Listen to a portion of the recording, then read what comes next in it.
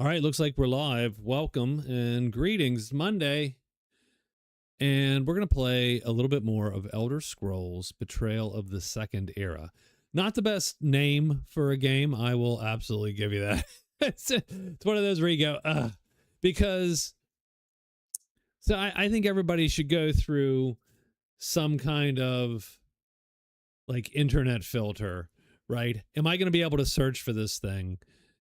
And the answer is no. Like, am I going to be able to get it on like YouTube on TV? And I mean, the amount of typing I need to do on a remote to get Elder Scrolls and not get a bunch of other crap to get to this game is a pain in the ass. So, but that's neither here nor there. Hello, Michael. How are you? That no one cares. That I hate searching for this on the internet. This game. We're playing Elder Scrolls Betrayal: The Second Era. It is a board game made by Chip Theory Games. It is essentially a successor to Too Many Bones.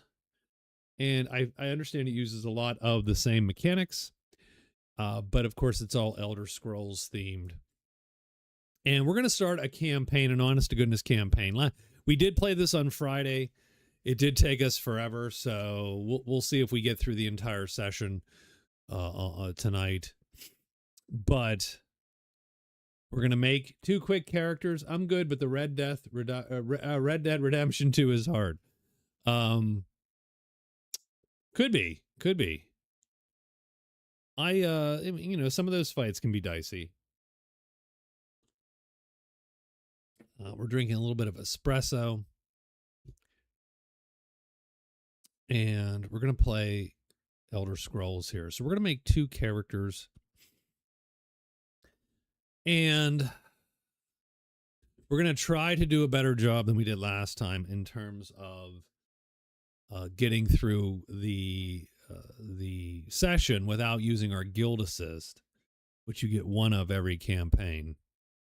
The guild assist is sort of like a magical reset, right, for your guy. So if I completely clear the red player area, it's reversible.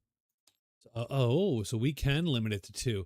Oh God, this mod just gets better and better. Okay, so we're gonna make 2 characters. We're gonna do a duo again, and we're gonna see what we're gonna build. I don't know what we're gonna build. I sort of wish I could see the characters a little better, and let's search through here. What about what's a Templar look like? I can't read that. Restoring spirit.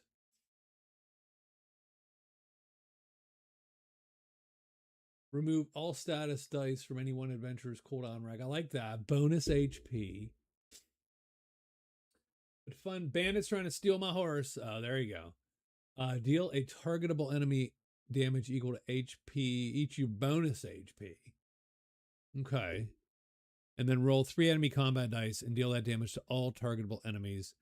Deal an additional 2 to all Daedric enemies. So Templar is sort of, he looks like he's got a way to get bonus HP, remove statuses, which is good.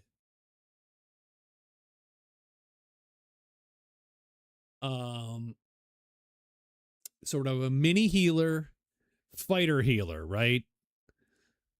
I think we're going to do a Templar.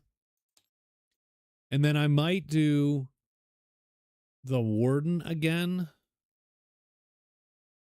Have a Templar and Warden duo maybe go through. Black Marsh. So what do we have here?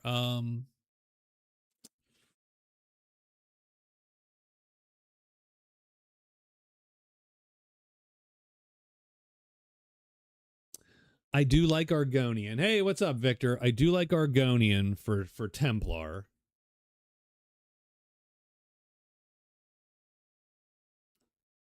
So I think that's what we're gonna do. We're gonna do an Argonian. Sure. And I'm gonna pick Templar as the class.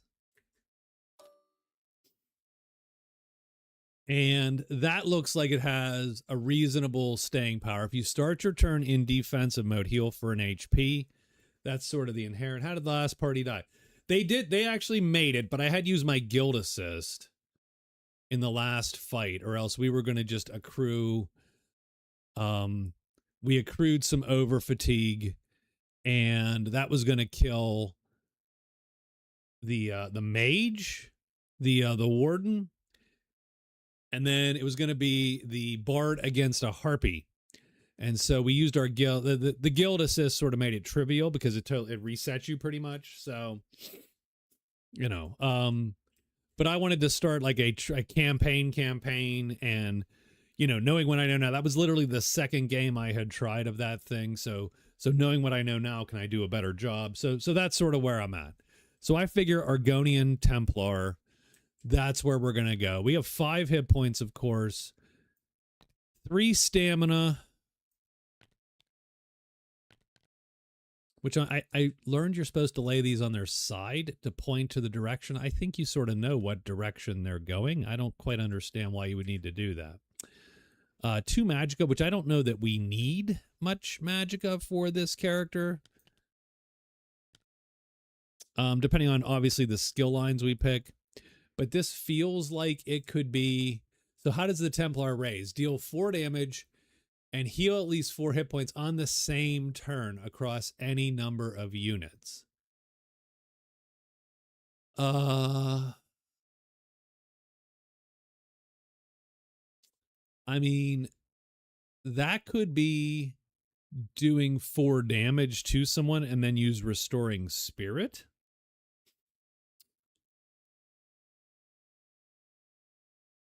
But we'll have to, but that's going to be something we're going to have to just make that happen, I think. Like that's a, now again, I'm tempted to take Sword and Board again. I think combat is going to go across from stamina. And we might untrain magicka, maybe. Long live Krabby. Long live Krabby.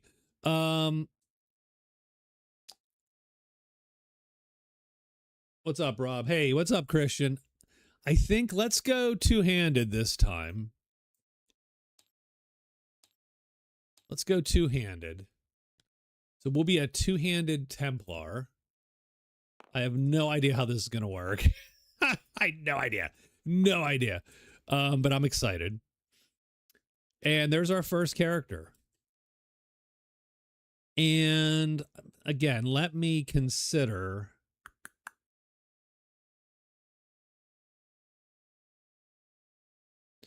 Because magicka, I think, is the only skill, so I can go do this, and I could put this here. And magicka is the only innate attribute I can untrain. Is that the new Elder Scrolls tabletop game? It is. I don't know if it's how new, but yes. So there's our guy, our first level Argonian Templar. So we're going for sort of a big fighter with a little bit of healing vibe. Not going to be as tanky as the other one in terms of just outright defense, but theoretically going to be able to heal and have some sustain. Rob, how are you? And Christian, how are you this evening? For our other character, I think...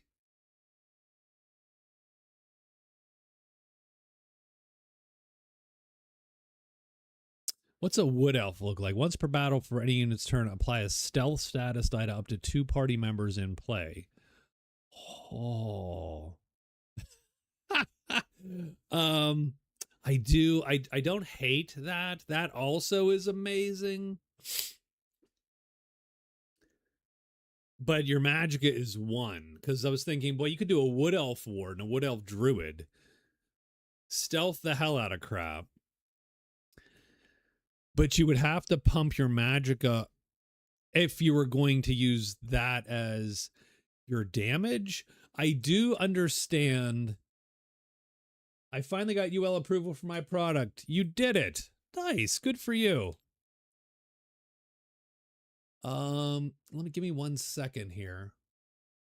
Where is Daedric summoning? So level 2 Daedric summoning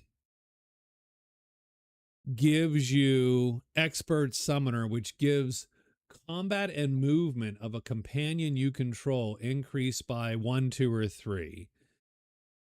Now, it's a little bit of a crappy die because it's only 50%. And there's only one of them, so you don't get a lot of that.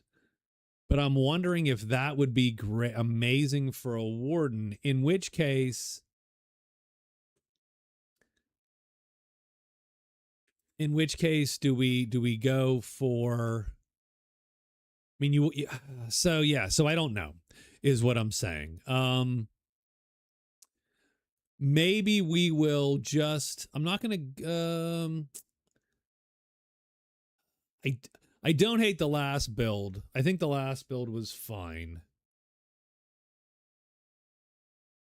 Destruction staff focused on force shock, really. I didn't hate light armor.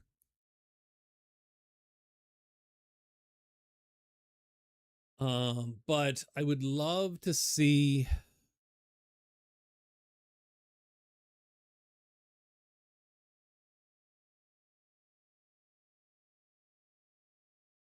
Now that's once per battle. You know what? I think we are just going to go for a relatively dull version of like a similar build. I don't love Cirabane's boon. I don't hate it. It's a get out of jail free, but you need a woods girl. Well, that would be a wood elf, of course, and we'd build her as a sniper, but that's not going to be this. That's not this battle. I might consider a Breton. Let's do a Breton warden. So we'll do a Breton. They have 5 health. They have 2 stamina, 3 magicka. So not as much magicka starting as the elf.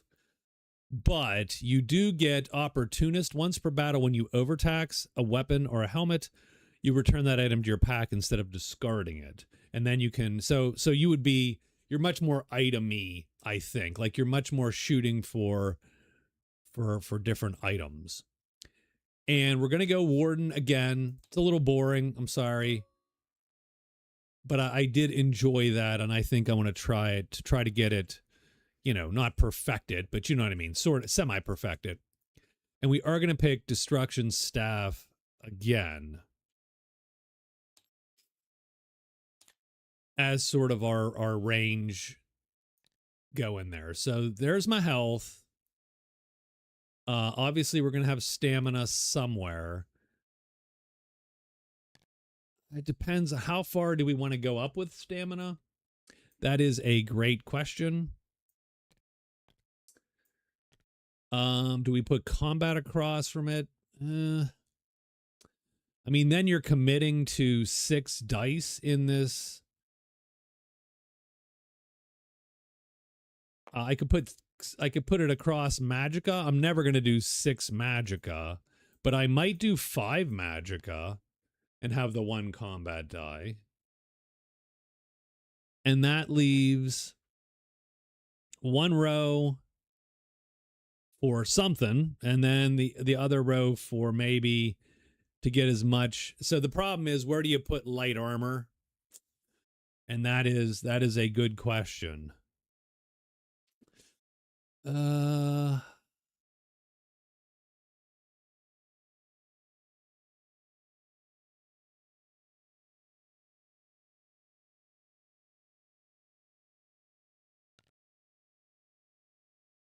Or you move stamina here and just assume that you're going to fill some of these with some health. Maybe you get 1 extra stamina, right? These go up here. Assume you're going to have 5 magicka at the end. And then destruction staff will go all on its little lonesome there. And then we'll work these other. Yeah, I don't I don't love it. I don't love it. I don't love it. I don't love it. I feel like I'm missing something. We're gonna need light armor. I think we're gonna go light armor and Daedric summoning. There's some really powerful magic weapons require you to drain a combat die, so a decent reason to keep combat die around on a magic build at least for a while. Well, that's a good tip. Thank you, Victor. That's good. That's good. I needed to know that, I think. I think we go with this, and we're going to obviously play off. I mean, Destruction Staff will be our main quote-unquote damage. I think we play here and here. Now, the main thing that to note is, again, I don't hate that tenacity die from speech, but there's no guarantee. See, here you're the main problem I see here is that I'm assuming that we're going to have 4 and 2. So you're sort of really saying, hey, I'm going to up my hit points. I think I would.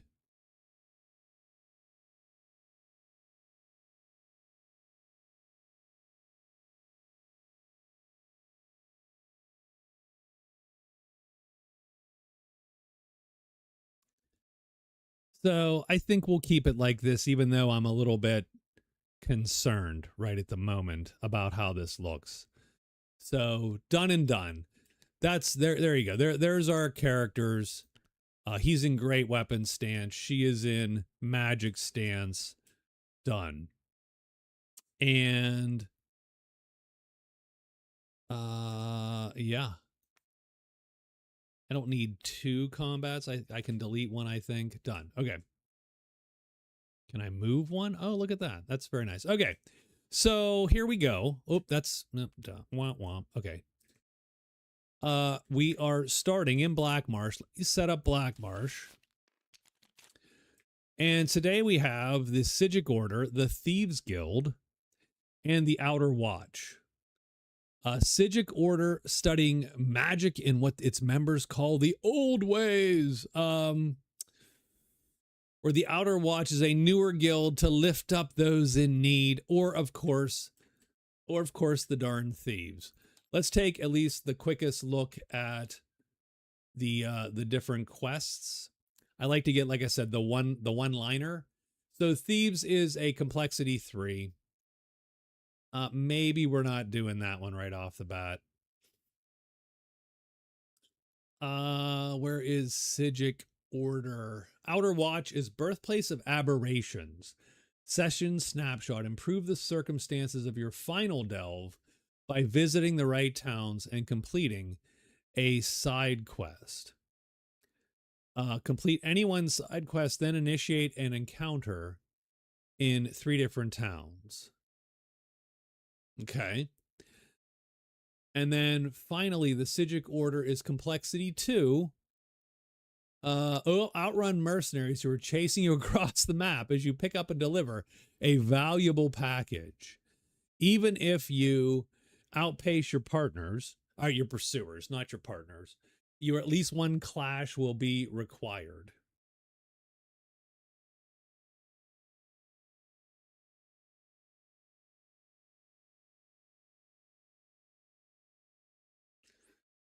So I think it's either Outer Watch. I think we're going to pick either Outer Watch. Outer Watch is complete any one side quest, then initiate an encounter in 3 different towns. When you would trigger the 3rd town encounter, instead initiate the following delve using the end of session difficulty X EP. So 32. We'll play Adept again.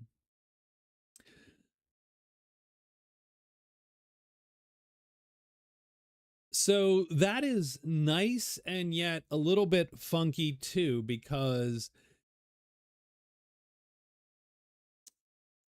once you complete that side quest, you're on sort of a weird timer because you only visit a town twice. So if you're like, oh, I completed an easy side quest and now you can't touch a town. So interesting. And then the Sigic Order is place a token in Percolating Mire, travel to Deadwater Village and initiate the clash by day 6. If the encounter is completed as described, go to quest step C30. Sure, do not proceed to B29 unless directed by the circumstances laid out in ongoing step effects. The number of hexes the band of mercenary moves is in the overlay mechanics section. So based on the day, the type of day. Its destination is Deadwater Village. It takes the shortest path. If there are multiple paths that are equal distance, you may choose. The band of mercenaries and the party token may occupy the same hex. If it gets to Deadwater Village before you complete the quest, the mercenaries acquire the strange sap and go to B29. So you are literally racing the mercs.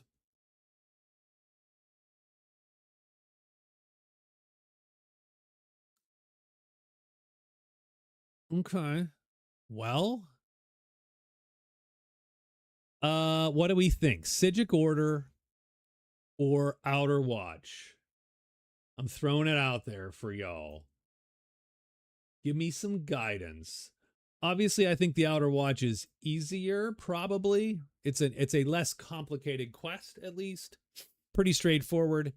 Complete a side quest, go to 3 different towns. Outer Watch. All right, we're going to do Outer Watch unless someone else chimes in, but we're going to do Outer Watch. We start in Lilmoth. Okay. We can do that. 3 different towns. Lilmoth and then 3 different towns.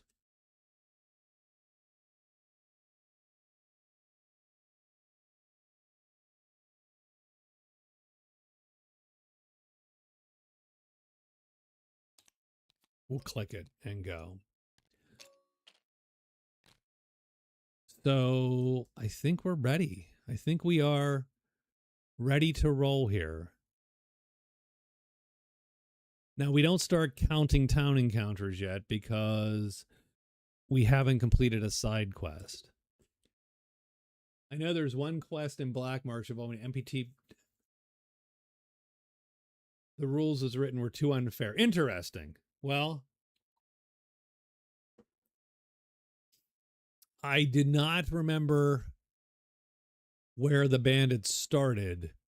They would have to get to here, so it depends on how far they had to get to. Oh, they started in Percolating Mire, I think. So they had a little ways to go, but nonetheless, neither here nor there. So I think, okay, this is fine. So here's our goal. Our goal is to get a side quest and complete it, and then do 2 towns, and then the 3rd town starts the final clash.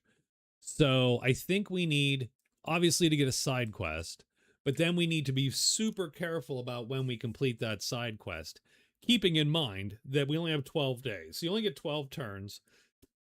So you can't be too crazy slow and careful. So that is where we start. It is day 1. And done.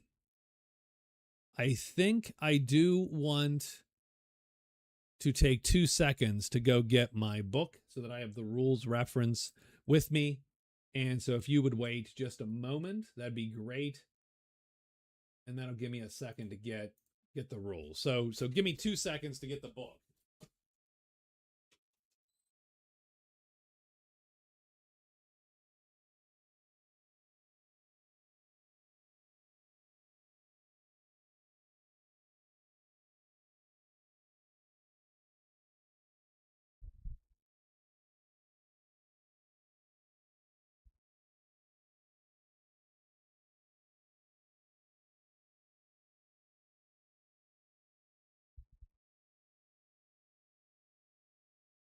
All right, there we go.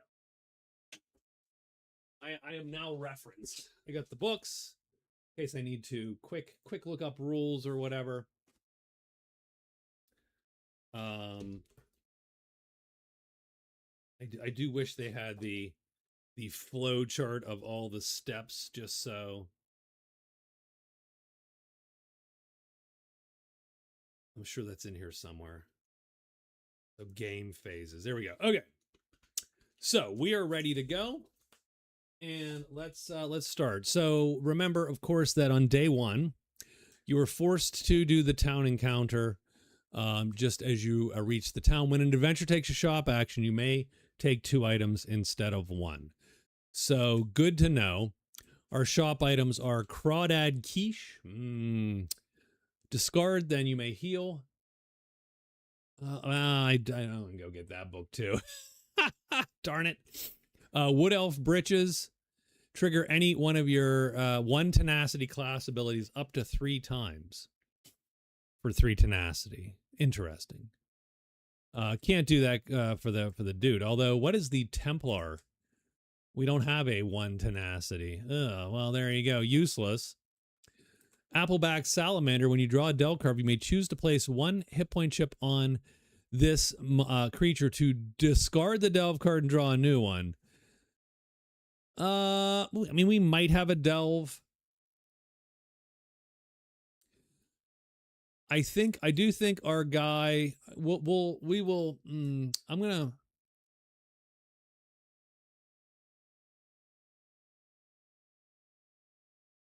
what does the acrobatics skill line look like?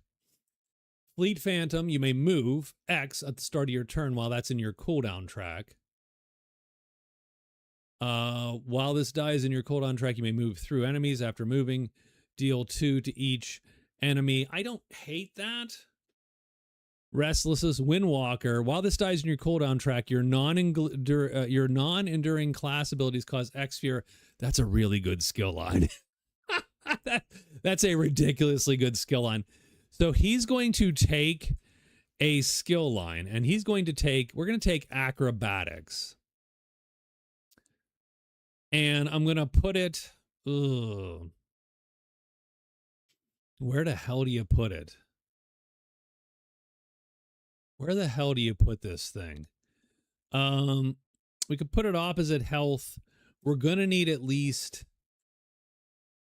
you're going to need at least 2 dice because you do want to get Windwalker. I'm pretty sure you want to get to there. I'll be honest, I don't hate Rapid Maneuver.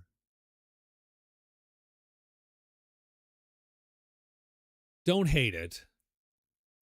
And obviously Fleet Phantom is good, but you only need 1 of those dice, I feel. So I want to get to Windwalker. So I'm going to put it, where am I going to put this stupid thing?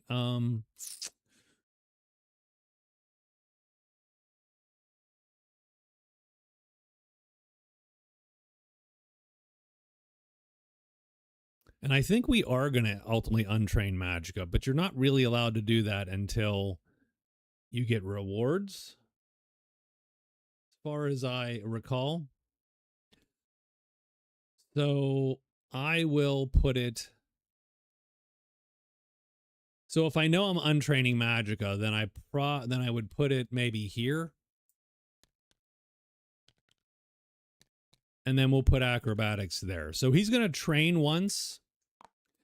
And then he will take the 2 items. Oh, and what does the Outer Watch let us do? For the guild kiosk, we may discard a food or gloves to gain 3 tenacity. I don't know what the hand is. I assume it's gloves. Yeah, you can untrain until the reward phase. Yeah, so if I knew I was going to untrain, I think I'd put it here then. And then I'll work acrobatics and something else, but make that sort of decision as to, or you would just put it up here, right? If you know you're going to untrain it, you can put it up there, kill it, and then do a thing. So I'm going to take the Salamander, and that'll help us in a delve. And then I'm going to take some food. Discard this item, remove a collective total of up to 4 hit points from chips in any pet. I'll take mammoths. So I'm going to take these 2 items. And we will put them in our ready slots for now. Done. So he is done. He has exhausted his items. I do think the Warden is going to take this again, the movement power there. I think we're going to put it here so it can be opposite of maybe a Daedric. So we'll take light armor. That's one of our things. The Crawdad Quiche is essentially 4 hit points, and you can take bonus hit points. So that feels like a very, you know, before the tough battle, you can down that, get your bonus hit points.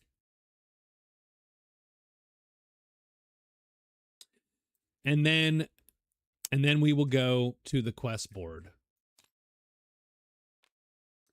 The rats. Or Bard Harder. Complete a number of following tasks equal to the number of players in numerical order. So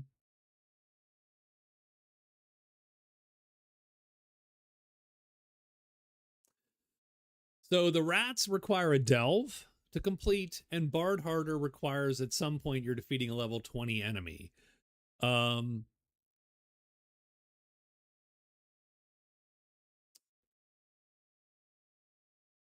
I'm not taking that as the side quest. That seems like a pain in the ass. We're going to just take that quest. Done. This one returns. Is there a return to deck? No. So you just go there. Done and done. Okay. So those are that's it. Town action's done. Yeah, that's a good point. It's good for surviving that first delicate fight, right? When you're not great. We're going to clean that encounter up. And I'm going to activate the province effect, right? So we've done all the things. I want to get that last part of the order right now because I was doing it probably wrong. So we resolve encounters, of course. That's fine. Yes. Encounters. Keep going. Oh, my God. Reward phase and then end of day is activate province and then rest. Got it. Okay. So technically for the reward phase, I can untrain. So we are just going to get rid of our Magicka. So that is, unless I have a Magicka ability, which I don't think so. I don't think there's anything there. Although you do need to be a magic stance. But I don't think you need Magicka to be in magic stance, right? That doesn't feel like a thing. So I'm going to pretend that we don't need it. And if I made a mistake, well, then so be it. And of course, we don't spend anything because we don't actually have any experience to spend. We will activate the province effect, which of course changes it to frickin' flooding. Jesus Lord. Wait, you need Magicka for Templar? Where do you need Magicka for Templar? Oh, target because you're targeting at your luminous shards. All right. Darn it all.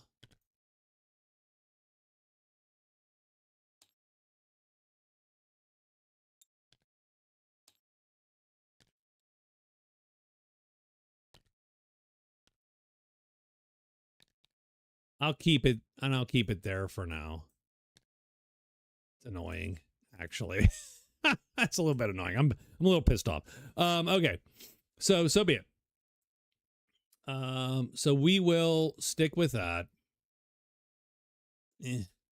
Still a little annoyed. Attempt to nerf it. That's sort of interesting. Okay, so it is flooding tomorrow. We're gonna up the day counter, and we're ready for day 2. So we do have O-Rats, which is a delve. We're probably gonna need another side quest though. Something, because if we don't draw a delve, you ain't gonna get a delve. So I do think we're going to, oh God, this is a little shitty though, because you're sort of, I think what we're going to do is we're going to hit up, we're going to hit up one of those 2 villages, but I need to know that there's a quest, I need to know there's a quest kiosk in the village. So we are going to look up Deadwater Village, and I didn't do this before, but I'm not gonna be any worse at this than I was. So there is a quest thing at Deadwater Village, so we can go there.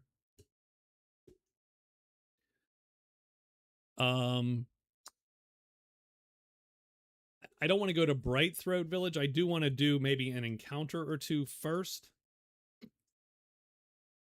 So I'm thinking maybe we go and do the encounter at Alton Muirhill, and then Black Rose Prison, and then Deadwater Village is sort of the plan. Yeah, that's interesting that Luminous Shards uses Magicka specifically, because the Templar really feels more like a fighter class. So, whatever. It's not a big deal. So day 2, we are going to move and move. That's going to be a peaceful encounter. So we will take the peaceful encounter. It's going to still be frickin' flooding. Hunt or gather. You come across a wrecked caravan. Looted containers are strewn about. It's too late to help these people, but you realize you get a pragmatic advantage from these poor souls' misfortune. There's likely something salvageable among the wreckage if you slow down to look for it. We can either salvage what you can, or draw a random enemy from the level 1 to 5 bag and place it in the 10 to 20 bag. If this enemy is drawn, it deploys on its level 5 side, but is treated as a level 10, 20 enemy for calculating the remaining EP. At the end of a battle in which the unit is deployed, it returns to the level 1 to 5 bag. Then discard this card. That feels not worth it.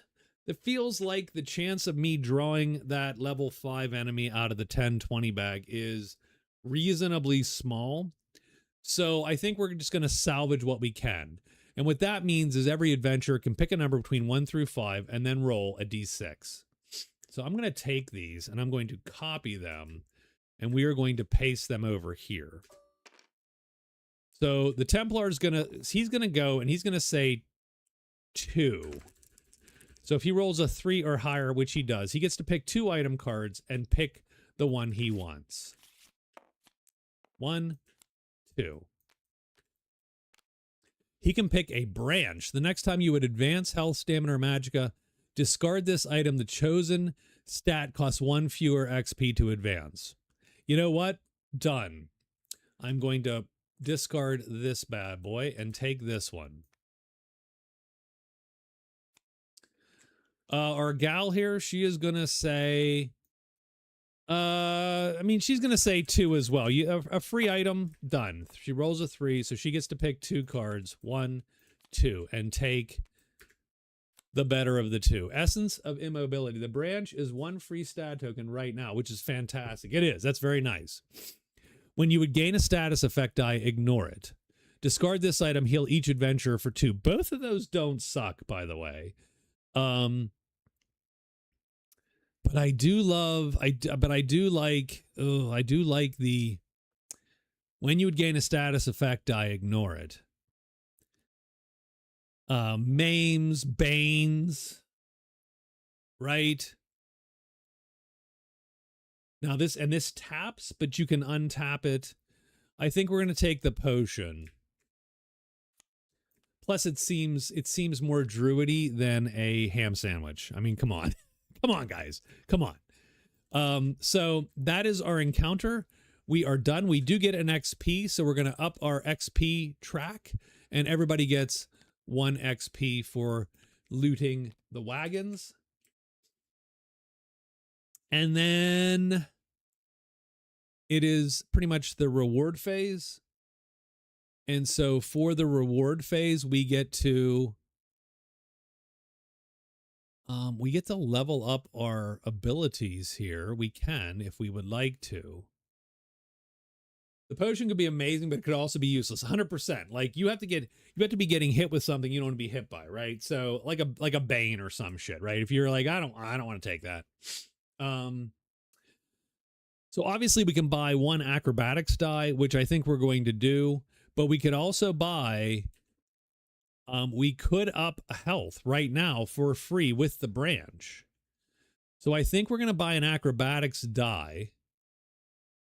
Oh, you will be getting hit for sure. We're going to take Fleet Phantom, and that goes in there, and that's 1 point, and we've spent it. And then we're going to discard the card here, and I think I'm going to buy a health right now.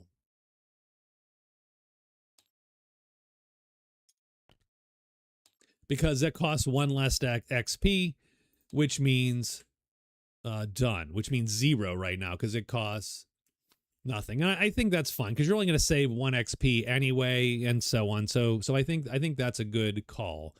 And then we're going to buy here. We are going to buy 1. I'm going to buy 1 level of light armor, and I'm going to buy.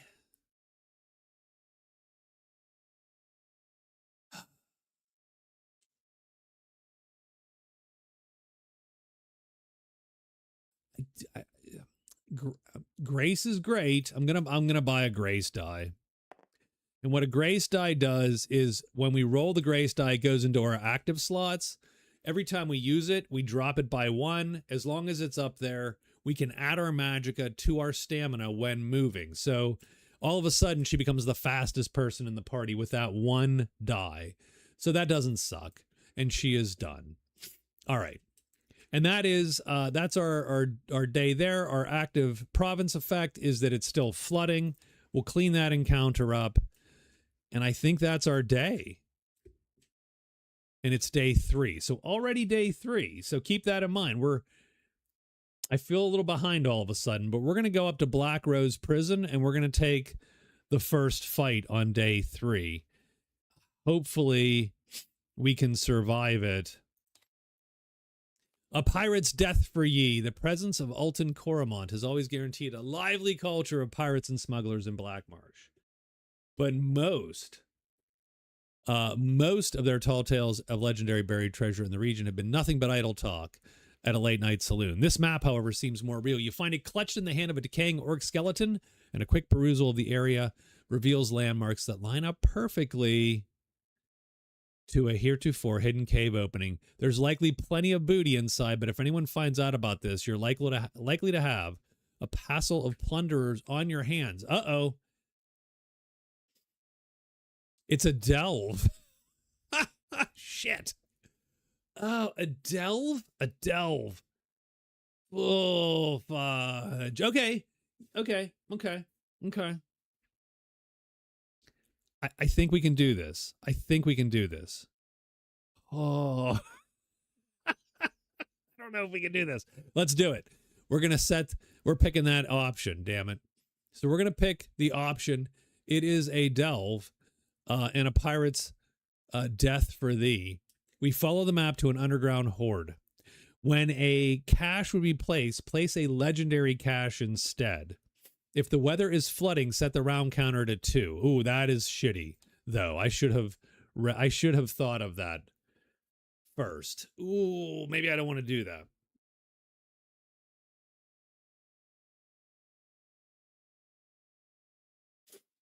We'll do it. We'll do it and we'll die or we won't die, damn it. We're going to do it.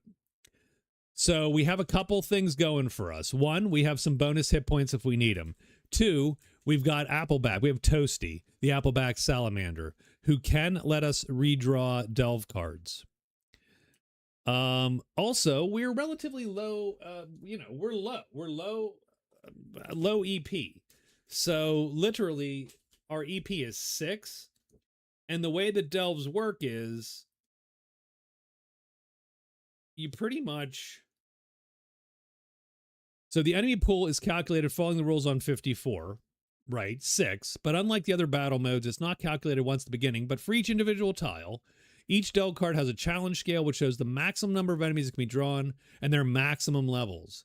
The number of enemies that are actually deployed depends on the EP available, the drawn cards challenge scale, and the number of monster hexes on the revealed tile. So there's a lot of restrictions on this monster placement on these delves, and we do get to repick cards. So I'm going to pretend that was a good choice. I'm going to pretend that I know what I'm doing. So let's do this frickin' delve here. So we're gonna put our guys. I'm gonna put myself here, and we're gonna put ourselves. And we didn't get any tenacity or any way to really generate tenacity, so that's a little bit disturbing. Oh well, we got this. Honest. And we are going to start on round 2. I think the Argonian is the first player to go. We cool down, and we're going to move. As part of our move, though, we're allowed to explore, and that's going to let us draw our first delve card here. So what's our first delve card look like? The Watery Halls. When revealed, each adventurer may choose to exhaust any number of available combat skill dice. Then each adventurer gains 1 light fatigue for each available combat skill die in their attribute rows. So we're going to get fatigue, or we can just exhaust the combat skill die. So he's already cooled down. So give me a second. So we have Watery Halls. That's going to come out. I think we can place it. Oops. I can place it like that, maybe. I think that works. We're going to get a level 5 and a level 1 because, though it says, so see, we have 2 players, so we read across 5, 1, 1. So theoretically, 3 creatures could appear, but we only have 2, so we could redraw that. We could redraw that, though. And the reason I might consider it would be our battle objective is uncover, similar to survey. So fully explore the battle map by gaining all required sky shards. The default is 3. So you want cards with sky shards on them. If the party retreats fully, the encounter is failed, and we get XP up to from each sky shard it acquires up to that limit. So as long as we're not defeated, we can get XP for sky shards. Do we want to try to get a sky shard card? Yes, we are going to. So I'm going to actually put this back. Will it go back in there? Oh, we probably just ruined the whole thing. Does it? No. So we're going to discard this card. And right, so we have discarded the card. We put a hit point on Skippy here. And we draw another delve card. And we're hoping that there's sky shards. Oh, of course, it's the frickin' throne room. Okay, but that's okay. It can only be level 6. There are 2 sky shards. And I think we have to place. We're going to lock this down. So again, oh God. Okay.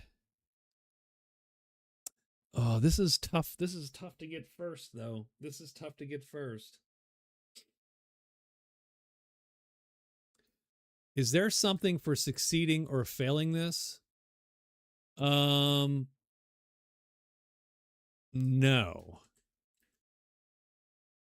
So we could go in, get the damn sky shards out of this, kill these guys, and then flee, or just flee. And we could take away 2 XP.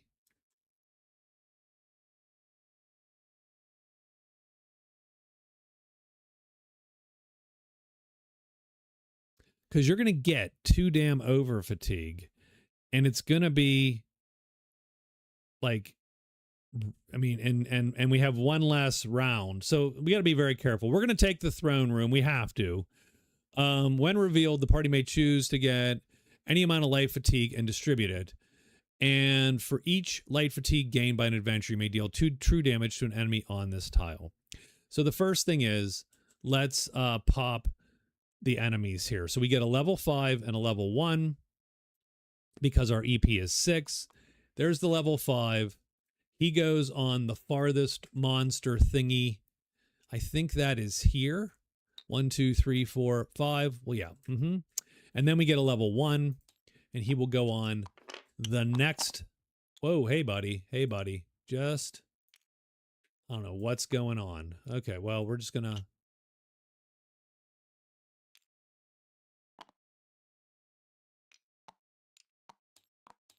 There we go. Okay. That's it. That's it. That's what I think. And then we get two possible items. We get a I think we put them over here, and we get 2 legendaries.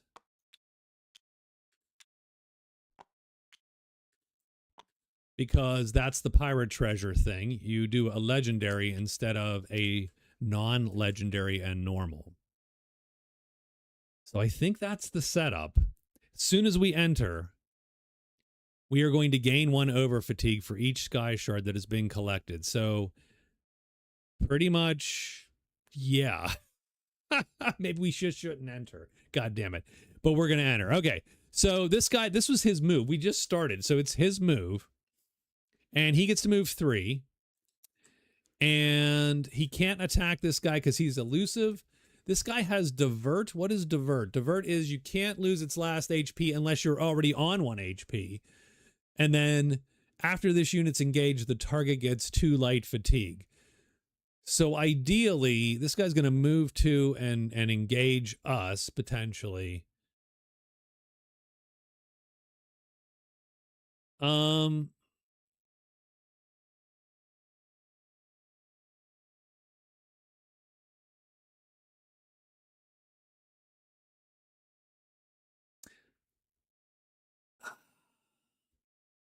I hate to say it.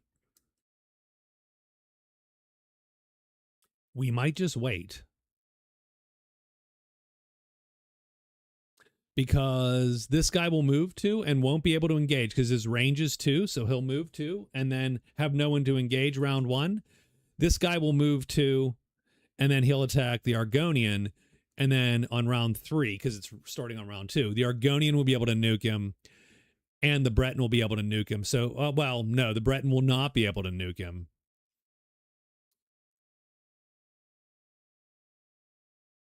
So,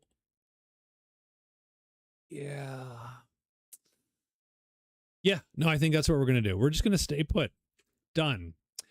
That is his round. Her round, she is going to stay put, as silly as that sounds.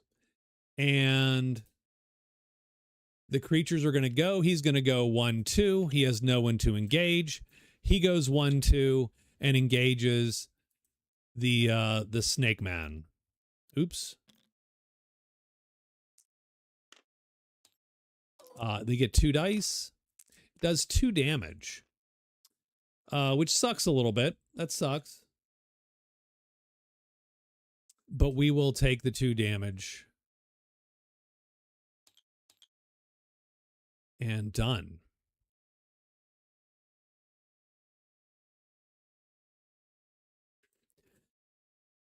Next round, round 3.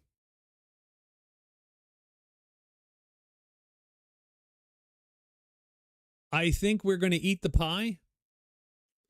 That will heal us 2 and will give us 2 over healing. So we're going to go 1, 2, 3, 4.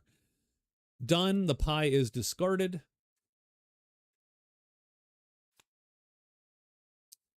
And we're going to do a move and engage. Let's see. How are we going to do this? We are going to do... He's going to get... Enfeebled 2 is what? You get 2 light fatigue every time he targets you.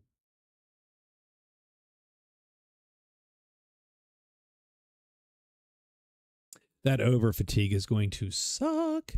It's going to suck. When I walk in there, it's going to suck. And we're going to have to walk in because at some point you're going to have to hit this guy. The question is, do we have to do it now? And the answer is, if you do it now, you can tie this guy up so that he won't attack the Breton. which is where he's shooting first. So I think we need to move in 1, 2, which is going to give him 2 over fatigue. So he cools down, eats his pie, runs in, and he is going to hit the hack wing.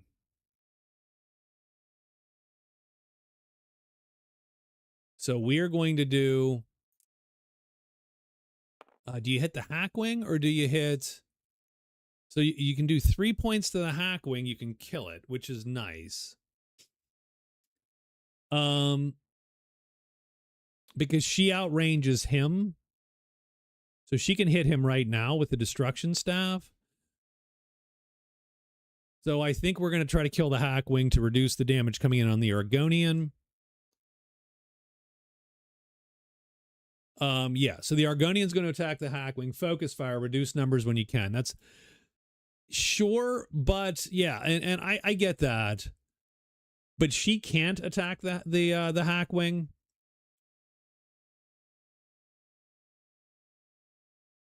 So I'm wondering if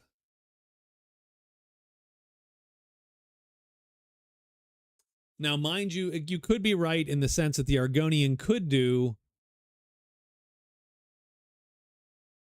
You could do so he could attack him and hope to take him down to 1 hit point, and then she could kill him essentially. So yeah, the Argonian will attack the Argonian Marauder because he's pissed off. He's like, ah, man. So let's look at what 2-handed dice do: 2 damage or 3 damage to your target. I'll be honest, I actually sort of like.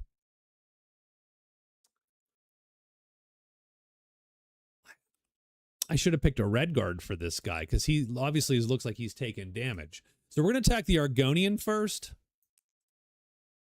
with our dice here, and we're gonna go all in. We're going to attack because it's going to be a bad next turn anyway.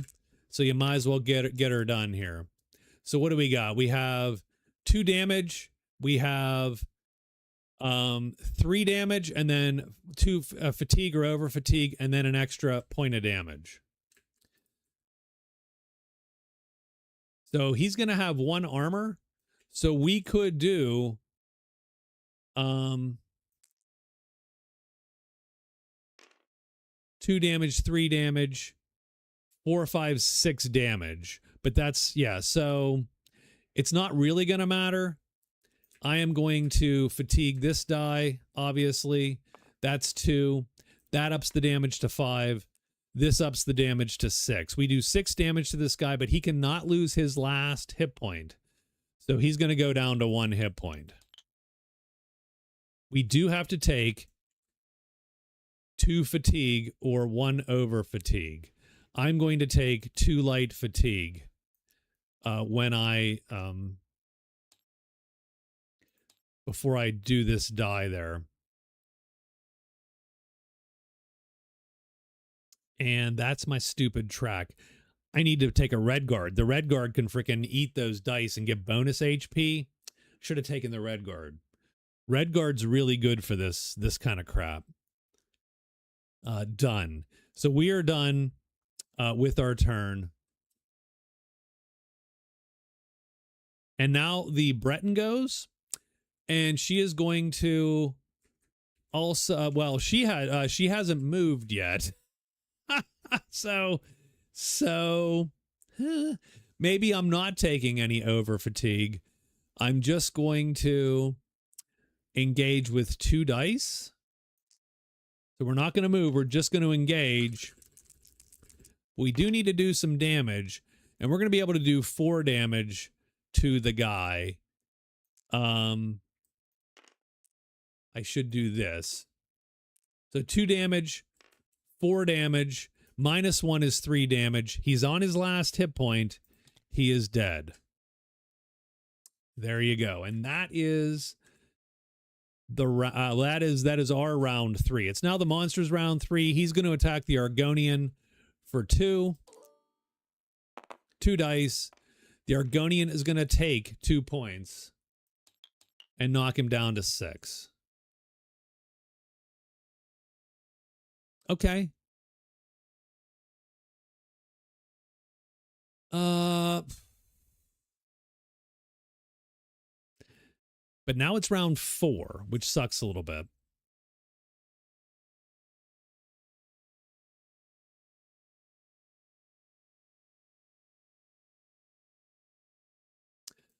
We cool down,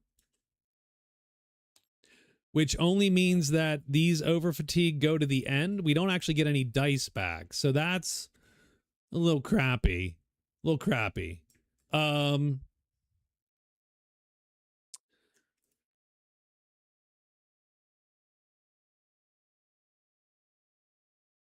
I am going to engage. I don't have any dice. I got nothing to do. So he actually can't kill anything he can't kill this dude this turn, which does suck a tiny bit.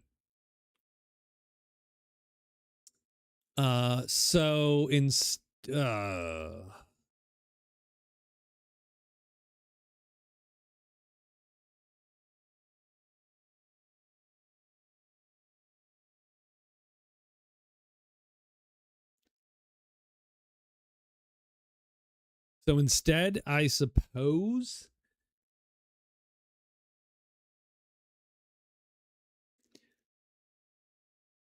I am going to use my engage to roll this die.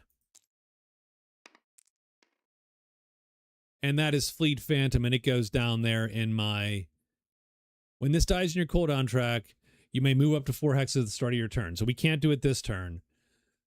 But we can go instead 1-2 and hit up this guy.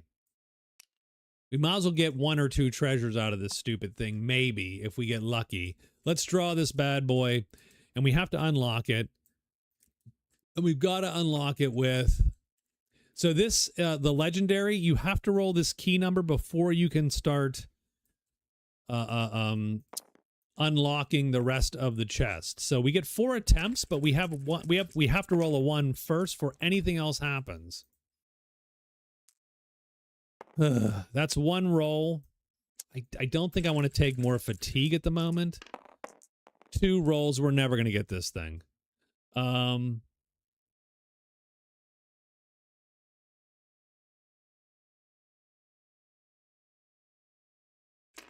I mean, we'll see. 3 rolls. So we got the 1. We can save the 2. This is my last roll. If this comes close, I might consider... Nah, I'm good. So we're just going to discard this thing. It was probably amazing. We're just going to discard it, and he is done. So a little bit of a waste there for the Argonian. Return that. She's going to move down and take the hit. And then the creature is going to go and hit her with 2 dice. Clear it, roll it. Please roll low. 3 frickin' points of damage. Holy crap. No, you cannot try again. Although he only rolled 1 move. He only did 1 move, so technically he could move. Yes, it goes away once you blow it. So technically only 1 move. He can go and make another move.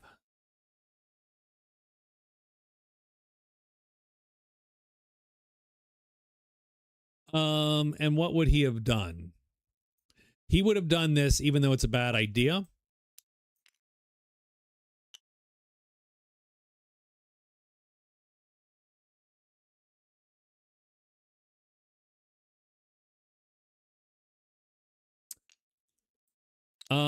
We'd have done 1.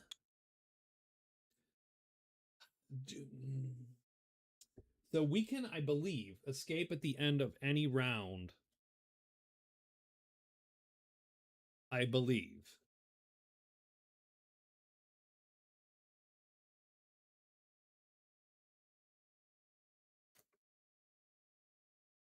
So let's see. Can we escape at the end of... Yeah, the loot caches go away if you fail.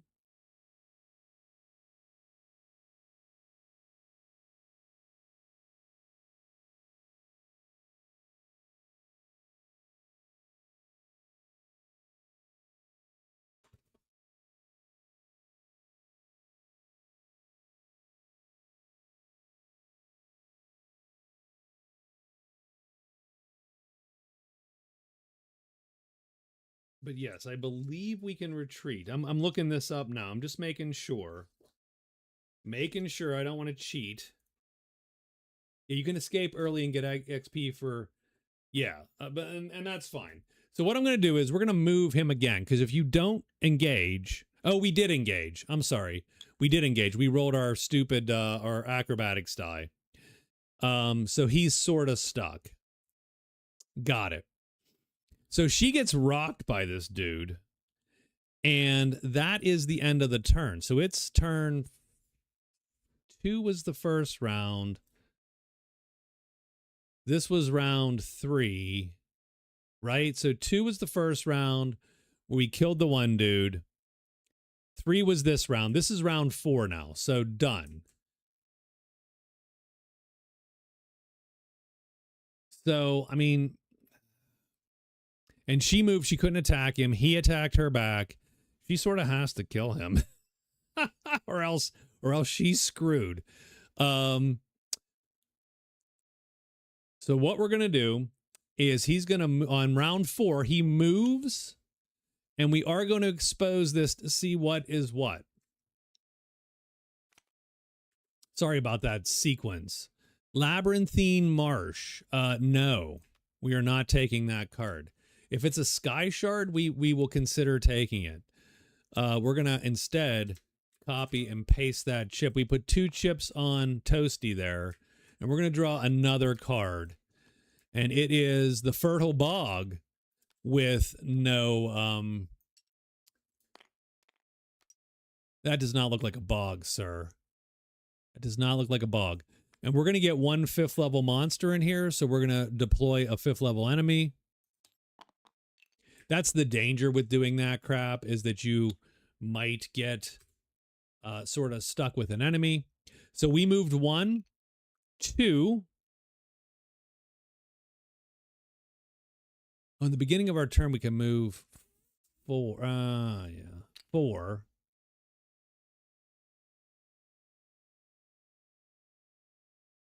I don't know if that so then all of this, it depends on, can I lockpick? I know I can do things as part of a move action, but can I do it as part of my movement?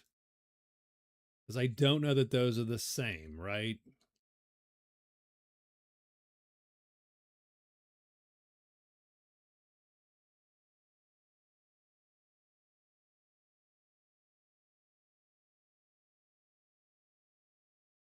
I just wanted to see if there was a Sky Shard in there, man. That's all. That's all.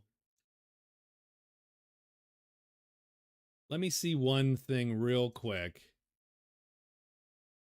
I do think we've overstretched on this particular fight, but that's okay. Because there's a time limit, right? Yeah, and that over fatigue is going to really push us, right? Push us down a little bit. So let me really quick, I'm going to check the exploration. Move into. So it's not...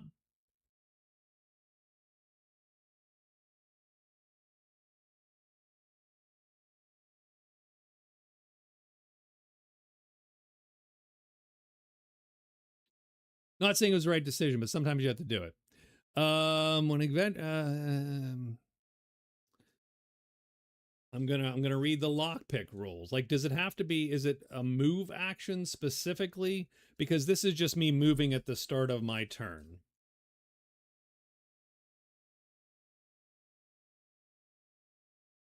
Oh my god, that guy has a 4 range? Jesus Christ. Okay. No, you can perform the lockpick. Okay, so I'm going to perform the lockpick. I'm going to move 1, 2. And then I'm going to actually start coming back because I don't want to get shot by this guy right away. 1, 2, 1, 2, 3, 4. So 1, 2, 3, 4, 1, 2. So I need to end up there. 1, 2, 3, 4. So he'll move 2 and then go 1, 2, 3, 4. So 15-hour shift to the mines and 40 degrees C all day. Ugh, dude. That sounds awful. I'm glad you popped in to say hi. I hope you rest up and feel good there. Feel better. Let's pick this lock, by the way. Let's pick this goddamn lock. Ugh, that is awful. We need to roll a 1, guys. That was a 1. Did you see that thing? That was a damn 1. It was. It was honestly a 1. I am going to... I'm going to pop this and take the fatigue. So we've popped the... So we're going to take a fatigue. We have 3 more rolls. We did get a 6. 2 more rolls. Nope. 3 more rolls. No, you know what? Screw it. I'm good. I'm good. We need to so we're I'm feeling a little rough here. So 1 2 and then we're going to move 1 2 back. And this returns. Done. So he can't attack this guy. Now she started her turn next to him. So that's fine. She started her turn next to him. So she pops the elusive. She can shoot him. She is going to back up 1. That's her move. And now, oh, she cools down first. And now she's going to engage with these 2 dice. Oh, you got to be kidding me. Okay. I mean, she does get 2 tenacity at the very least.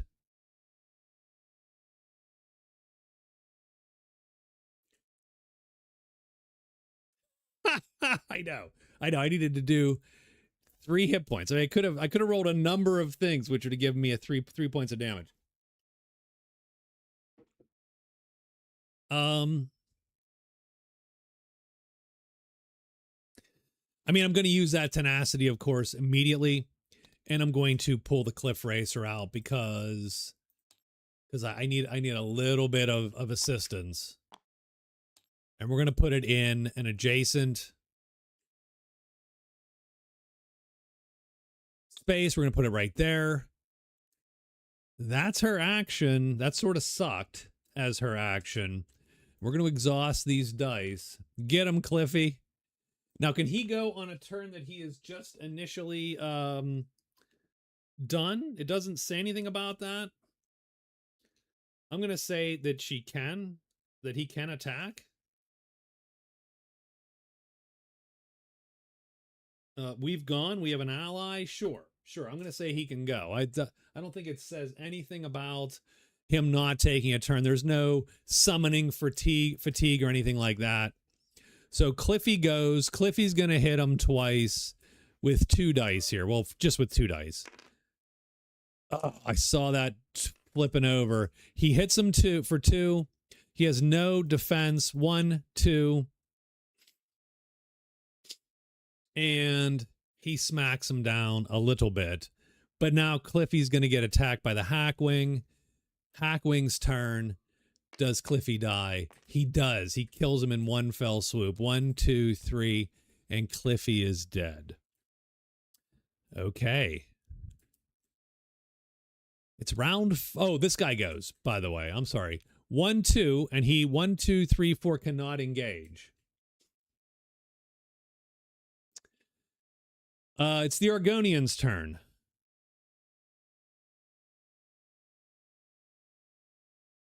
The Argonian cools down. Woo! He gets some damage back. I love it. This is our last round without just outright taking damage. So I think we're going to dip at the end of this round, to be quite honest with you. So the Argonian is going to engage with 2 of his dice.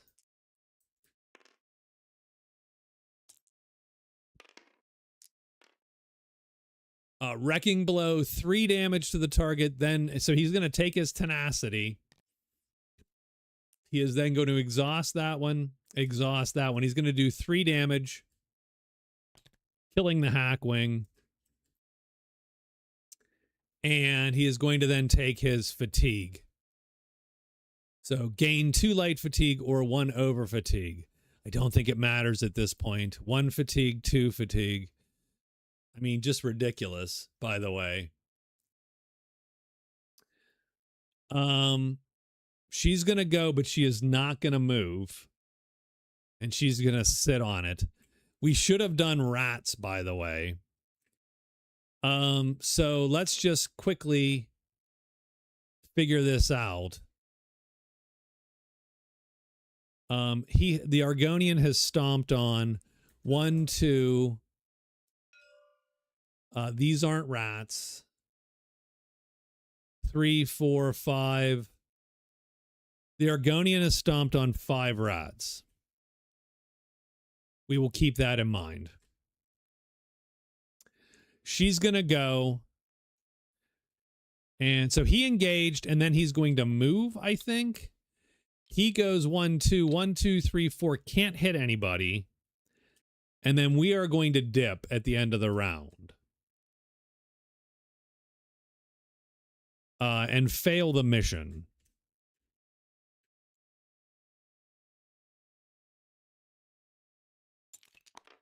I'm not super jazzed about that. That was a very expensive night for him. She does get so she cooled down, by the way, because we had to go.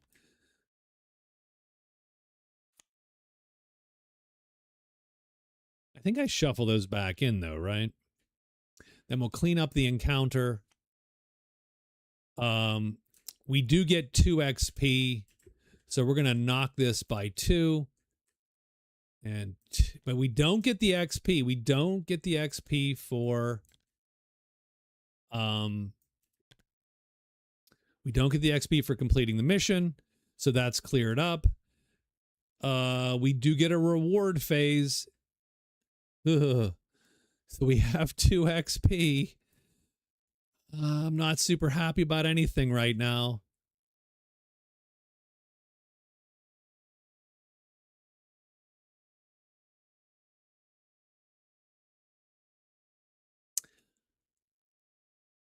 What is Onslaught? After this engage, get a Bane status die. I'll be honest, I don't love two-handed so far. Everything's like, oh, you get fatigue, you get fatigue. That's, like I said, the Redguard has ways to deal with that. Stomping on the rats is what makes you lose them. No.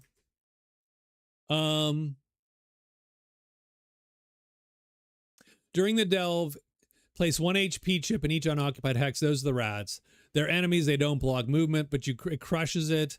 This does not count as defeating. When a rat is defeated, place a chip on his card. When you go back, it counts how many you stomped, and then you get whatever for the stomping. We didn't do 9, so we're not going to get any bonus XP or anything like that. We'll get a legendary treasure.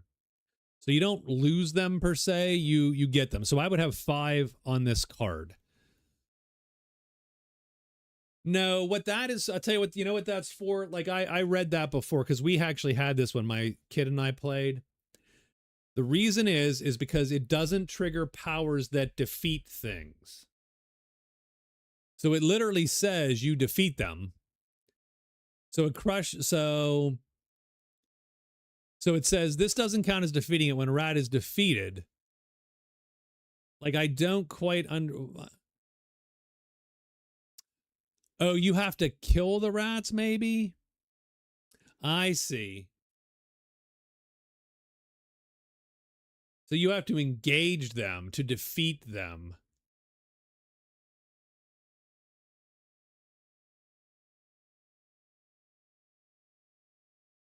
Oh, I didn't understand that.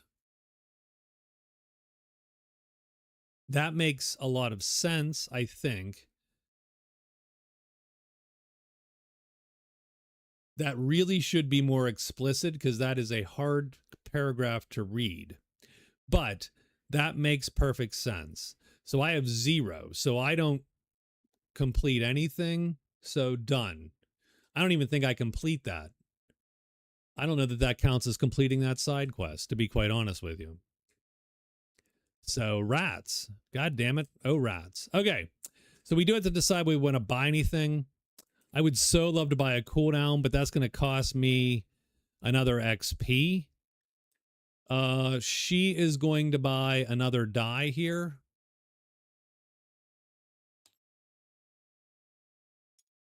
Another destruction die. Done. So she's going to spend hers down. He is going to...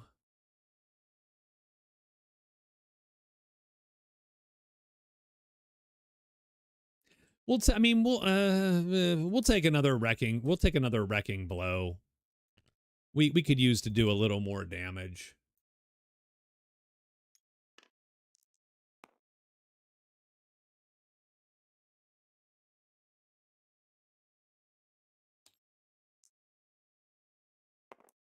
Okay, why does that not...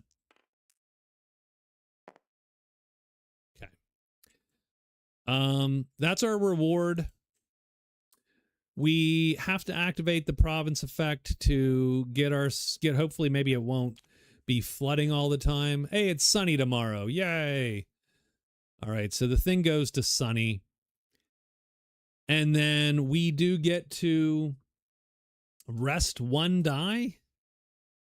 So we can pull any die out of here. I mean...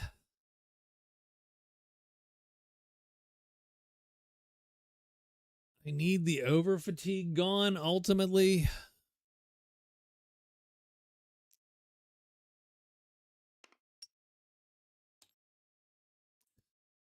And that is the day. It was a bad day. That was a bad day. I don't feel it was a good day. It's day 4. And we don't really even have a quest complete.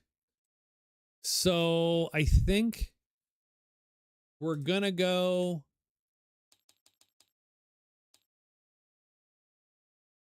I'm not going to go to Deadwater. Can I go to Bright Throat?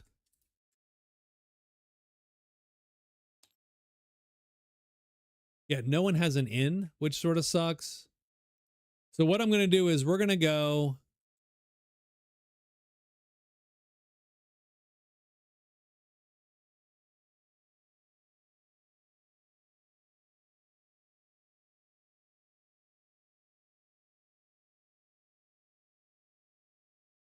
balance blade. You need level 4. Holy crap. So 2, 3, 4. I might not take that die then. I might put that die back. Because I might need to start buying a level 2 dice. Even now, so I'm going to put this back in.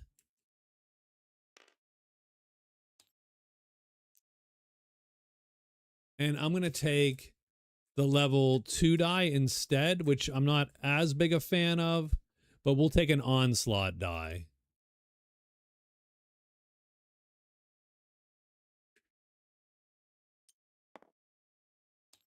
So that's a level 2 die, because to buy a level 3 die, you need a level 2 die. To buy a level 4 die, you need a level 3 die, and so on and so forth. So, yeah.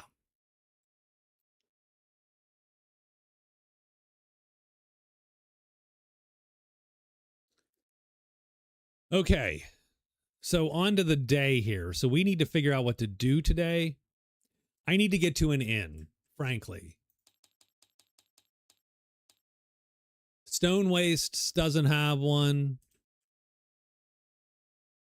Lil Moth is the only thing. What about Root Whisper Village? Who the hell has an inn around here, for crying out loud? Root Whisper Village has one. So I'm going to go 1, 2, 3. We're going to take a fatigue.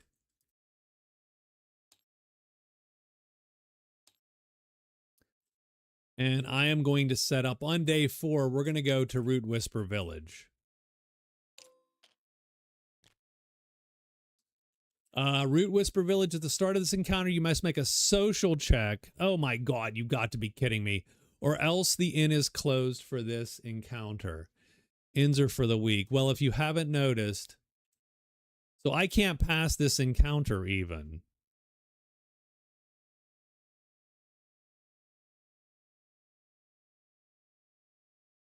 So I wouldn't go there then. There's no way to even pass that encounter. So I would have to go 1, 2, 3 and fatigue back to Lil Moth and set up that encounter instead. Done. Because there's an inn there. Hey! So yeah, so we're gonna go there, and he's gonna do an in phase, and I think that's just gonna remove everything.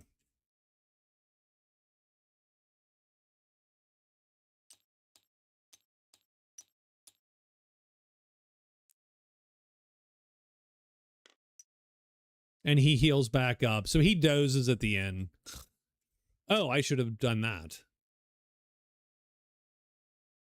Oh, you have to switch colors though. Okay, that's not okay. For his second action, that's a good question. No good trainers. Is there anything that he 3 tenacity if he discards a food or a hand item? But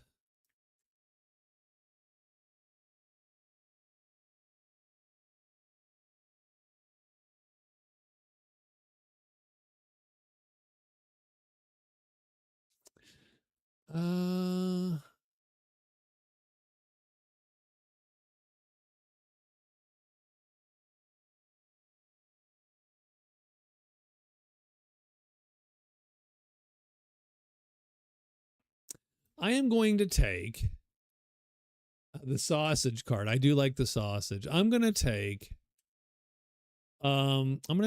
the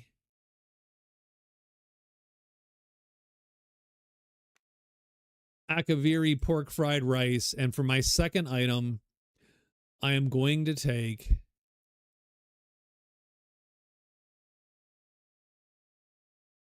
it's either the glyph of bracing for the companion. We're going to take the glyph of bracing. And ultimately, I'm going to put that in a ready slot. I'll probably give that to the warden. So he is done. He's used his 2 encounters. Done. She is going to not take any of that. Instead, she is going to... We'll take a side quest.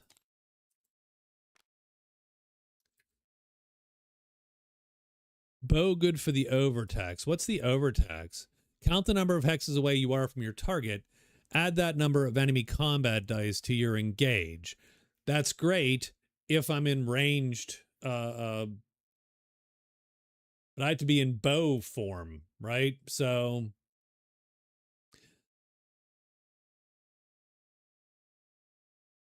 I suppose, like, if I don't have any skill dice which put me in bow form, can I use the item in bow form? That's so we're gonna do one. What are we gonna do here? Oh, she got 1 hit point back from the rest too, but she might doze off too. You have combat dice. True, you can use combat dice in range.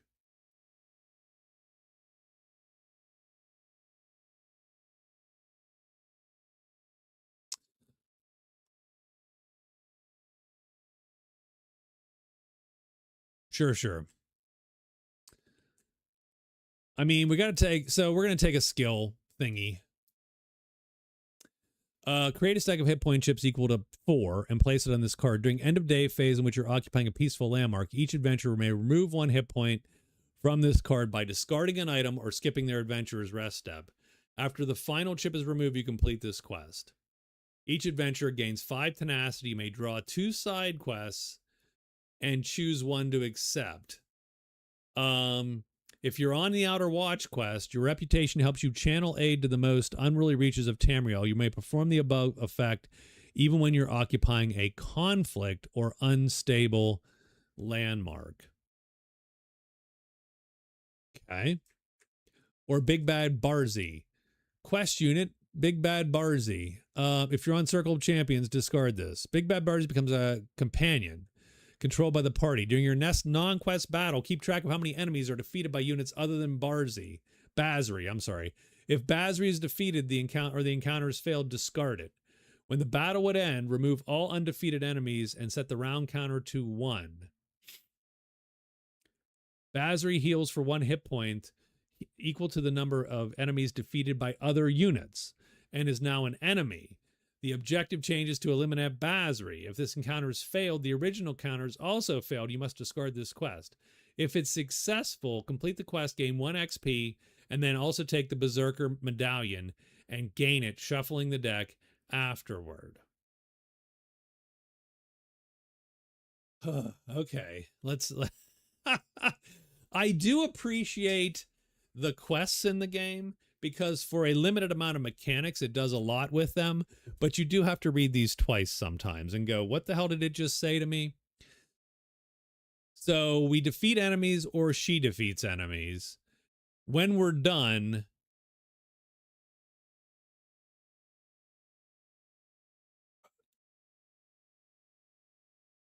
when the battle would end, remove undefeated enemies. Okay, so started the, and then she heals for the number of enemies defeated by other units, may exceed her health stat. So everyone that she doesn't kill. So ideally she would go in, get knocked down to 1 hit point and kill everything for us. And then, so we want her down and then we would fight her and take her out.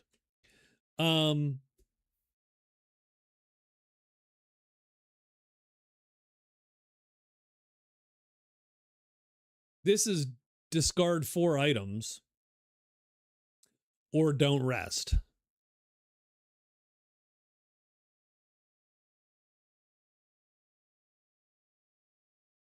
I mean, I'm going to say this one's going to be easier. We're going to discard Basri here a little bit. I'm going to take this one and we're going to put 4 hit points on it.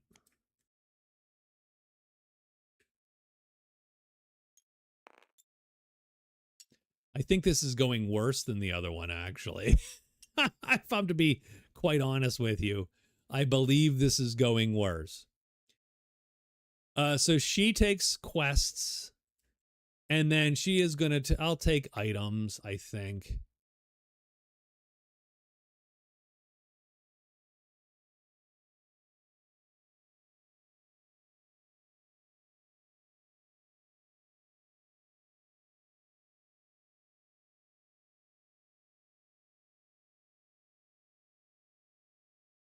I'll take the Delvey thing, although I suppose I'll take the bow. And I'll take the chicken and biscuits because we'll need things to discard anyway as we go. So she takes 2 items. So she took quest, she took 2 items. She is done. And we are done. Clean up this encounter, god damn it. Okay. And activate the province effect. And it's raining tomorrow. And she does get a rest phase, so she will, I'll take my hit point. And then it is day 5. I feel very far behind, by the way, very far behind. So we need to clear this damn mission. So I am going to go back to Althine Mirthel there. That's going to be my day. We're going to set up the encounter. It's going to be extra credit. An Argonian frantically approaches me requiring assistance.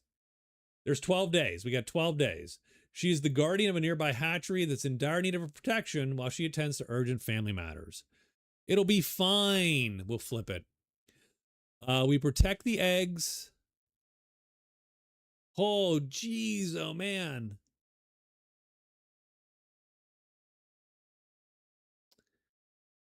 Oh, I think I take 3 XP and advance the day dial by 2. It'll be day 7. Oh my god.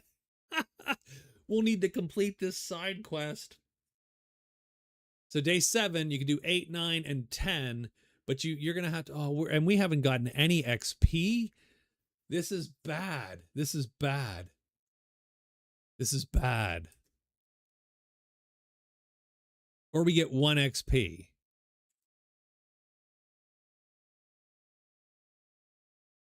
Because the problem is you're going to burn 2 days too with town encounters after so after I complete one of these stupid things.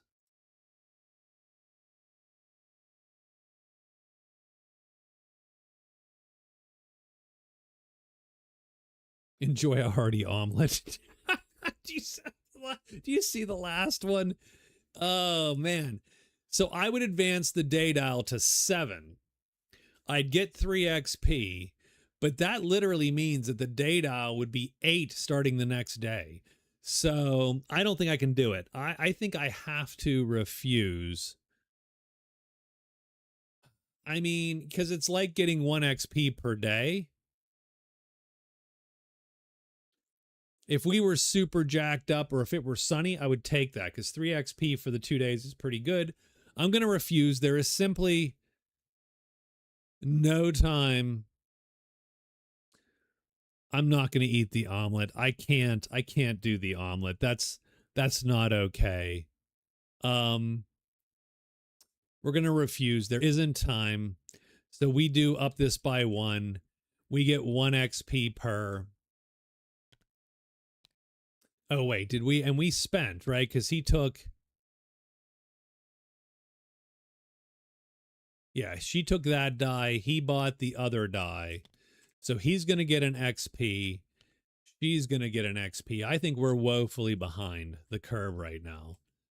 Let's clean this encounter up. And we are occupying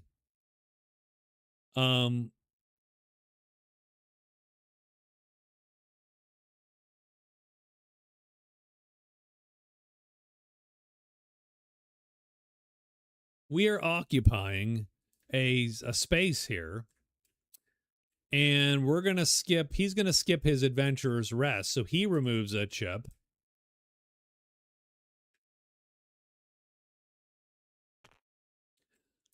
She removes a chip because she's going to skip her adventurer's rest today.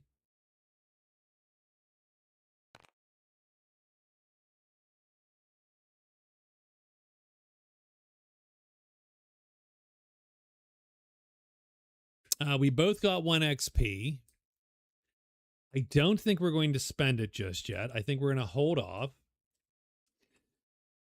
And then the next day, I'm going to go back to the prison. Now, I assume I can use the same spaces. Like, there's nothing that says those spaces go away. That would make the game way harder, by the way. So it is day 6, by the way. We move to the prison. Black market economics. Though its operations are a nuisance, the Thieves Guild has learned of its place as a Tamriel institution.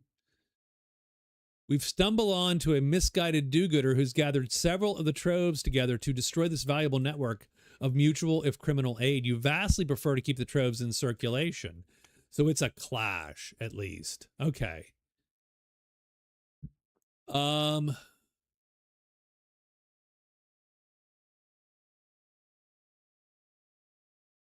I definitely think we're going to fight first. We're not gonna get an extra. We're not gonna get an extra enemy. That seems like a bad idea. So let's get the clash mat.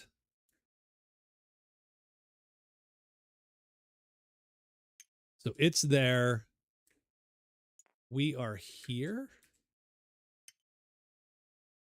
Yes. That looks correct. Done. And our EP is 12. So we have a level 10 enemy and 2 level 1s.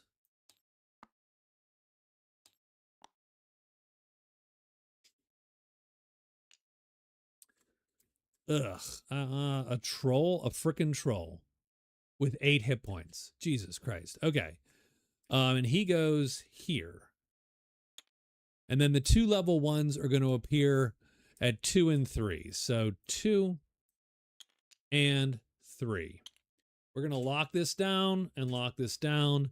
And there are caches. There's 5 caches here, here, and so on. So let's go grab that. I'm going to copy it and paste it.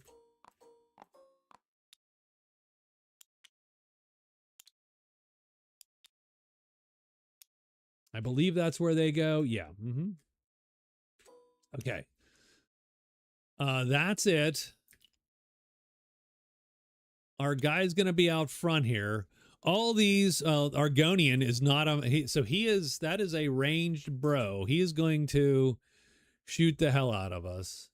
And we have the stupid hackwing again. So it's stupid illusion or elusive. I don't like this battle at all. This is a bad battle. Our Breton's going to come out. And he can shoot 2. So we can go 1, 2, and then go 1, 2, 3. So he can literally hit everybody.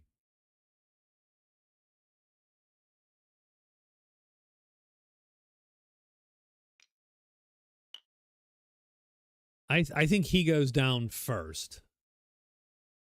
So I think we're going to slide to this side here. She has 4 hit points. So she did skip. Yeah. Okay. All right. All right.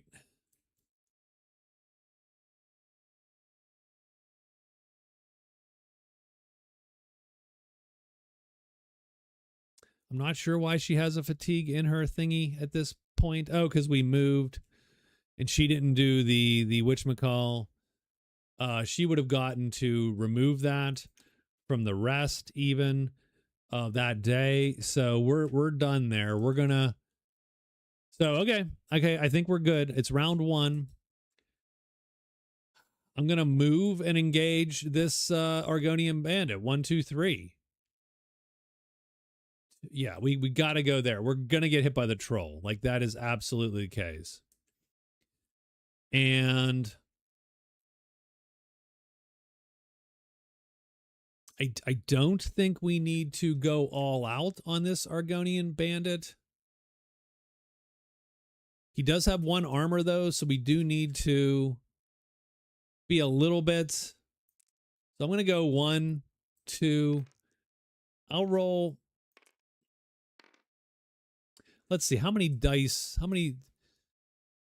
Deal 2 damage or deal 3 and gain 2 light fatigue. The combat is going to likely do a point. I need to do 4 points of damage to kill that guy outright. Let's roll these dice. Done. Let's do it. We're going to move and engage. So that is 2 and then fatigue. 2 and then 1. So yeah. I am going to do 3 and then take the fatigue. I'm going to do this one first. I'm going to do 2 points of damage. I will take 3 and take the fatigue.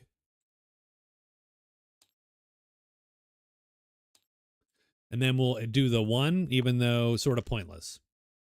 So that is a total of 5 damage. Minus 1 is 4. We go 1, 2, 3. He's dead.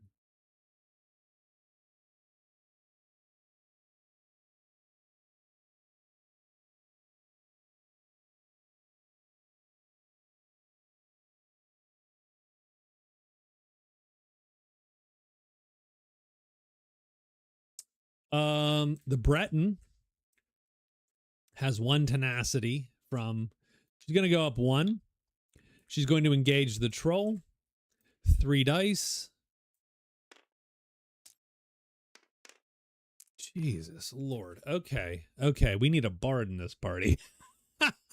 She does 2 dice to her target, which is nothing. And she gets 2 tenacity.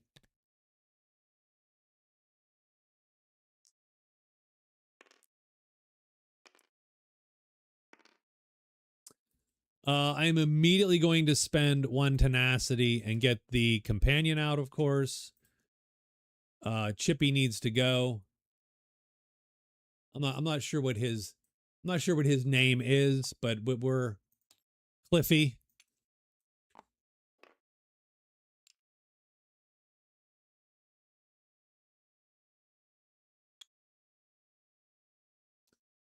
Cliffy's gonna go.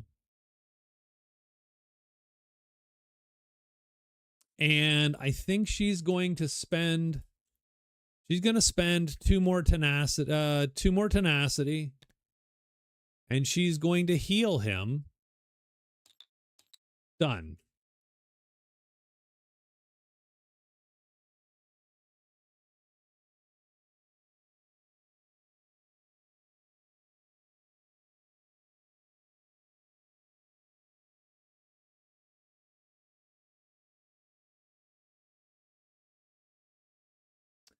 He is going to, I think we just move up.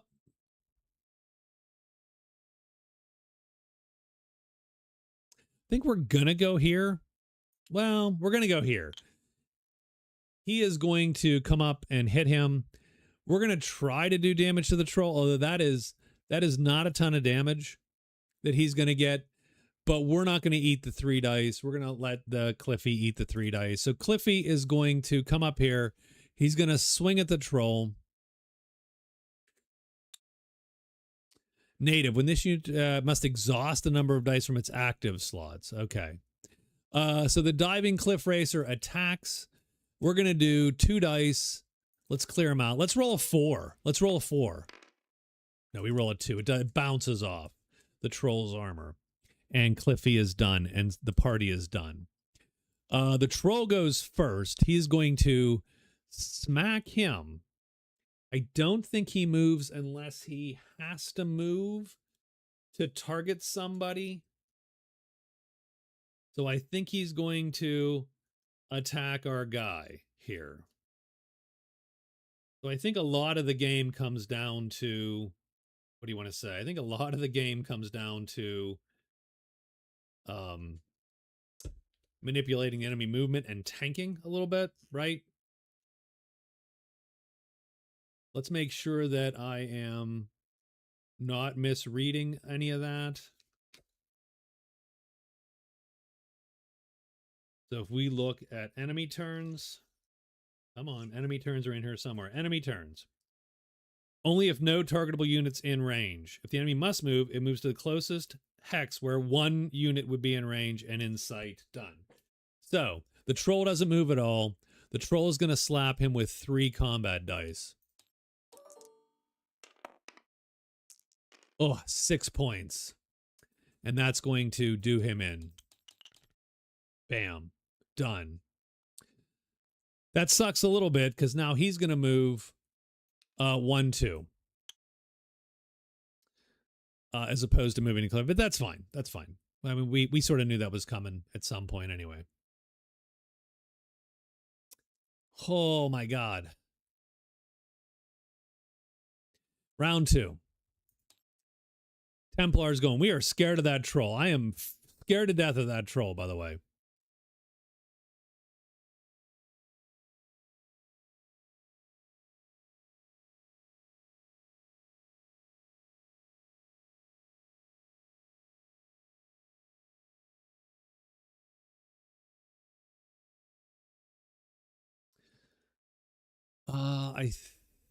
Oh man, he's got to move up, and he's going to engage this troll. They have a cave troll. They do have a cave troll, by the way. Oh, we need divert. That's too bad. That's too bad. Oh, I can't draw another Cliffy out either. He's dead. So he took his shot. So we're going to grab these 3 dice, and we need to do some crazy damage to Troll Boy here. Let's go. Let's go. Oh, God. Oh, my Lord.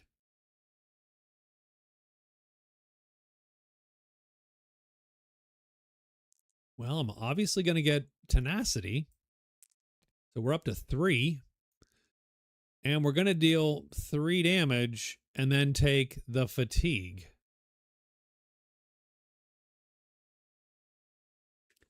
That does do a point. Something is wrong with that roll button. I agree, by the way. That hurts. That freaking hurts. That's bad. Bad.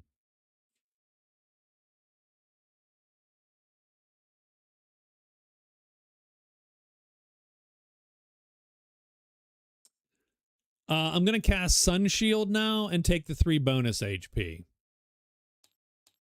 Oh, I forgot. I see that. Yeah, there you go. So we have 3 bonus HP now. Done. So 9 total hit points.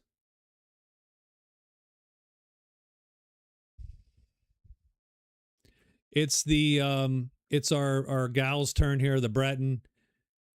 She's going to pull those 2 dice back and go 1, 2.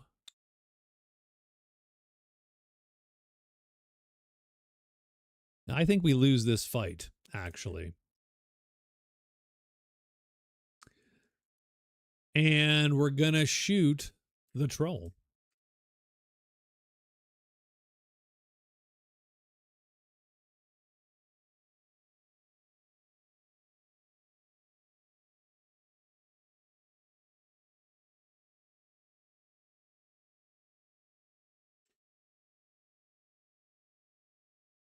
So actually, she's going to go here and do it. So she's going to go 1, 2 like that. And she's going to shoot the troll.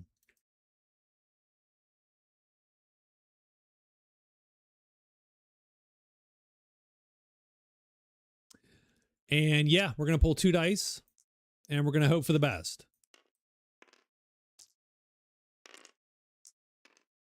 It's at least 4 damage. So she does 2 damage, 4 damage. That does 2 more damage to the troll. Okay, good. That was her first engage. I suppose she is going to engage again by taking a fatigue. She will switch to bow stance. She's going to engage with that 1 die. But then she is going to, and she can do that. She can ranges +1 with this. And she'll overtax it and add 3 enemy combat dice because we need that. So we're going to... She did cool down. She got 2 dice back for her cooldown, and she rolled them, and it did what it did.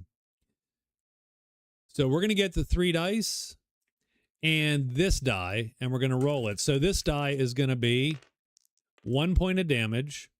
The 3 monster dice are going to be... Jesus. 2 points of damage. So a total of 3 points of damage only. She does 1 extra... She does 1 point of damage to him, burns the bow.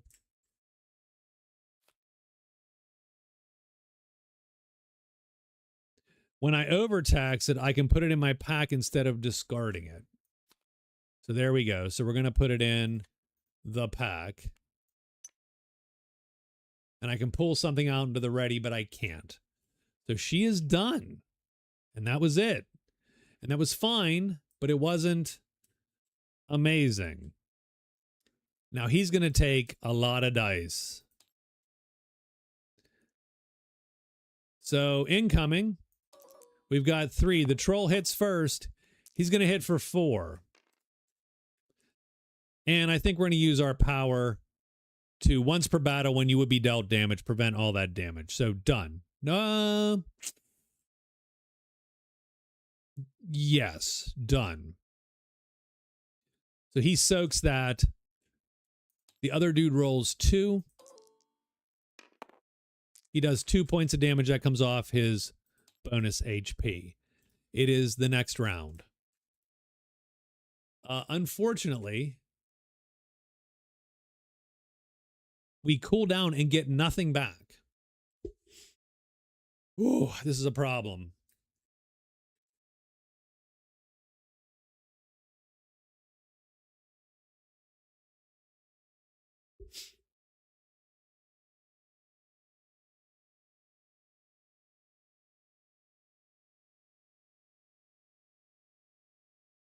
So we literally can't even attack. There is nothing to do here.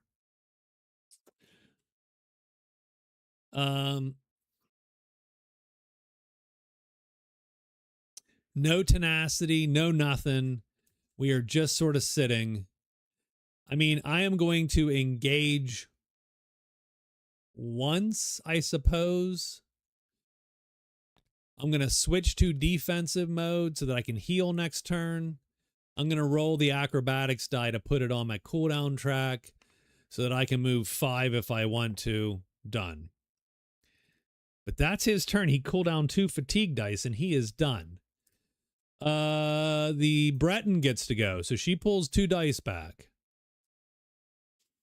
I have nothing going on.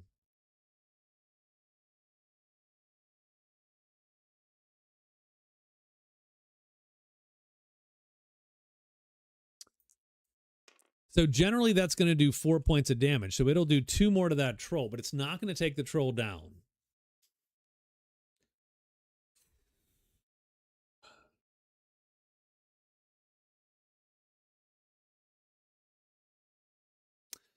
I think the Argonian drops this round unless we can do something. So I am going to...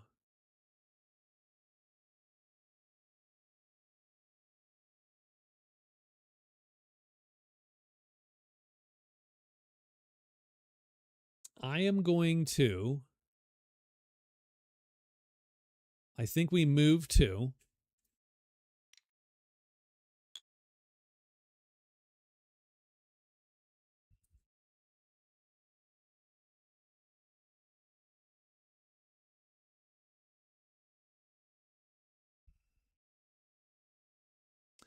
Move 2. We'll engage. We will switch to, combat stance or whatever. We'll roll our grace die also. We could use some luck, frankly. Force, that's good. That's good. That is the luck. We do 4 damage and 1 to us, and then 2 damage. That's 6 points. That's good. So we engage the troll for 6 points. We put this in our active slot. We exhaust these 2 dice for 6 points of damage. The troll's going to take 4 points. So she's going to drop him, and then she'll do 1 point to the Argonian as the true damage. Oops. And that goes through, unfortunately, bonus hit points. So we are done again. The Hackwing is going to attack her, though, because she moved up, hopefully to spread that damage out. This could be disastrous. And it is. He is going to drop her.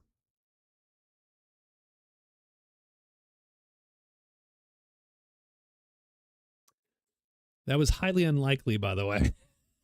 that was 1 in 36. But he does drop her. Done. Breton has been defeated. And now it is round 4. The Argonian goes. He is going to cool down. And then he's going to engage.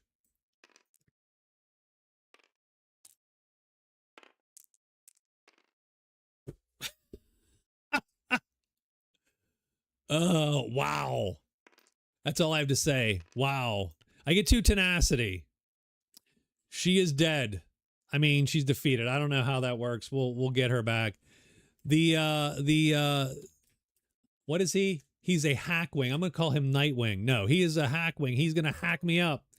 How much damage does he do? 2 points. So we're going to take 2 points. We have a bonus point, and we take a point.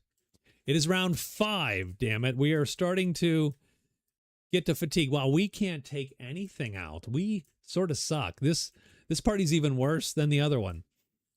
We're going to go, and we're going to cool down. And then obviously we're going to engage here, and we're going to roll the dice. And what do we got here? Onslaught drains it to do 5 damage to my target. This is going to go back in. We're going to drain this die. I need a crab buddy. I do.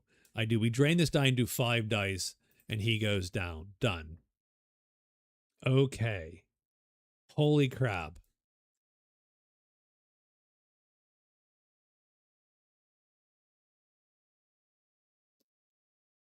Clean up that encounter. We do get 2 XP. Can we not clean up that? Oh, clear battle. I'm sorry. You get 2 XP, although does she get 2 XP? She was defeated. So maybe she doesn't get XP. That would suck, because that's problematic. Let's look at the index. Defeat. I think you made the correct choice. Defeat, 67 and 88. Defeated units. Yeah, no, that's...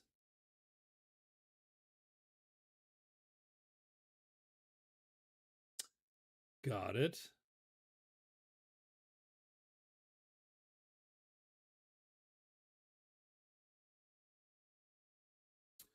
Give me a second. Let's look up defeating. Defeat.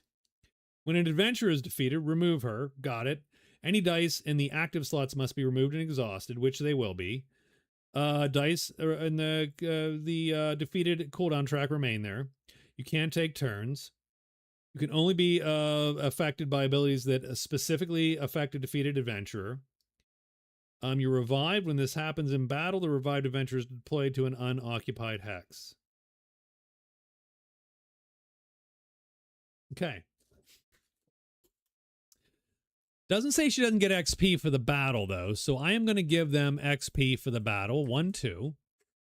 And he gets 2. And she gets 2. And so that's that. We do a reward phase, which I'm not sure if she can do anything.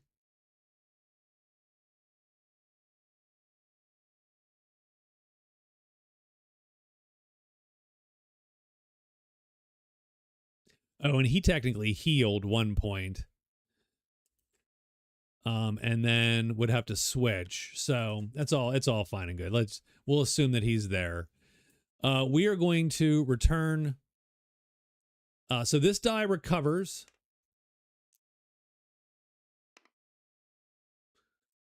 I'm going to return this die also. So that's. Oh well, I'm sorry. We're on the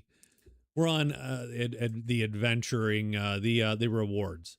I think we're going to buy our cooldown up, and he goes down to 0.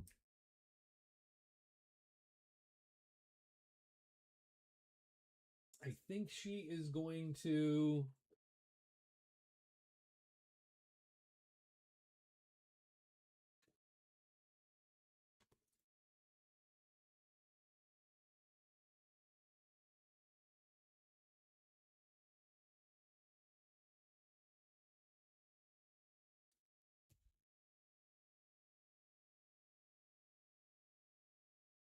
Yeah, we don't have any items that are going to help anybody.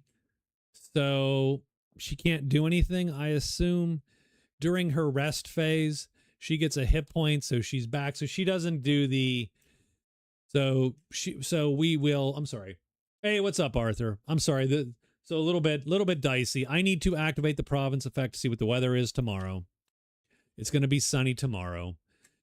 We're going to rest. This had to go down here. She's going to pull back. She's going to get her hit point back. She's going to pull back one of these dice.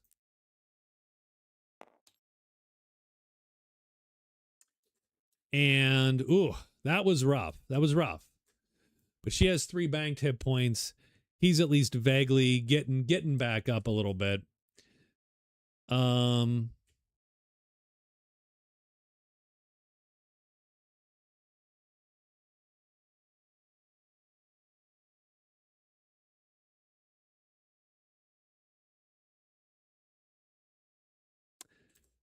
And then we are going to...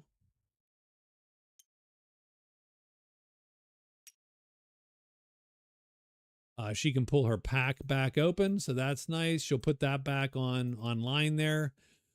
She is going to discard the item there to get back, to remove this chip from the card, and he is going to discard...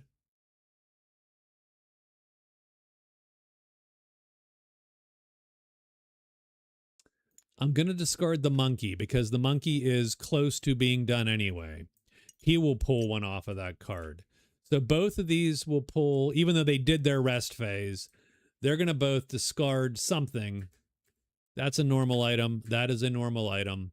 So they have cleared this war, their war, our casualties.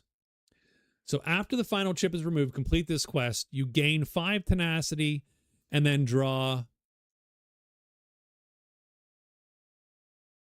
Because we can play, because we're on the Outer Watch quest. So 5 tenacity, so he goes up to 5, she goes up to 5. We're going to draw 2, and we don't get any experience, or we don't get anything for it. But we did complete a side quest, god damn it. I'm getting better. I'm getting better. Getting better. We're going to draw 2 side quests, and we're going to pick one. Province Poacher. Place 2 enemies specific to the current province on the following level on this card, depending on players. So level 5s. At the start of non-quest class, add them. Deploy it last. If it's session 2, no. After one of these enemies is defeated, it's returned to the enemy bag. If it's undefeated at the end of the battle, place it back on the card. If both enemies have been defeated, complete the quest. Get an XP and draw legendaries. Or Bandar's Roast. Travel to any peaceful landmark and resolve the following before drawing an encounter for that day. In any order, you must untrain 1 trained skill die and roll a d6. You must then immediately train a skill die of a level matching their rolled result from the same skill line. Okay. If the skill die matching their rolled result's not available, you draw an item. Khajiits and rogues may re-roll 5s and 6s until they are no longer 5s and 6s. I'm not 1,000% sure how I feel about that, frankly. Ignoring training requirements. I mean, that's cool. But what happens when you roll a 5 or a 6? I assume, I hate that question. Yeah, me too, sort of. Like, it doesn't make sense. But okay.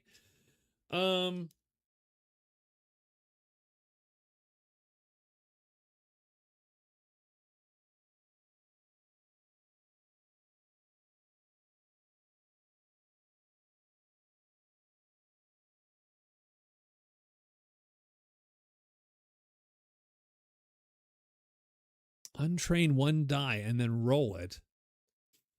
What if you roll a 5 or a 6 and aren't a Khajiit or a rogue? Do you not get a quest? A whatchamacall? A die, right? Because nothing goes over level 4. So that smells like you just get untrained. I'm going to drop that. I'm not a big, I don't love that, but okay. We're going to take the poacher quest instead, even though I'm a little concerned. Place the 2 enemies specific to the current province. What 2 enemies would those be? I don't know.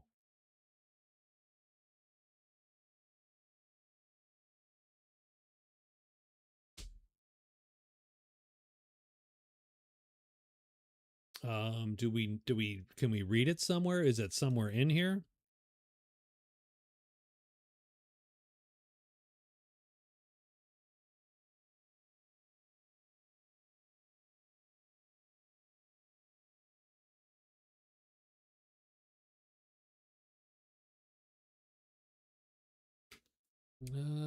I don't know. Good question.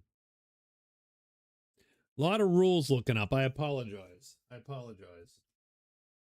They have the initial BM on their and on their enemy chip. Oh God. Okay. So I need to look at the enemy, the 5 bag here.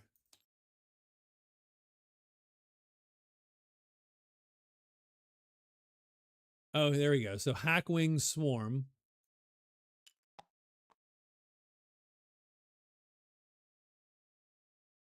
And the Bog Dog. I just love saying bog. It's not a crocodile? Come on.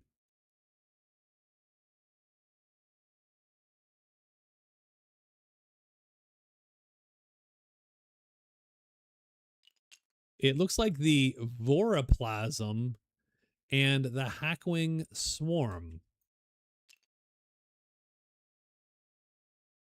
So those 2 enemies are going to show up. Good night, Michael. Thanks, man. We got those 2 done. We did get some tenacity. That's cool.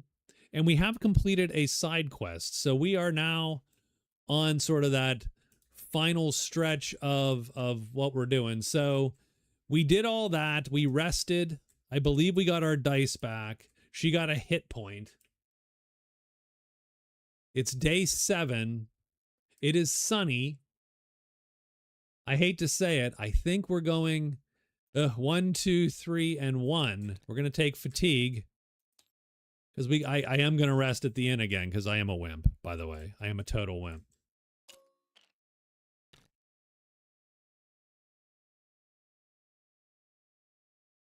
I actually don't know what color. Orange. Can I become orange? Change color. Orange. So let me see how this works. So I'm going to go orange, and then I'm going to do the inn thing. Oh, yeah, look at that. That's sort of cool. Okay. Now I'm going to change color. I don't like having to change color to do that. She's going to do the inn thing. But that's sort of neat. I appreciate that. I'll just be the GM. But she didn't get her hit points back. So he also gets his hit points back. So we both doze once at the end. That gets our hit points back. I do not freaking need another side quest. I need a side quest like I need a hole in my head right now.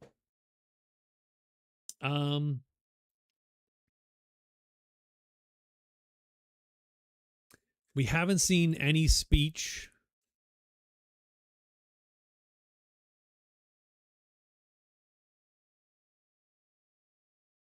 We do get items. Let's look at some items.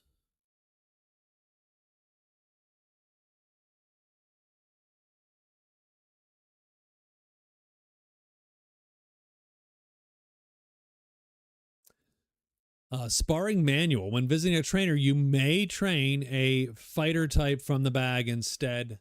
That doesn't suck, but I don't. Glyph of absorbing. Enchant active when the enchanted thing would be discarded. Enchant an active enchantment. Instead, place it in the pack and then discard this. Okay. Sweet roll. Discard this item. The adventurers may recover a collective total of 4 dice from their cooldown track. Hell yeah, we're taking that. So I'm going to take he takes the sweet roll, and he's also going to take,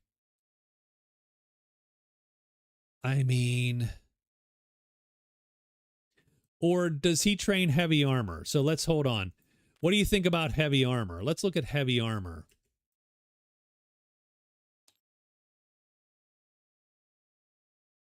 Heavy armor, while this dies in your cooldown track, when you're dealt damage, you may prevent it. So you roll and put that die in your cooldown track and just prevent damage.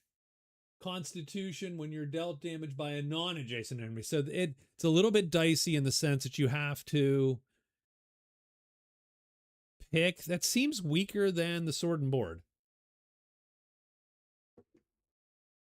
Can I pull this out? Is this going to penalize me for pulling this out? Immovable. While on your cooldown track, after an adjacent enemy engages you, deal that enemy an amount of damage equal to the number of available combat skill dice you have. That's a problem because we don't have a lot of combat skill dice. Ironclad. When this dies in your cooldown track, resolve and constitution each prevent an additional damage. Okay. Unstoppable. While this dies in your cooldown track, you may move 1 additional hex for every heavy armor. Heavy armor is very good, and I'm a borderline overpower with items that reward you for getting attacked. Interesting. You may gain 1 light fatigue to gain 2 tenacity each time you change battle form. Interesting. But you have to be in defensive battle form to roll these dice. Ugh. Okay.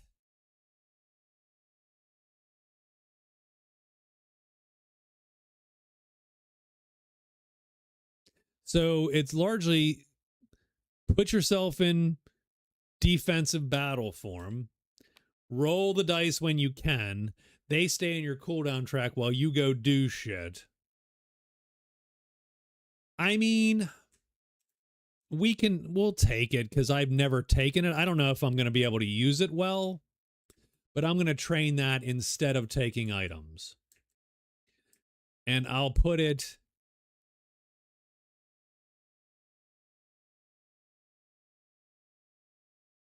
there. Although I want acrobatics up to what? I want acrobatics up to level 2, really.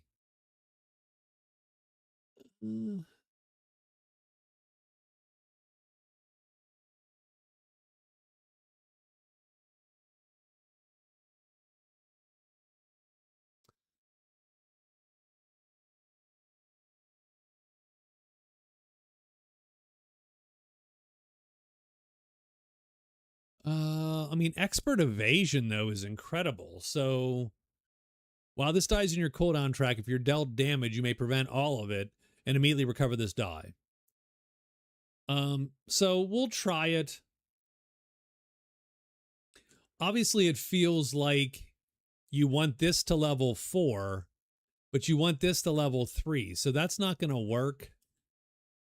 Now, you know what? I'm not going to take heavy armor. We're just going to leave it for now. I'm going to leave it. I think, yeah. So I'm going to leave it for now. We'll take the items, and I'm going to take the sweet roll, and I am going to take the shoulder-mounted parasol for now, just because I love the stupid, you know, I love that it's seen, you know, that the Argonian Templar is carrying his parasol. I'm going to take the silver circlet for her.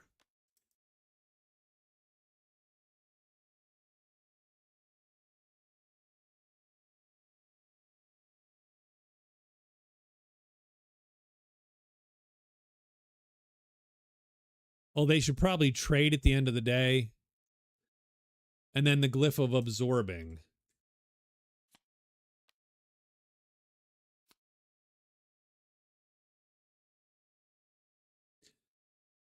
She'll put the chicken and biscuits in her pack momentarily. And that is going to be their day. Because they have exhausted all their crap. They took items. Good to go.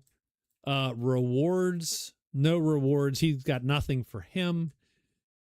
She is going to spend on her reward day to up her cooldown as well. Done and done. They're going to trade items. She's going to give him the glyph of her the glyph of bracing.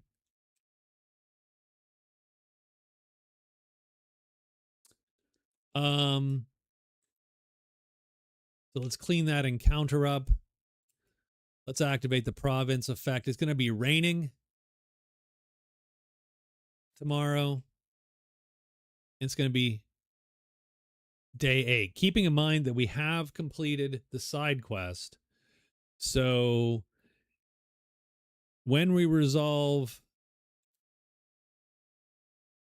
Oh, that was our first town encounter, wasn't it? Let's make sure I understood. Let's make sure I understand the assignment here. Complete one side, 3 different towns. So we did do one town. We're going to do another town. And then the third town is going to be the final battle. So that sort of sucks. So we definitely want...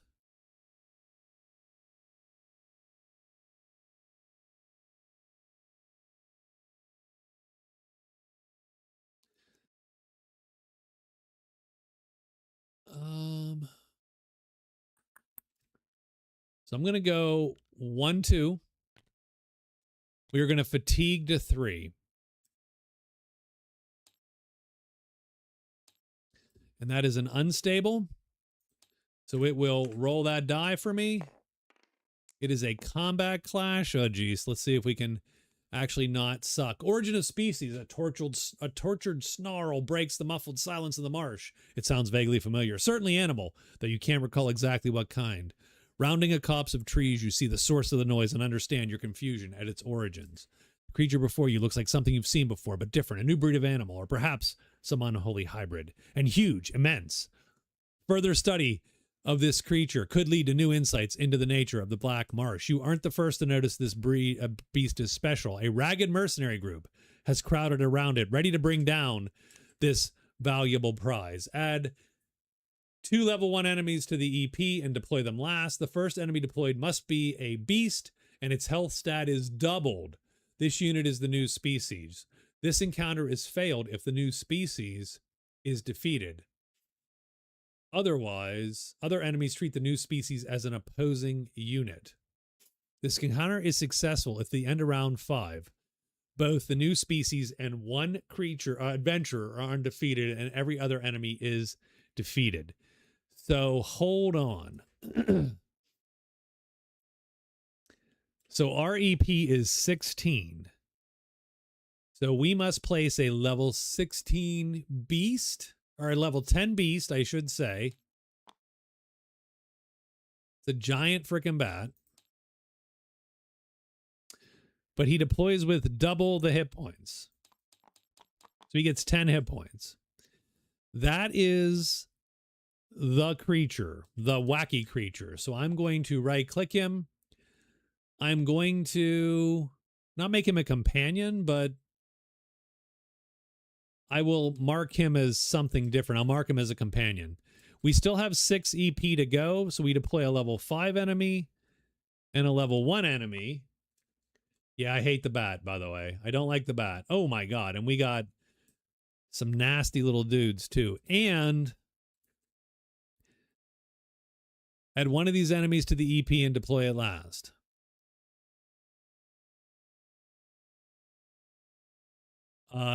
Doesn't say. I'm going to pick this one first. Oh, God. I hate all this, by the way. The Voroplasm is awful. Yeah, I'm going to put him out. So there you go. So that is the battle. So we're going to get an entrance. We're going to get a death tile here. L and L. Oh, it's over here. The entrance is on this other side.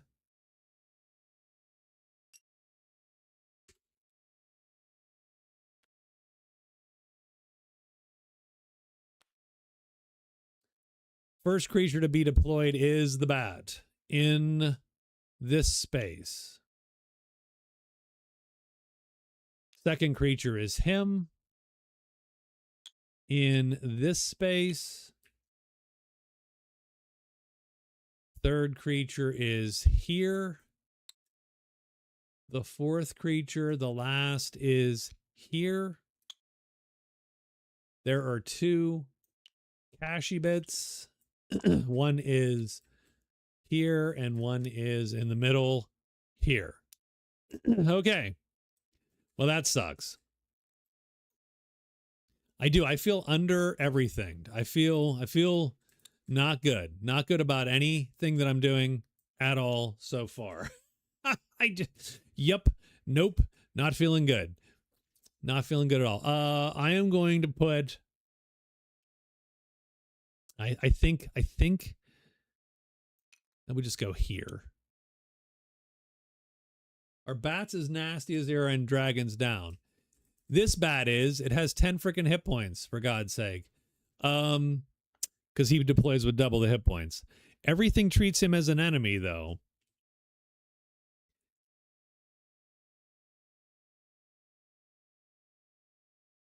He's hard to hit. He's elusive, yeah.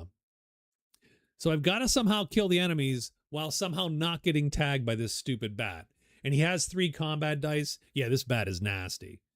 So we're going first. I definitely think, so the nice thing is no one can target him this round. So that's at least a bonus for us. This guy is also freaking nasty just because he has a high range. And this guy's not, you know, like these guys don't suck.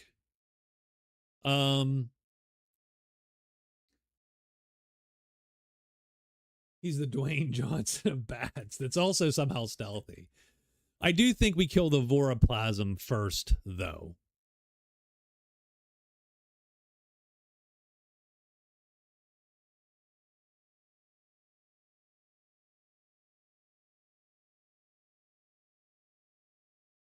If we can.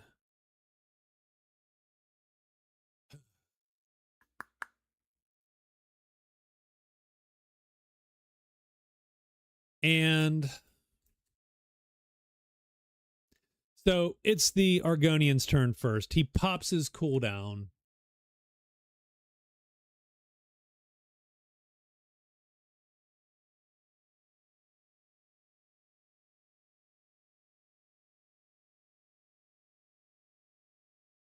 So we pop the cooldown. We get our dice out of the supply. That's fine. And I think we go 1, 2. If I go 3, I'm going to be targeted by this guy. And I'm not going to stop him from targeting that dude. So I think I'm just going to... I think I'm going to have to just let that happen.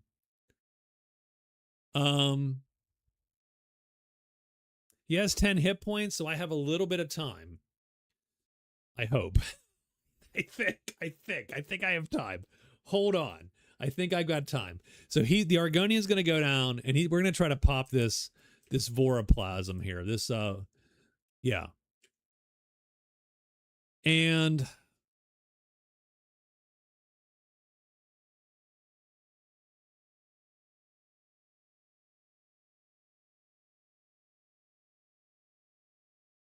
hello, Amanda. I don't want to use the onslaught die. I don't want to drain the onslaught die just yet. So I think we go with these 2 dice. And we're hoping to roll what? 6 points? That's a lot of points, though. We are not going to get that many points. So we're going to pull this combat die also, and we're going to roll these. Holy shit, that is a terrible roll. It's 4 damage and a tenacity, which sucks. Because yeah.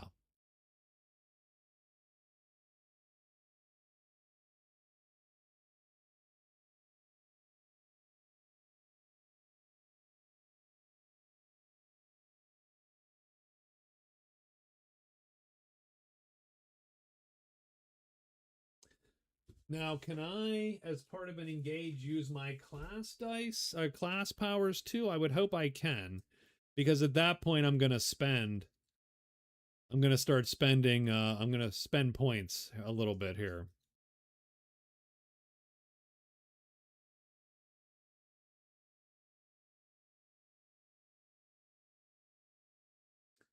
And can I intersperse? Engage. No, that's part of an action. So I am a little bit screwed.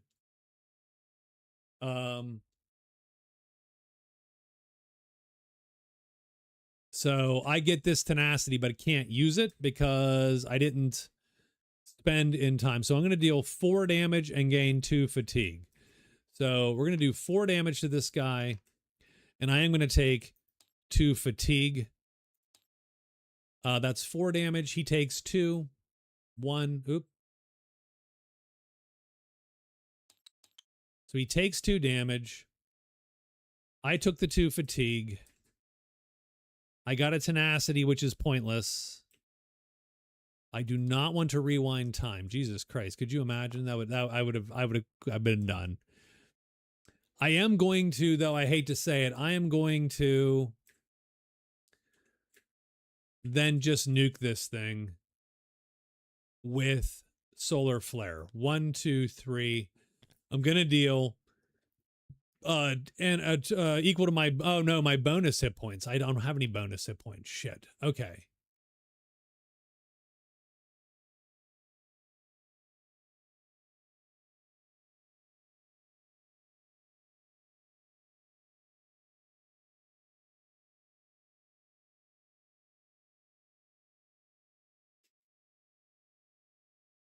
I think I just have to suck it up.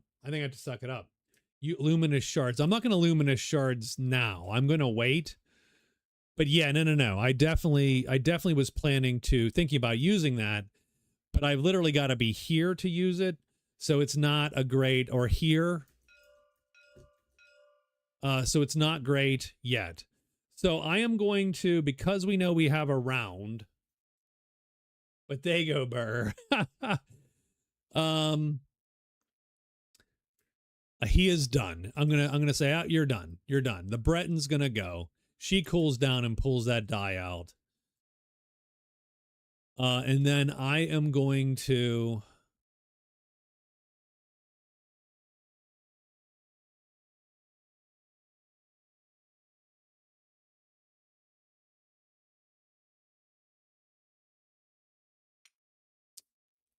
she doesn't have to move. I am going to move just in case. We're just going to move up to there. She is going to take her shot. Oh, okay. Yeah, no. I could use... I'm not gonna roll. If I do 4 points of damage, that's gonna be enough. So I am not gonna roll. I'm just gonna do this. It's gonna be dumb because I'm gonna get 1 tenacity. No, we do 4 points of damage. So that does 2 to the void voroplasm, and he is dead. And we exhaust these dice.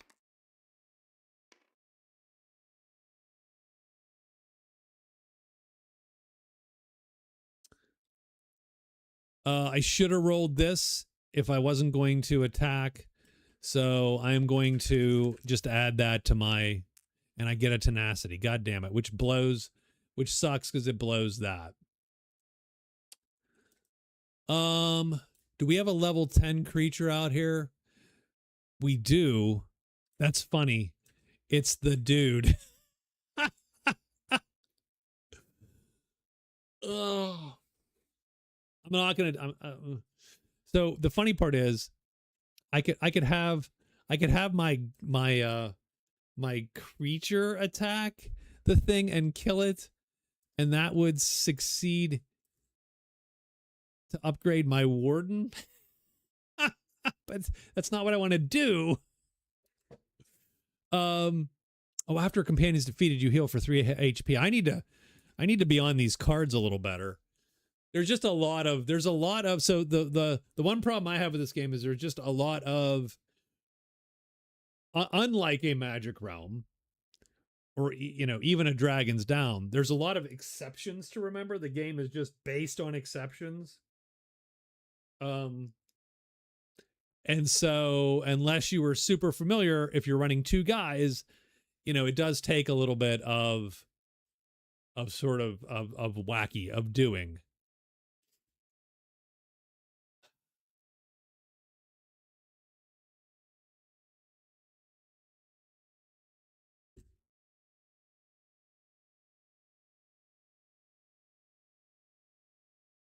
So exceptions the game. Well, that's Magic the Gathering, by the way. I am going to put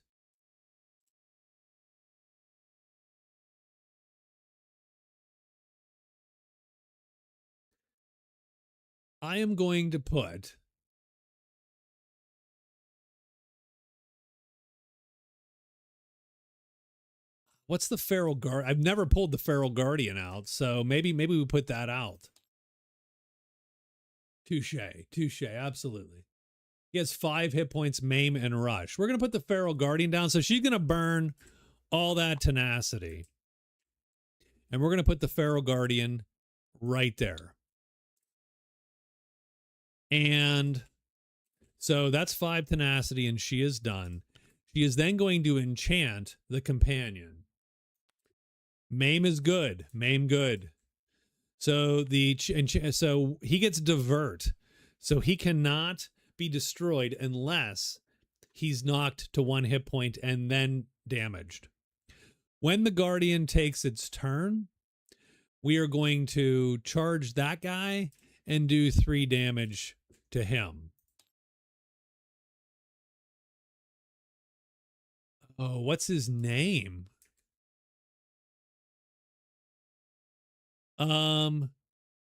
That's Teddy Ruxpin. That's Teddy. Come on. That's Teddy. Or Ted for short. So Ted is going to attack with his 3 dice. He does a freaking 1 point of damage and doesn't do anything. But I do believe he maims him anyway, right?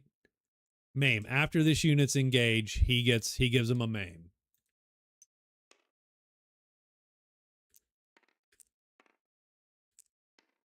Where is Mame, sir? Mame. Is that Mame? We're going to call that Mame. Done. I don't know if it is Mame. Auntie Mame. So that means his damage is halved. Done. Pharrell Williams is his name. Done. So we are done. That wasn't the best round that I could have had. Mame is the orange hand. So oh wait, these guys get to go. So let's let them go first. So the level 5 goes. He does hit the lowest guy in range, which unfortunately is Teddy Ruxpin. So that sucks, but it's going to keep the bat alive. So there you go. So he shoots for 3 also. 3 points. And is the damage... So that's a good question. Oh, geez. Do we have... Oh, I can read it off of his chip. Hold on. After the units engage, apply a maim step. That's not helpful. That is so not helpful.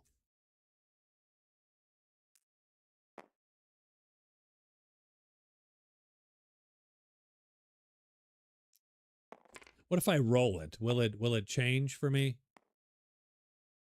It does. Oh, I don't want to roll it. Oh god, I didn't mean to roll it again. That's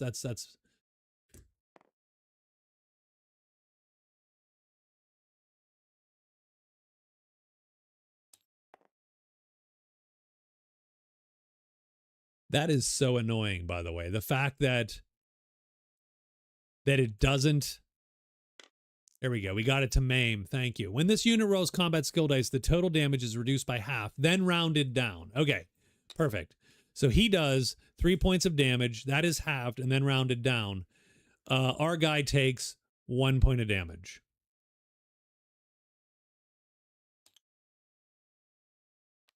Remember that he also has divert, so we'll keep that in mind.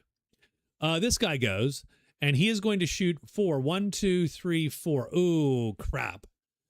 Okay, I needed to place him somewhere different. So the bandit's going to shoot both these guys, which sort of sucks. For 1 point of damage. And so he takes another point, and he takes no damage. Oh, this guy goes first, though. And I assume other enemies treat the new species as an opposing unit. I assume that he attacks us.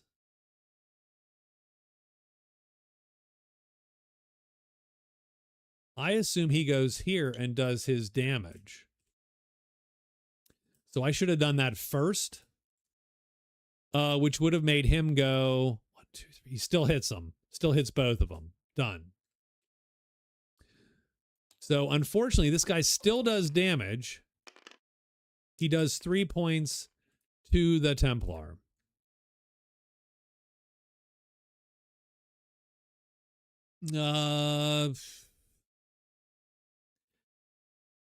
Who is probably gonna take? Do we take it?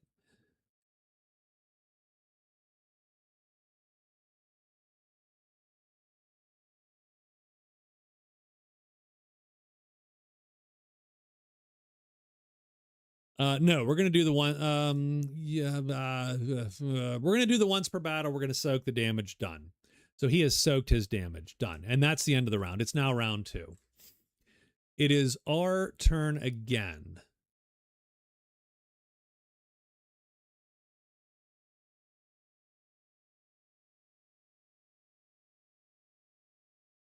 That sucks. Yeah, the rounded down part does make maim super good. Super good.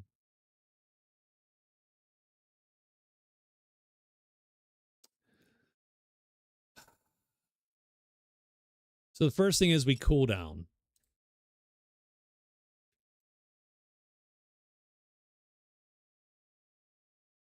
I don't have any good way.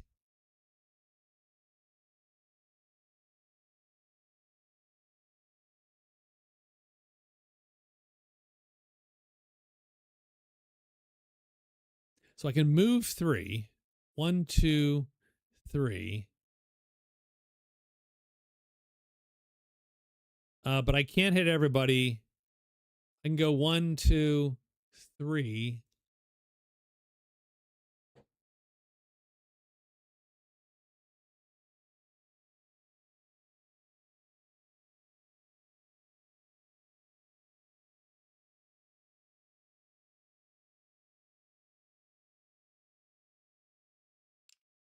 One, 2, 3, I suppose, is what I'm going to do.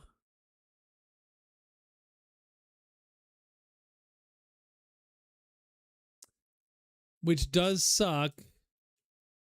I am going to engage, and I'm going to roll this die. So we get, oh, that's not going to stay on my cooldown track long enough. So I don't, I can't even roll that right now.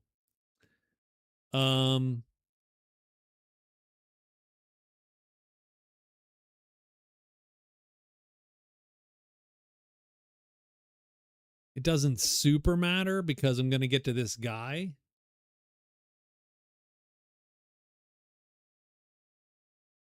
Not this round, but I'm going to get to this guy.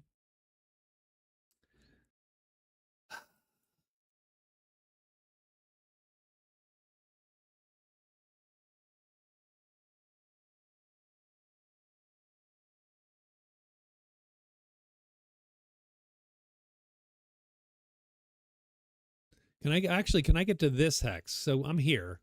I can go 1, 2, 3. I cannot get to that spot from where I am. I can get to there.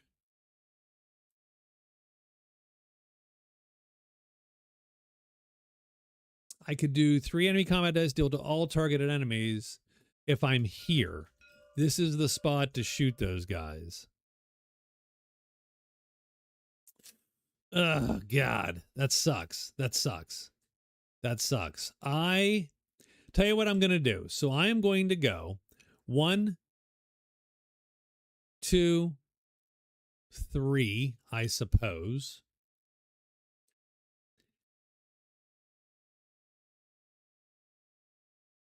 I'm going to put myself in ranged stance. And I should be putting myself into shield stance more often because of the Templar's ability, which he heals a hit point, though it wouldn't have mattered. I'm going to put myself in range stance, and I'm going to swing. Well, not swing.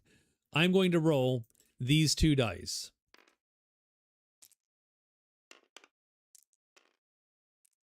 So I'm going to do a point of damage to the target, which is this guy, and he takes a point of damage. And I put the acrobatics die, and it won't cool down. So there you go. So that's at least something that we could do. I am then going to probably save my tenacity. When wave 2 comes around, you'll get to play this game as a vampire werewolf. So I called my game store. I don't know. I don't know what time it is, by the way. I'm wasting so much time. I'll do my whatchamacall and I'll tell you. But okay, so that's the Bretons, the Argonians' turn. She is going to go.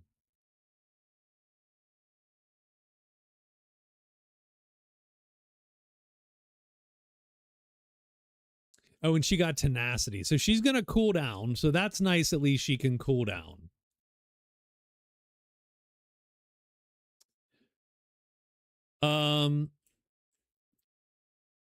She's going to move.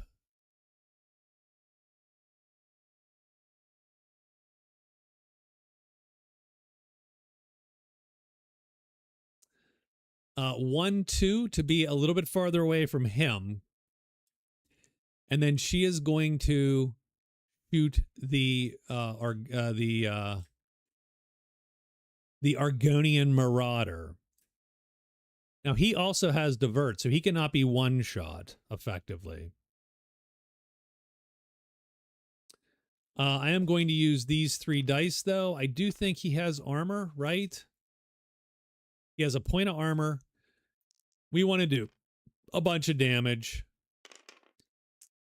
And we can do 4, 5, 6 and get a tenacity. So I can do 6. That'll bring him down to 1 hit point. So we're going to do the 6 points of damage. So I'm going to exhaust that for 4, exhaust that for 2. I got to take a point of damage, which I will. We'll do true damage to her. And he goes down to 1 hit point.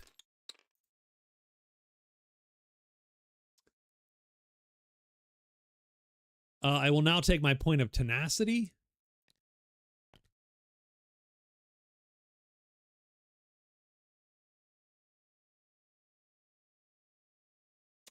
I am going to engage again, and we're going to roll. We're going to roll our grace die, and we have a 3 right there. And she is done. And then Teddy is going to attack our guy with 3 darn dice, and he does 4 points of damage, and that is enough to kill the Argonian Marauder.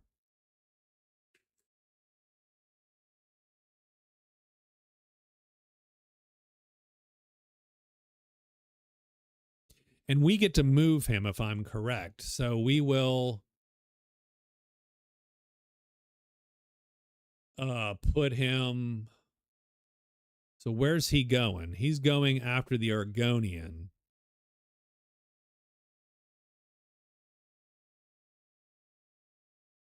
So I need to look up a companion turn because he might not have. I don't think he has quite the same companion turns. Yep, you move him and then you engage. So that's it. So done. So he moves. I am going to move him. Doesn't really matter at that point.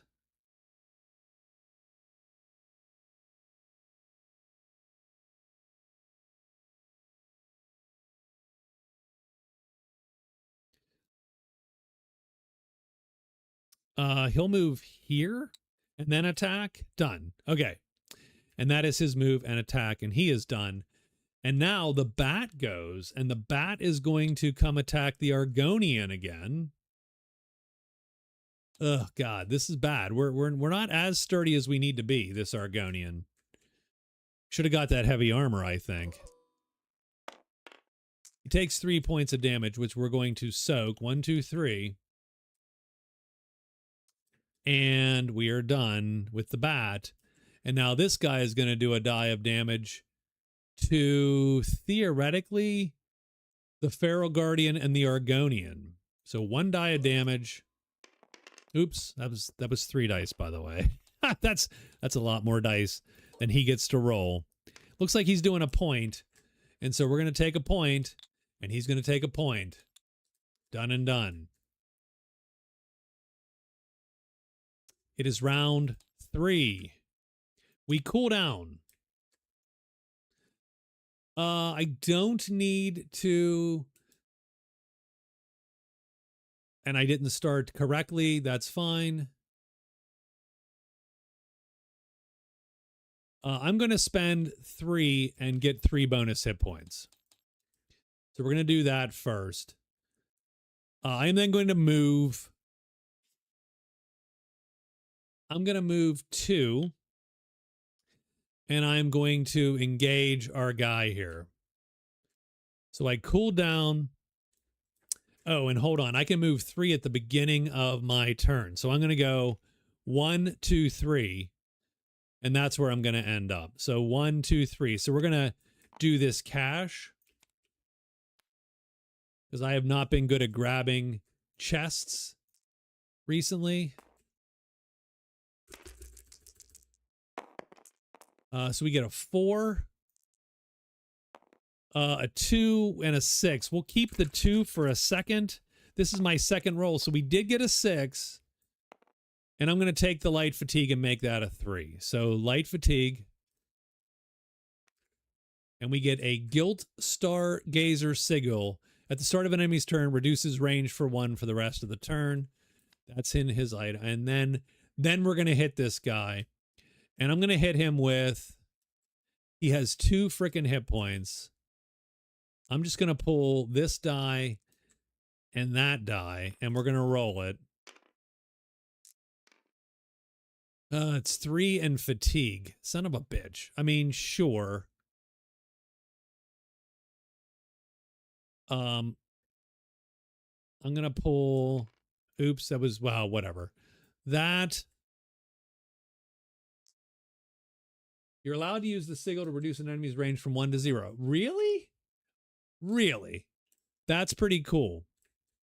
Okay, that makes that a lot more interesting to me. So we're going to do 3 points of damage and take our 2 fatigue. That's going to kill him.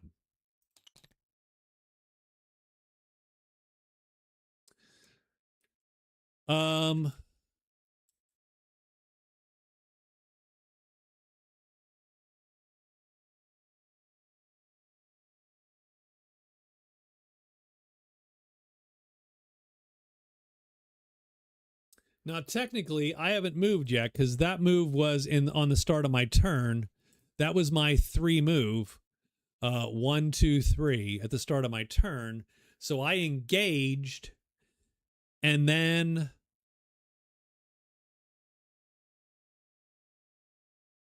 I'm going to move 1, 2, 3, maybe.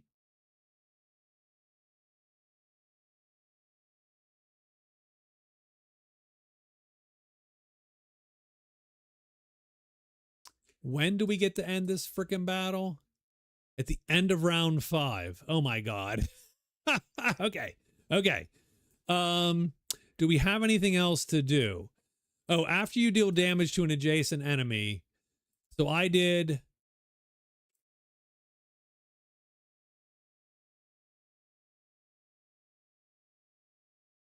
2 damage to him, I believe. I am going to spend 2. I'm going to interrupt, and I'm going to heal 2 back from my Templar power there.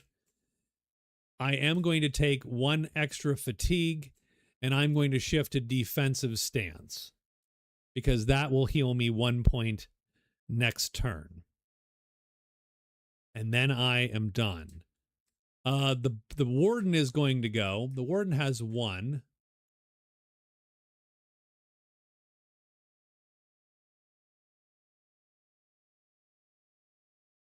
She is going to move here and resolve that lock. 4, 4, and 1. We got this. Well, we got a 1. We got a 2 and a 6. Those are absolutely the worst numbers. Third roll. We got a 3 and a 4. We will take 1 light fatigue. And we will flip that. It's Bruma Jugged Rabbit. Discard this item. And then everybody heals a collective amount equal to the light fatigue in my cooldown track. We're not going to take damage this round. Because the bat is going... because this guy is going to move up here. And I am going to hit him. I'm going to hit him. In case we need to kill him, I'm going to hit him. So we're going to hit him with 3 combat dice. And we do 4 points of damage. And that takes him down 2. Oh, we can't. I'm sorry, we can't do that because he's elusive. Done. So we charge up, nothing happens. The bat then hits him. The bat's going to hit him for 3 combat dice. The bat does 1 point of damage. Does he have armor? He doesn't have armor. He is knocked down to 1 point. That's too bad. That's too bad. But that's okay. This is round 4. We started in... So we cool down. We started in the defense mode. So we heal a hit point. Done. Yeah, I'm done. I'm, I'm not going to do anything else. We're just going to sit here and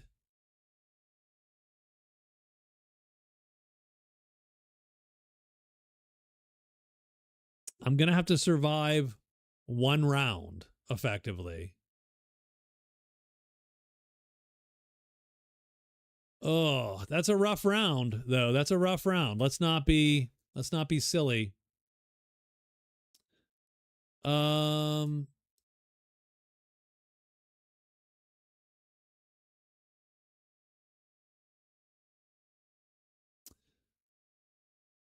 Oh, I know what I should be doing.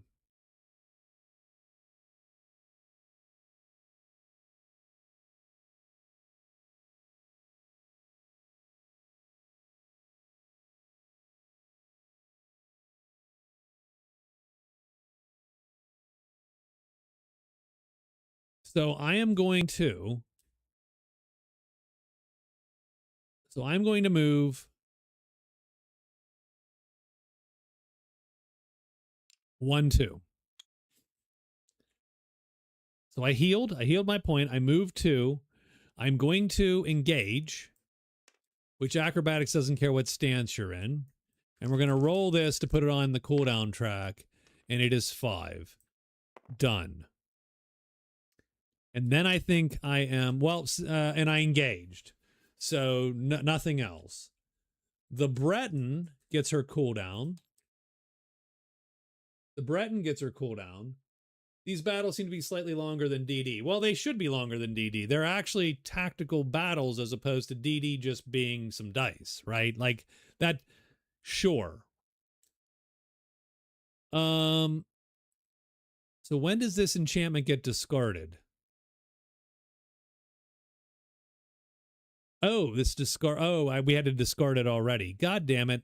So I would have enchanted it had I known it was 1 hit point. I thought when the creature died. So I'm going to enchant the enchantment. So this enchantment is discarded, so it goes in my pack instead. And then this one is discarded. So I get to use that one again, essentially. But yeah, these battles should be longer than DD. You're essentially playing a tactical role-playing game battle. As opposed to DD, it's meant to be abstract and quick, so you can do 10 battles a night or more. But I'm going to move 2, and because she did not engage, I'm going to move 2 more.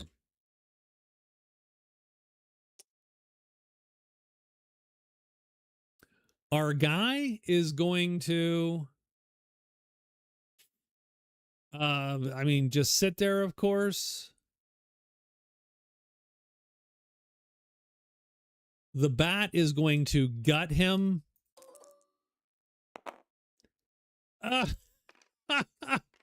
The bat. Oh, I should have hit him to maim him.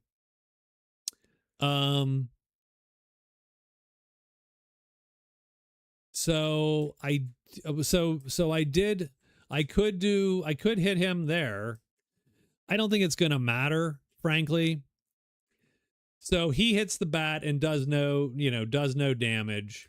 Theoretically, that maims the bat. The bat's going to kill him.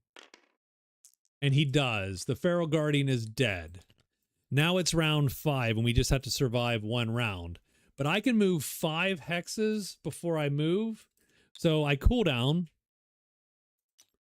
I move 5 hexes. Done. I'm in Guardian form, so I heal a point. She's not going to move. And then he moves 2. And the round's over. Done. So we did succeed and won the battle.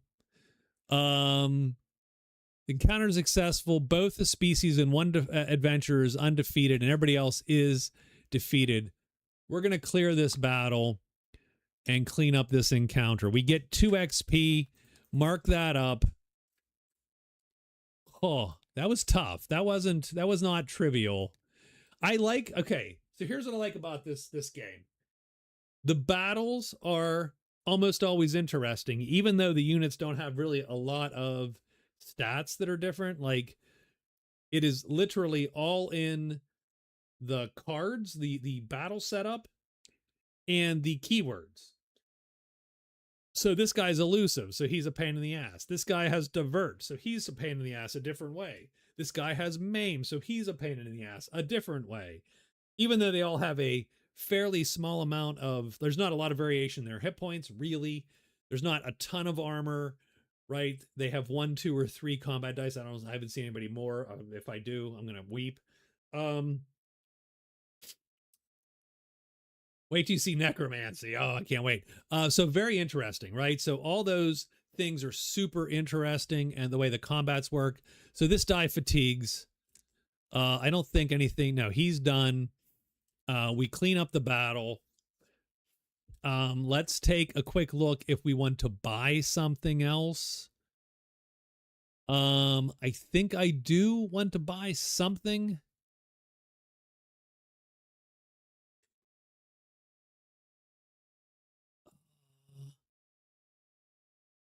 I think I want to buy a Windwalker die. So that would be a 1 point. That would be a 1 point die, by the way. So that's 1 point of die. And I can put that Windwalker die here. So let me get a level 2 die. Rapid Maneuver, Fleet Phantom, Windwalker. So that goes there. That is going to reduce the amount of the class costs for my abilities. So that's good. So that's 1 point for him.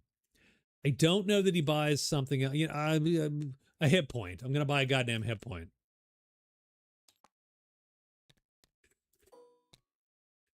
He needs a goddamn hit point. I'm almost going to buy, I hate to say it, I'm almost going to buy a freaking Magicka point just to be able to fire luminous shards out the door here. Did he deal at least 4 damage and heal? No. I mean, we have to figure that out. I'm going to have to figure that out.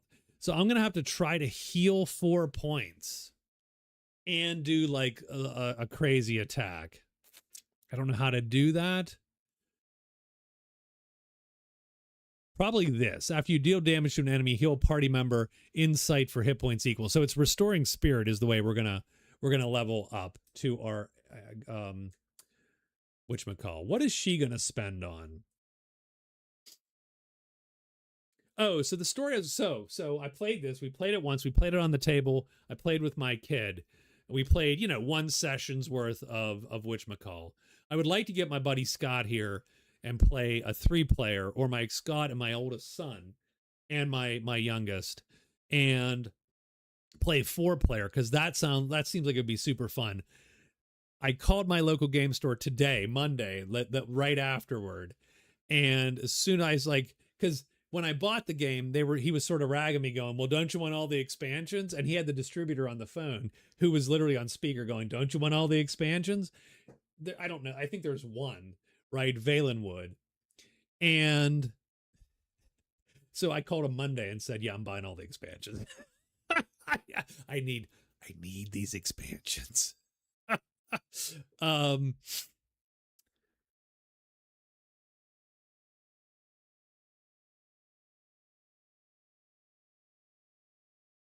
so what can I buy for light armor?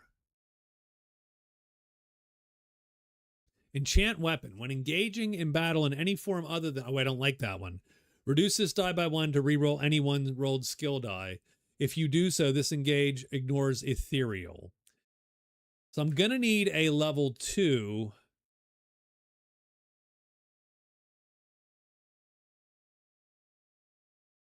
You may reduce this by 1 to prevent 1 true damage, by 2 to ignore gaining a status die, or 3 to ignore all of a non-quest enemy's skills. I like annulment. I hate to say it. I'm going to, I mean, because this seems sort of dumb, and maybe it is.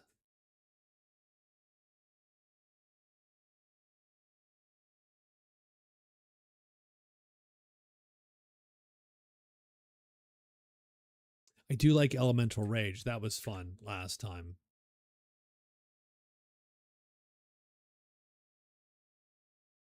I don't love I mean, don't get me wrong, Wall of Elements would be good for MAME.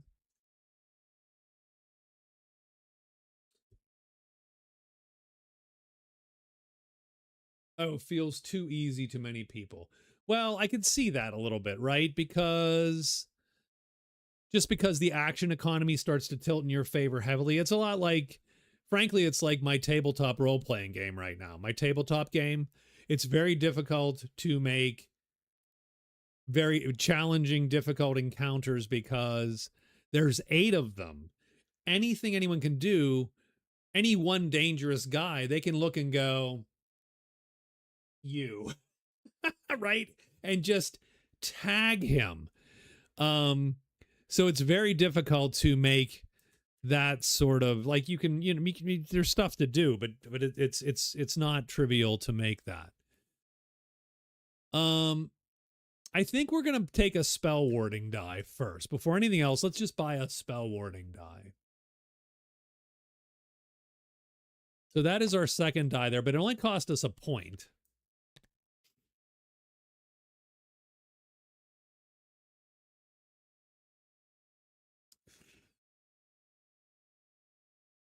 Yeah, let the enemies go first. Give them 5 actions each. Hell yeah. Hell yeah.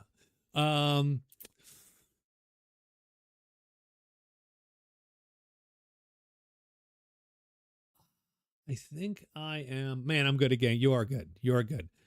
I'm gonna get a hit point. I'm gonna get a damn hit point. Let me get a hit point. Let me buy 1 hit point at least, and I'm gonna mark her up to 5. Instead, she has 6, but 5 right now. So here's my lockpick dice, which seem to get scattered weirdly. More cubes, baby. Okay. So we did the encounter. We did our reward phase and spent down. So we're out of XP now, and he's out of XP. And we are going to oh, I don't want to set up the encounter. Oh God, I screwed it up. No. Activate the province effect instead. What's the weather? It's still rainy. And that's it. That's our day. So it's day 9. I was sort of hoping that I would get jacked up a little more to require me to resolve a town encounter. Because we've done Lil Moth. So that's 1 town encounter we have done.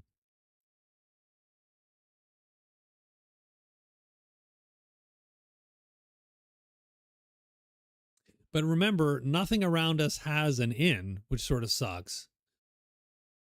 So I'm going to...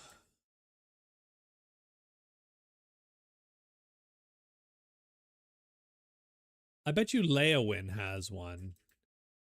Or Gideon. Come on, Leowin or Gideon. Those sound like places with inns. Leowin has an inn. Gideon has an inn.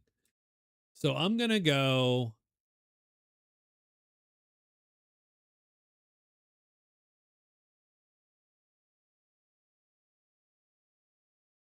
to...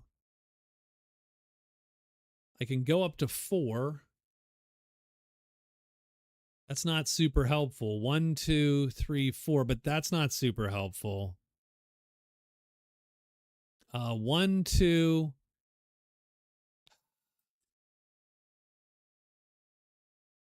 Yeah, I'm going to do it. I'm going to take the 2 fatigue and go 3, 4 to Vunalk there. So 2 fatigue, 1, 2, and 1, 2. Now I'm glad I have 3 cooldown here. Set up the encounter for day 9. Uncharted Zanmir. Argonian civilization in Black Marsh has thrived since long before most of Tamriel's recorded history. Generations ago, the ancestors of today's Sax-Hilil built the mysterious Zanmir, massive stepped pyramids. This feels like a delve.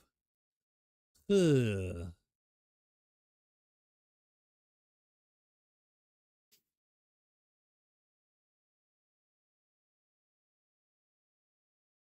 I am going to take the delve. Who knows what secrets lie beneath this bog? It feels like a delve. I think I'm in okay shape to delve a little, although we are up to 20 EP. What time is it? Real quick. It's 11. So we're going to do this delve. And I'm going to take a quick break just to get something to drink. And we're going to do this delve and hope we don't die. Stay put.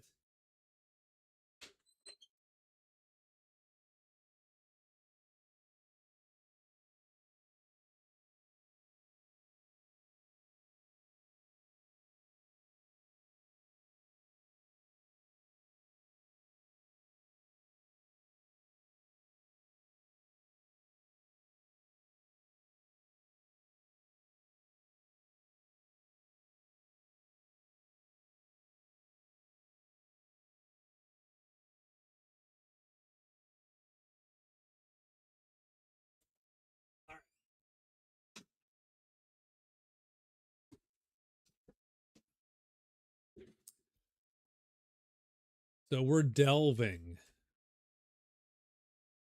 So it's round one. We've got our characters. The Argonian's going to go first, of course. Our Breton is second. Yeah, I think we're good. I think we're good.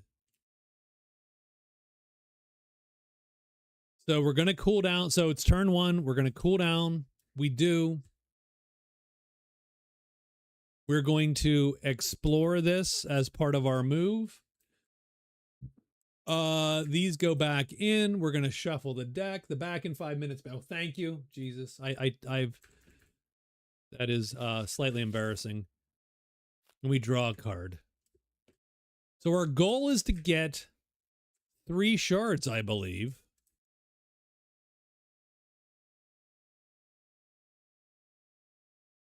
And we get Vortex. That is a very lucky draw early. For being back in 5 minutes, you seem awfully present. I mean, you know. Sorry, that was short. It was short, I know.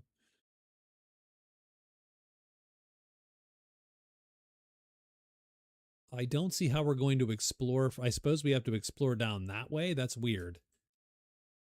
Can I do this? Yeah, I'm going to do this. Done. And so we're going to get, if the party would gain this sky shore where there are enemies on the tile. Oh, okay. So we can't walk in before the enemies show up.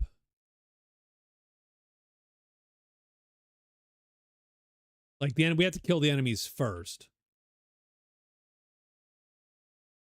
Oh, did we have something in our pack we wanted to pull out? Let me at least open the pack.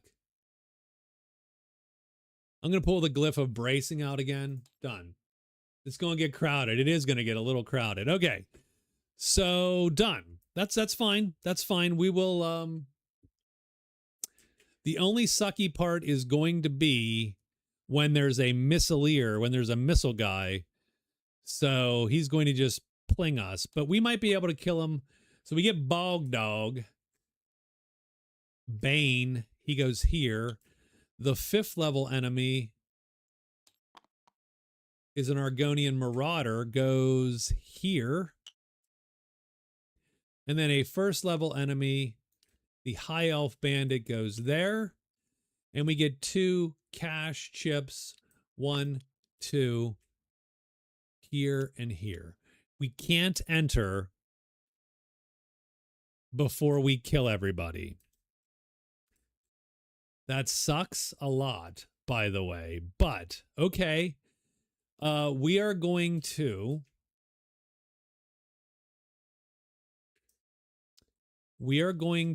not move. I'm going to switch to bow form. I already cooled down. I'm going to switch to bow form.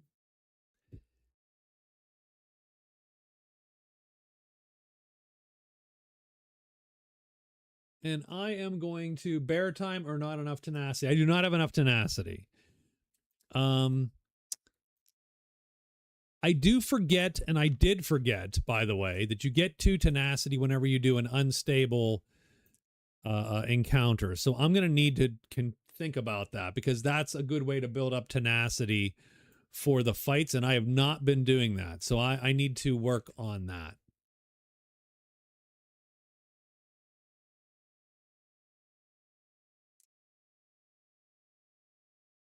So I'm going to roll these 3 dice. That's how I want that to go. So I'm going to roll these 3 dice.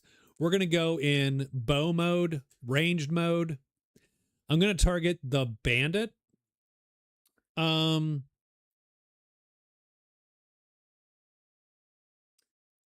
I am actually going to move.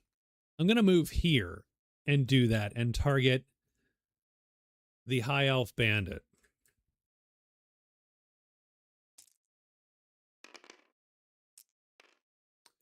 So I am going to do a point of damage, gain a point of tenacity. I am going to have Windwalker on my cooldown track.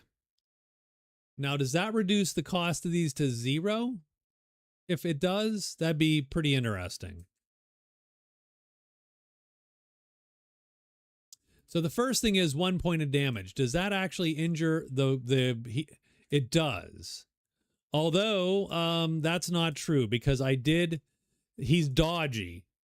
I'm very of unstable, because you don't know what you'll get, and they're often harder than normal encounters. 2 tenacity doesn't feel worth it for me. Interesting. So because this one didn't do damage, that's actually going to be a miss. It doesn't take any damage. So that sort of stinks. But my abilities do cost less points. So I am going to spend 2 tenacity, 1 to get 3 bonus hit points, and 1 to deal 3 bonus hit, and 1 to then solar flare and deal a single targetable enemy damage equal to my bonus hit points, which is this guy. And we're going to go 1, 2, 3 and kill the bandit right now.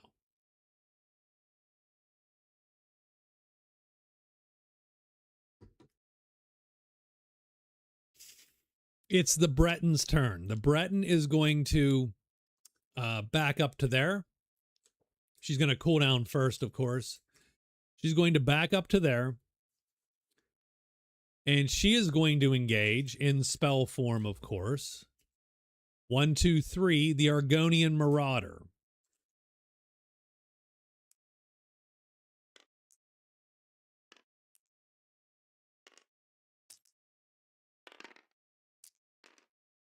Ooh, I don't like it.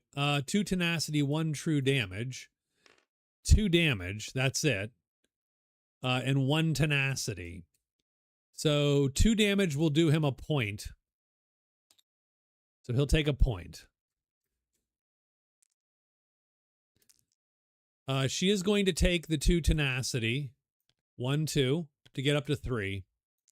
And she will take a point of true damage. She's gonna do it to him because he's buff, and then she gets a tenacity just outright.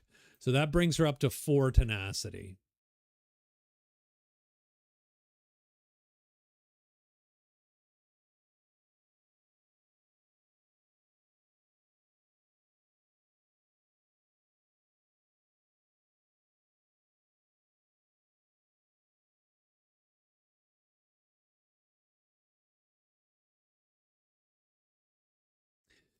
And she's gonna take a shot this round. How much? How much of a shot is she gonna take? 3 dice. That doesn't feel good. That does not feel good.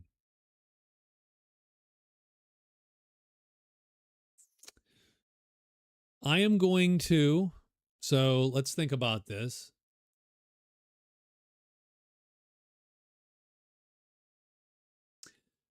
I am going to engage again.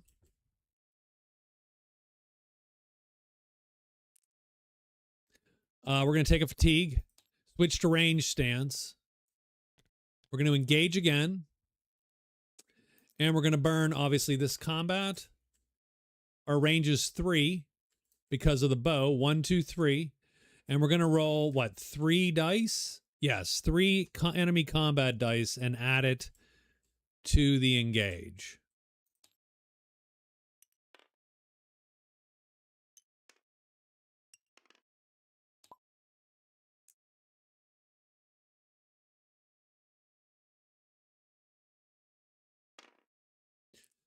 So there we go. We're going to roll those. She's going to do 4 points of damage. So he goes down to 1. Okay. This is overtaxed. It's put in her pack. Done.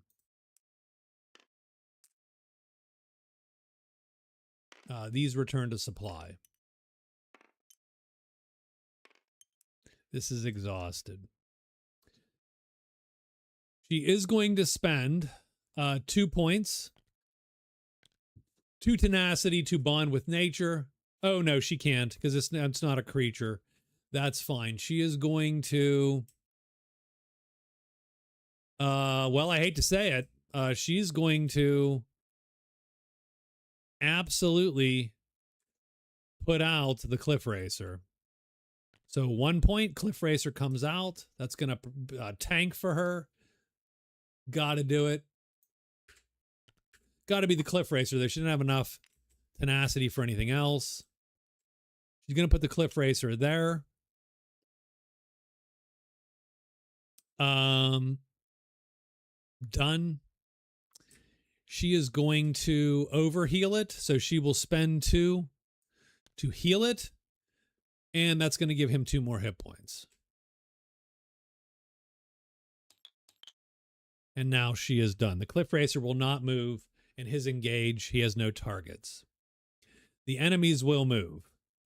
He is going to not move, and he's going to shoot the Cliff Racer. Cliffy's going to get shot. Yeah, Cliffy gets shot.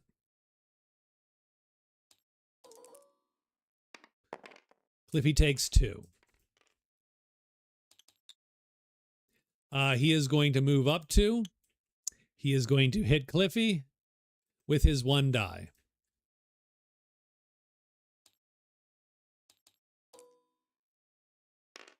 Cliffy will die. It is absolutely a sacrifice willing to make. Bam. Done. So that is the round. It is now round 2. The Argonian will cool down.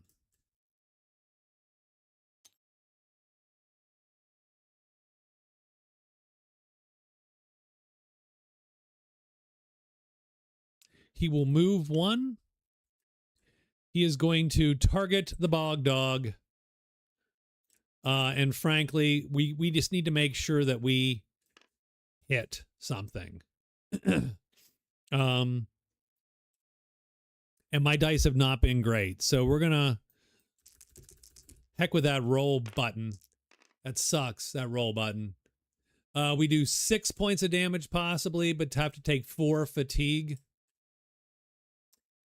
We are definitely going to... I think I'm definitely going to do that. So we're going to take... we're going to do 3... I'm going to do 3 damage. I'm going to do 6 damage. I'm going to get my tenacity, so we'll take a point. I am going to... That's 4 fatigue, effectively.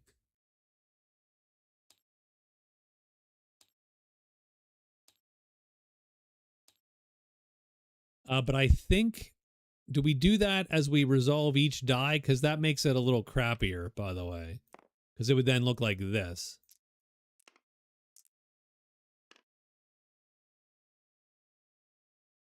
Sure. Sure. Let's assume that that's how it works. You have to do it after each die. Or do you have to do it after both your dice?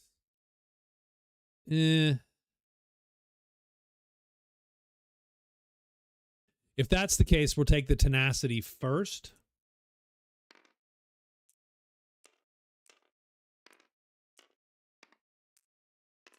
Like that.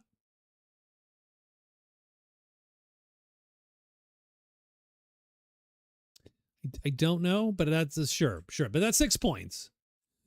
And he is going to, he baned him, by the way. So he is baned.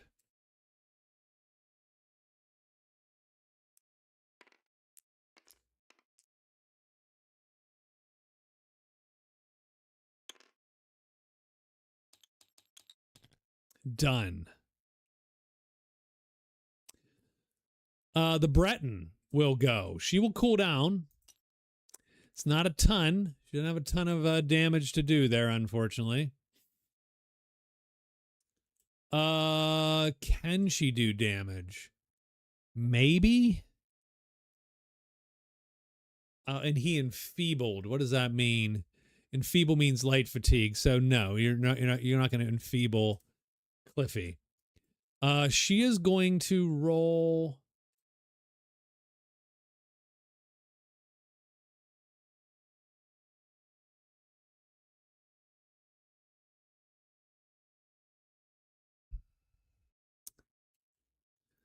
Is there anything else she can do? Not really.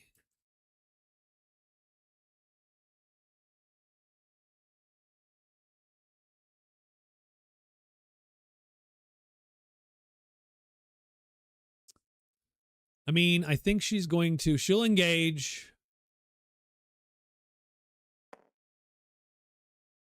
And the worst part is simply that we're going to, if we don't hit him and hit him for the 4,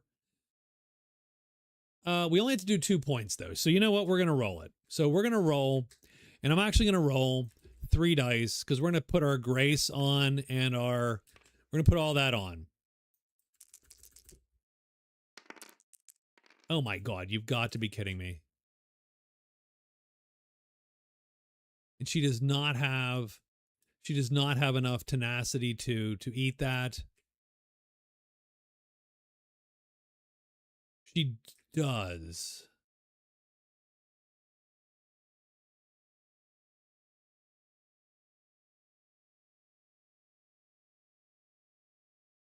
After rolling. Nah, that doesn't smell like I can do that. I would take the tenacity, go to 2, and re-roll this stupid die. But this says interrupt after rolling.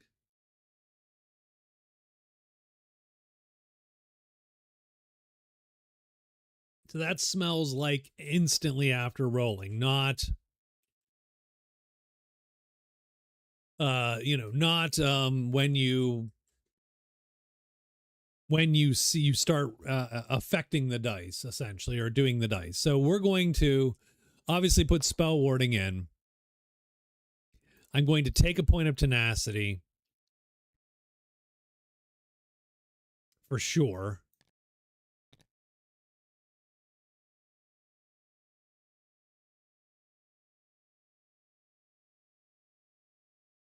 And I will indeed take my 2 tenacity and I'll give myself true damage. Done. And that's it. That's her turn, which sort of sucked. And Cliffy's not going to move, and Cliffy loses a point. And the Argonian here is going to shoot Cliffy for how many dice? All the damn dice. 3 dice.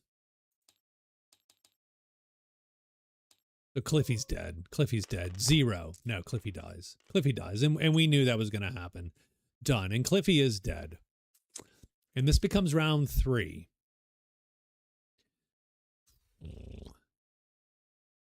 The Argonian cools down. He's going to be in... Oh, and I mean, he should have started in... If he knows he's not doing anything, he should have started in that stance. So I'm going to... Oh, no, he actually hit that guy last time. So he would have been... He's fine. So we're going to go to range stance and engage.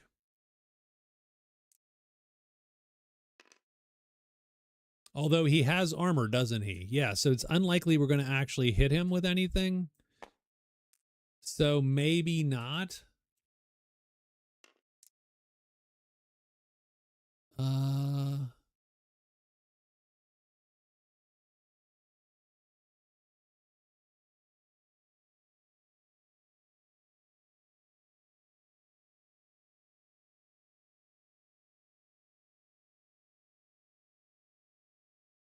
Yeah, we're going to do it. So I'm going to go to range stance, and we're going to go just like we did before. I'm going to roll these 3 dice just to put them out there, right? To get them out into into play. So the first thing we're going to do is we're going to do 2 dice to this guy. 2 damage, because our combat die came up the 2. So we're going to pop 2 points on him, and he dies. So that was nice, actually. I am then going to get a tenacity, and I'm then going to Windwalker up, and reduces the cost of all these by 1.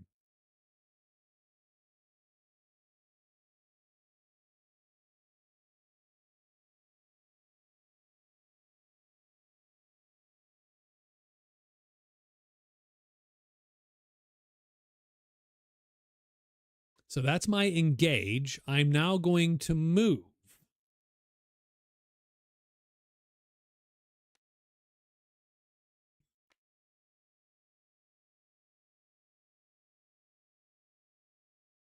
One, two.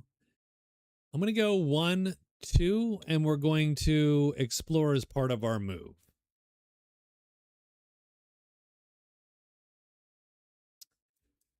Which is going to draw us a card. Oh, it's the flippin' throne room. God damn it. The dripping, it's the dripping cavern. Could we not just get a small one with a shard in it? No. No, we can't.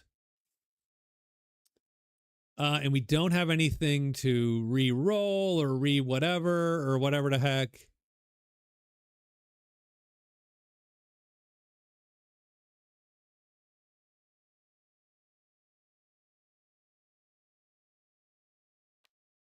So, yeah, okay, cavern. When revealed, the party may choose to remove up to 2 caches for the tile.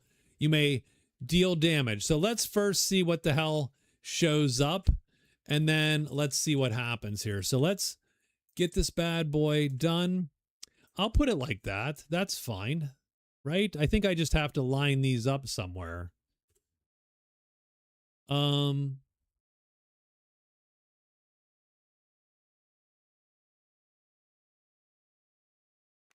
Or could I actually, can you cheese it? Can I put it like this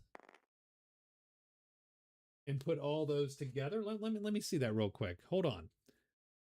Because if I can put them together, the Breton doesn't have to move to shoot guys. You know what I mean? Like, she can just sort of, I mean, that might be cheesy. Exploration.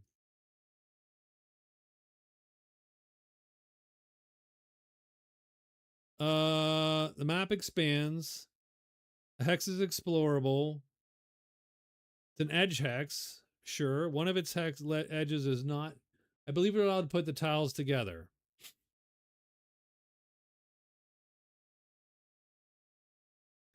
So frankly, I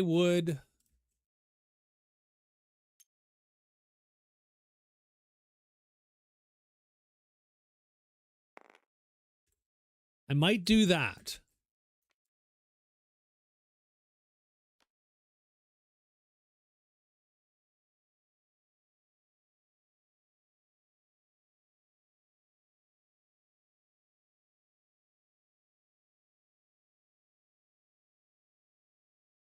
Holy crap. Deploy a level 1 enemy, a level 10 enemy to a hex of your choice on every other tile in play. Jesus Lord, this is going to be a shit show. This is not okay. That is not okay.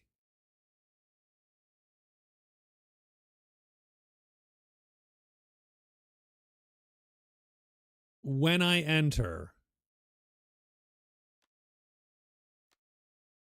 So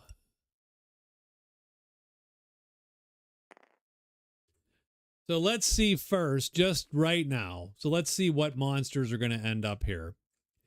So we have a 20-point pool. So we're gonna get a level 10 enemy first. I don't like that. That is bad. It's the frickin' bat. It's the goddamn bat. And he's gonna go farthest away. Could it be anything but the goddamn bat? 2 level 5s. And it's Stalwart. And it's that guy. And then a level 1. And we are out of spaces to deploy bad guys. And that's okay, because I might not want to touch this yet. There are 2 caches. I am absolutely not letting these caches. So there's 2 caches, 2 legendaries. I may remove up to 2 and do everyone in this tile 2 true damage. I'm doing that. Done. There's no way I'm not going to just deal everybody 4 points of damage. So we will click the nuke button, blow up the legendary stuff. It's 1, 2, 3, 4. That's true damage. So I don't think anybody... It doesn't say targetable. It's just every enemy deployed to this tile. 1, 2, 3, 4. 1, 2, 3, 4. 1, 2, 3, 4. And by the way, he's an enemy now. Done.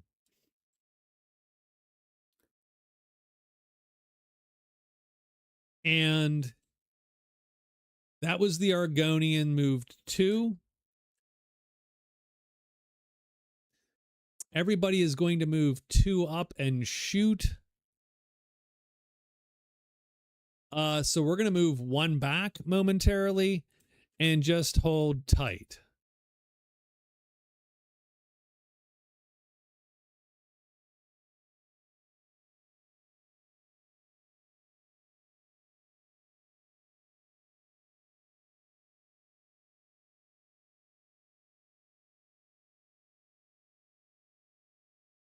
So he is done.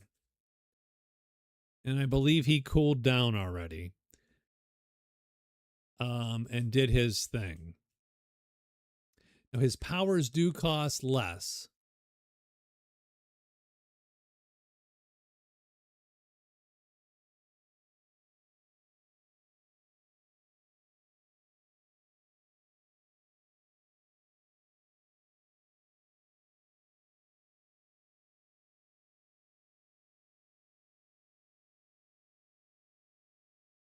By 1, though.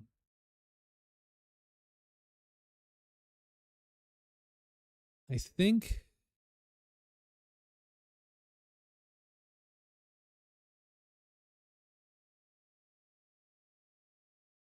we might spend 2 points and get 3 more bonus HP, although I'm not sure. Are we allowed to do that? Can we get bonus HP when we already have bonus HP?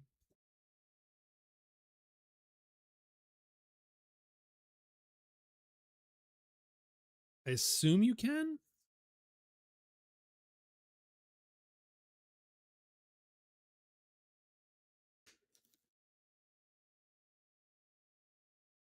Can only use a thing once a round. I think that is true. So, sure. I'm going to spend 2 more tenacity, and I'm going to take 1, 2, 3 bonus HP. So he has 6 bonus HP, but otherwise he is not going to do anything else. He's just moving back up here. Done. Now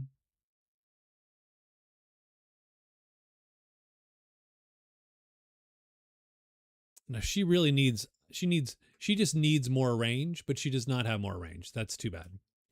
But that's fine. If she could just get 1 more tenacity. So it's her turn. She's going to cool down.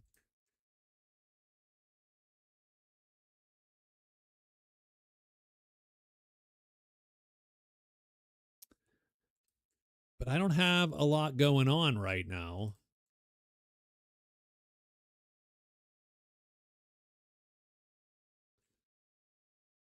What do we need to do? I'm going to go 1, 2, 3, I think. And we're going to resolve this cache while we're waiting. Oops.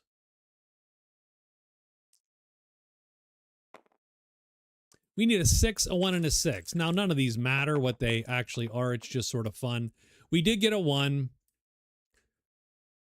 I'm going to keep this 5 for now and re-roll this. We do get a 6. I'm going to take the 1 light fatigue and take the item. It's a Quicksilver Dagger. If you have a stealth status die, add 3 enemy combat dice to your engage. Holy shit. Before this engage, take a status die. Oh, that's really good, but you have to be in stabby mode to use it. I'm just going to put it there for now because it is what it is. And she is done. We moved 3 and then we were done. I don't think we're going to do anything else as far as that goes. It's the enemy's turn. They're going to move 1, 2, 1, 2, 1, 2. He still can't shoot.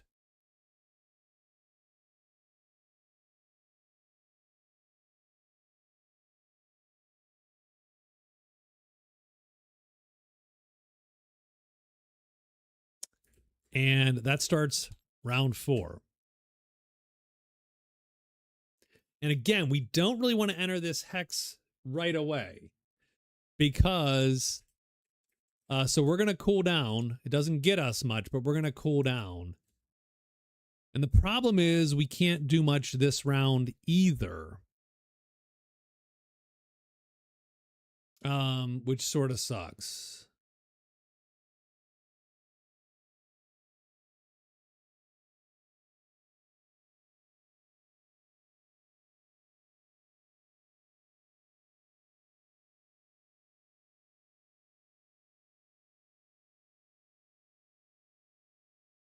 We have no tenacity. We don't have a ton we can do. I'm going to then back up and we're going to go not there, but here. I don't like delaying. Like the delves are nasty with that. Over fatigue will get you. Enchant an armor. When the armor will be discarded. Oh, I'm sorry. I got to do this first. Roll 1. We get a 4 and a 2. And we're going to re-roll this 6 twice and see if we get a 1. 3. Try again. Last time, a 1. Done. And we get that glyph. That glyph's not bad. Unfortunately, it goes in the pack. Or whatever, right? It goes in the pack. Return the chip. And these go here. And that is his action. He is done.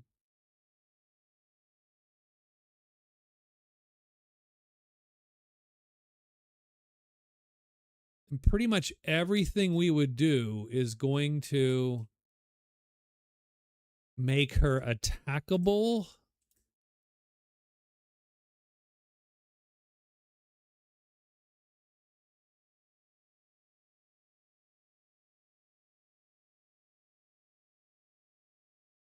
So this spider's going to move 2 and shoot.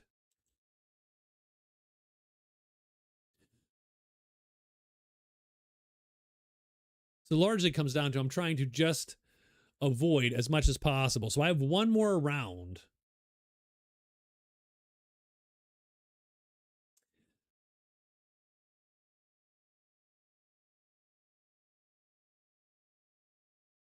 And I might be able to bolt out of here once I clear this, but I don't want to take... We're both going to get hit by the spider if we're here. But she's the only one that can really deal with the spider.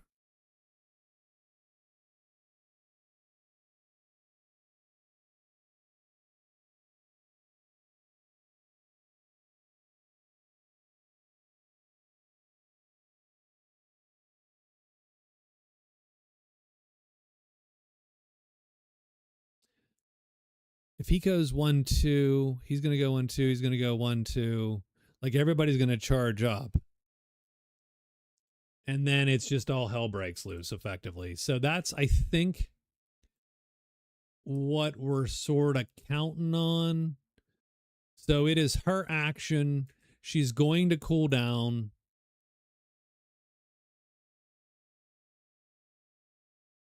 This is her grace die.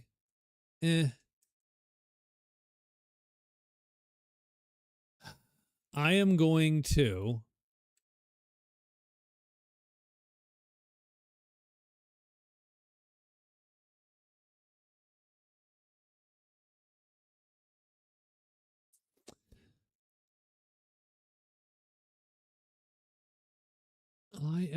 what am I going to do? She ideally wants to be 3 away from the spider and be shooting it while it is dinking with the Argonian, frankly. But the Argonian is going to have a round or two of just misery.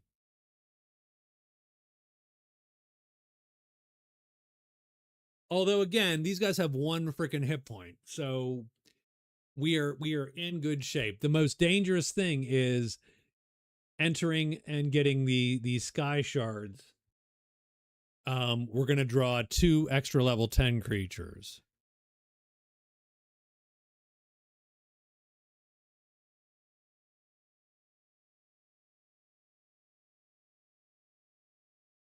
So I think she's going to go 1, 2, 3. Done.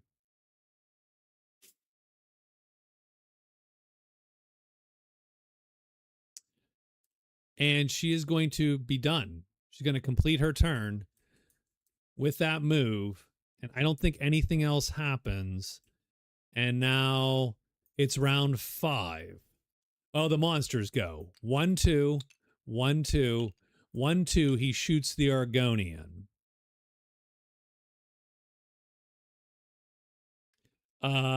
So native. So we have to exhaust something in our active track, which is fine. And this thing cannot be killed, of course, unless it, and she can't kill this thing until someone's next to it. That's fine. How many dice does the spider get? He gets 2 dice. So let's roll the 2 spider dice against the Argonian. It's 3 hit points. So he is going to hit him for 3. And that's going to reduce his bonus health. And now it is his turn to cool down on round 5.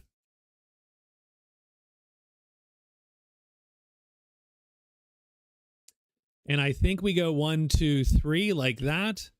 And we are going to engage the Marauder. What is Shatter? Shatter is each turn, the first time you're engaged, who's not overtaxing a weapon, you must discard a weapon from the ready slot. I don't have a weapon. So fine. Our powers are, and again, I got to pay attention to this. I don't think it matters, but I don't think so I'm going to just whatever. That's fine. So we're going to move and we're going to do something. Let's take a quick, obviously gray weapon. I think we 2 dice just in case. That's going to be, do we need it to kill this guy? What is his armor? His armor is 1. So that's going to suck.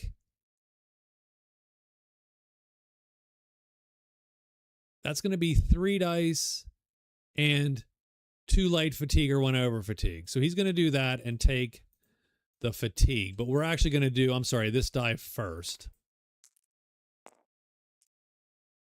And take the tenacity. And then he's going to do that. So he's going to do 3 dice, 3 damage, 4 damage. That's going to do 1 point of damage to him and kill him. He doesn't have a weapon to overtax. He is done.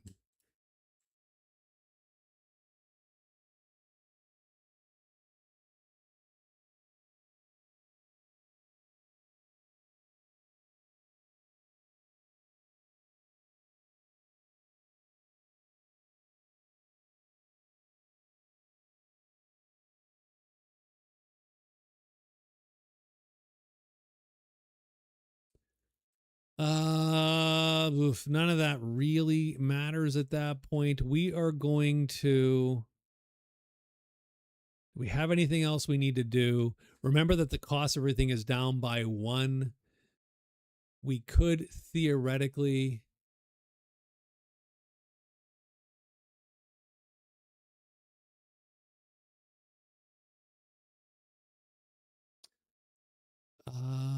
I don't think it's going to matter, but we will. We could after we dealt 1 point of damage, so we could heal a party member for 1 point of damage. I don't think it actually is going to be worth it. I think we're good. I think we are going to just sit on it there. Your non-enduring class ability, right? Costs 1 less. I think we're good for now. And that's the Argonian's turn. The Breton is going to cool down, which doesn't do her much. She is going to shoot the spider. 1, 2, 3.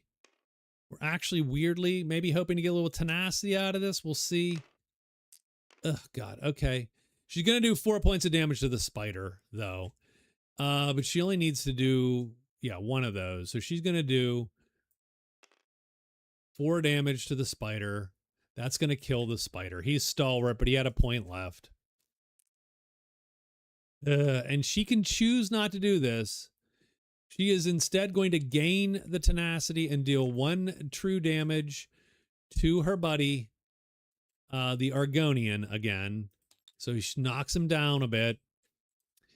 And then she is going to draw out, just to make sure, the Feral Guardian is going to pop. Bam. Teddy's showing up. Oh, he's in the defeated item bag, actually.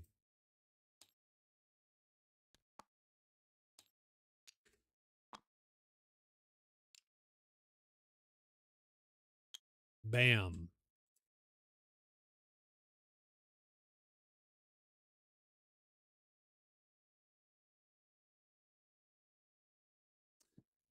And that is her action. Teddy can't do anything since he was not adjacent on the beginning of the turn. And now the giant bat's going to attack everybody with 3 dice. Oops, clear. Sorry. 1 extra die. Come on. It's going to be 4 frickin' points of damage. So we're going to take 4 points of damage. 1, 2, 3, 4. And 1, 2, 3, 4. Sort of sucks.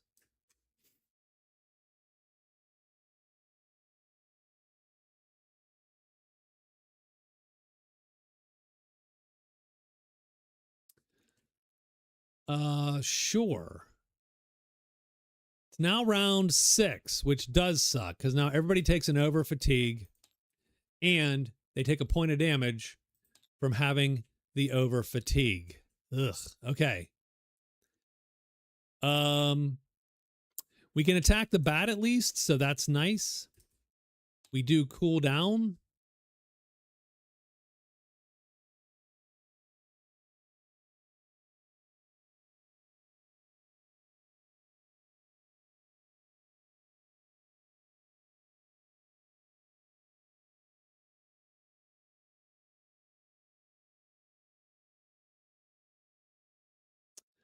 Now, I think ideally we would escape at the end of this round. I think that's the goal. The goal is to kill the bat. The goal is to kill the bat and get out of Dodge. Because I'm not feeling good about my chances at the 2 level 10s. And we have wasted a lot of time here. Escape. Nope. Battle.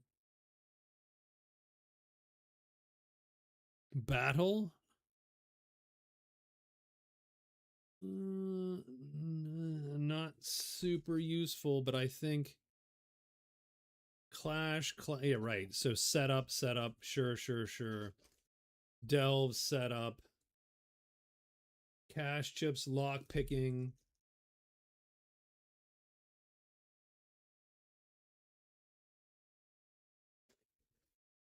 I mean, these rules aren't badly laid out. It's just there's a lot, but it's not. What do you want to say? It's not.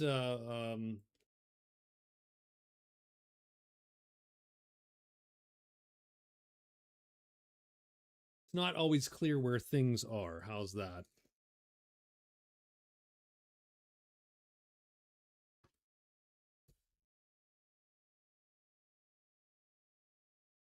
You got dungeon set. Like there's yes. There we go.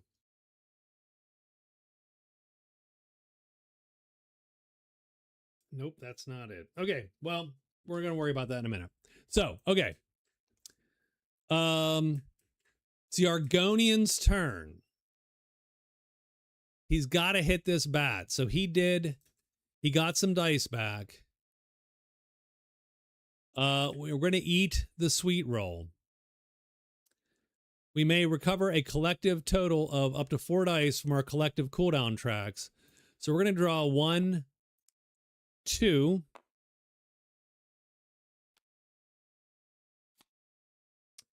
She is going to get all those. She's going to recover 3, 4. Just to make that if we don't get it, we don't lose more hit points, effectively. We lose only the 1 hit point. So we're going to hit this bat with everything we possibly have. 1, 2, and 3. Wrecking blow, onslaught, done. Roll those dice.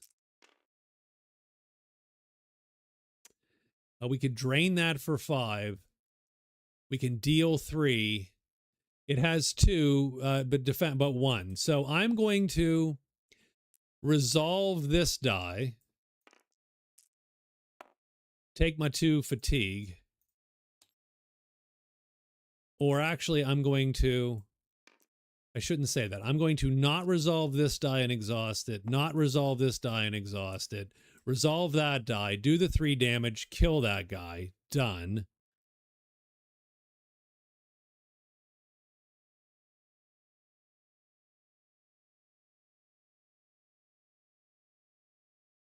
Then we are going to move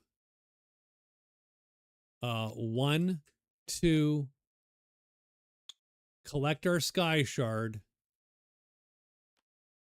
And now we have to put a level 10 on every other space. So he's going to go here. Oh God, he's going to go here. 1,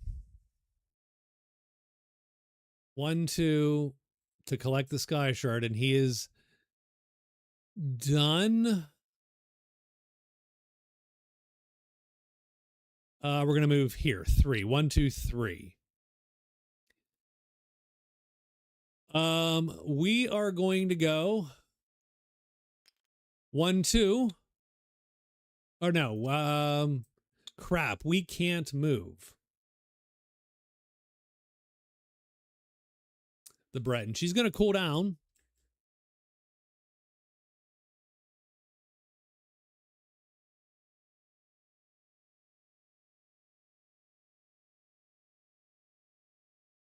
I'm going to shoot the damn wizard for all I got, because this is a little frightening.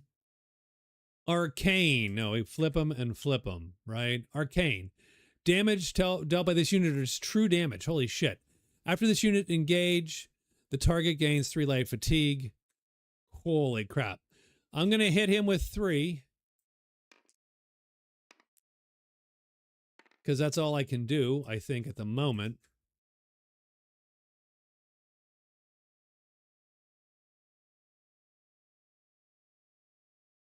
I'd rather not be hit by whatever that's going to do. So we're going to do 4 points to him and get a tenacity. So we'll take the tenacity, and we will otherwise exhaust these dice. but that's only 4 points of damage. So that's 3. 1, 2, 3. We're going to go 1, 2, and we're going to hit him with Teddy.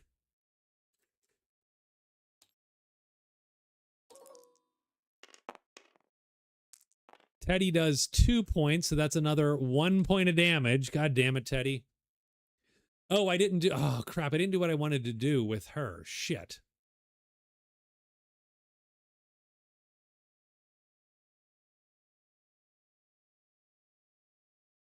So I'm going to take that back. Because I actually wanted to act with... I thought, oh, I can do a thing with her. So I'm going to do a thing with her. She is going to overtax this dagger, gaining a stealth die. So she's going to gain a fatigue to engage him again with her combat die in stabby mode. She's going to overtax this weapon and add 3 enemy combat dice and put this in her pack. And she can pull something out of her pack. She's going to do this, pull that out of her pack just in case. So she's going to do this die, and she's going to do 3 combat dice. 3 enemy combat dice.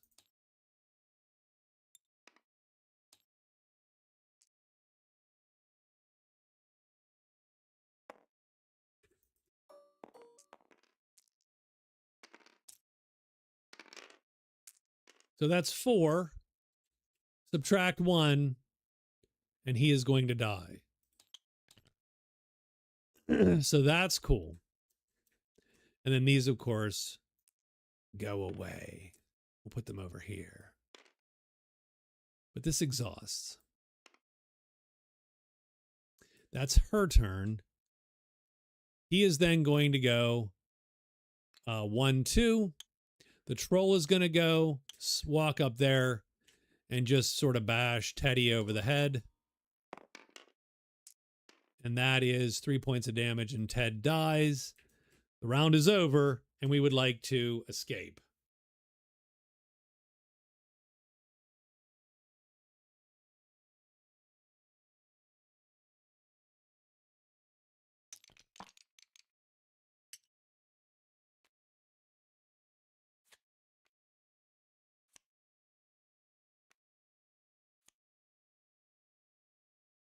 Oh, okay.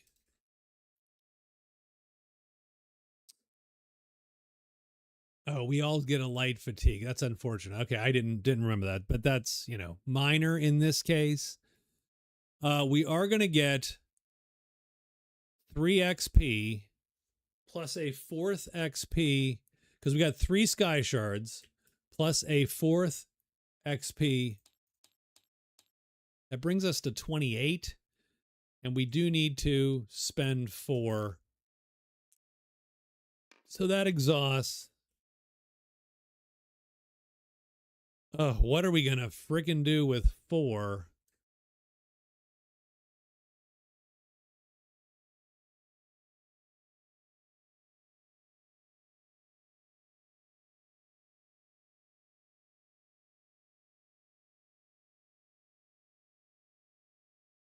I think I'm going to buy an acrobatics die. I'm going to buy an expert evasion die.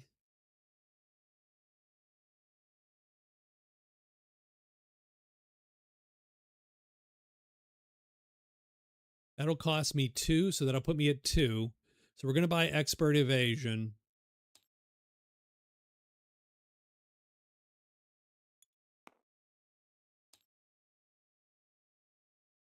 I think I would also like to buy a 2-hander.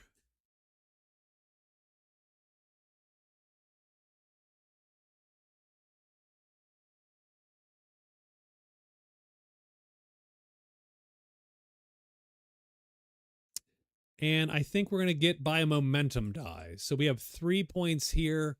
That's going to cost me another 2, and we're going to buy a momentum die.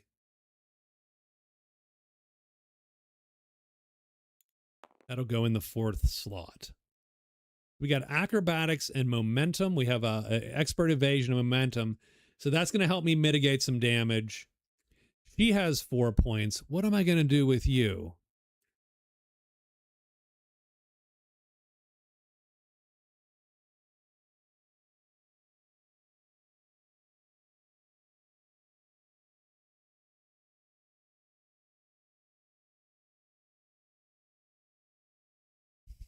I don't know.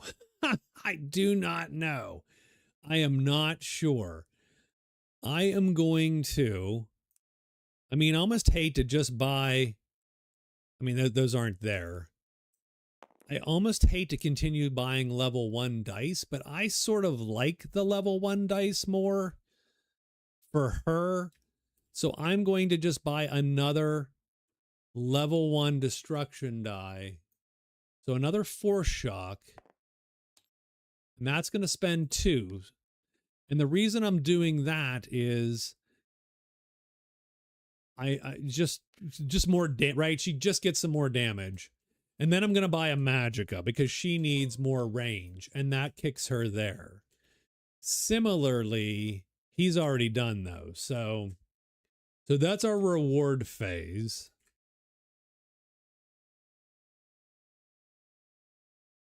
We'll clean up the encounter. Province. There will be no change in the weather. Oh, I'm super concerned now. Because we did a clunky. See that, yeah, it no longer draws cards because it's this weird. What if I do that and then activate the province effect? So what if I change that and then activate it? No. So, okay. So I had to draw one manually now. It is flooding. So we did get the flooding. So we're going to put that back. Done for now. So it is flooding on day 10, I believe.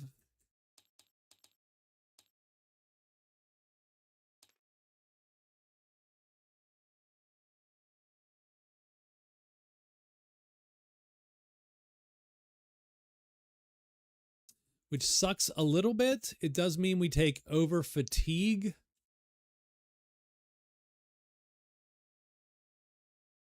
For our, so 1, 2.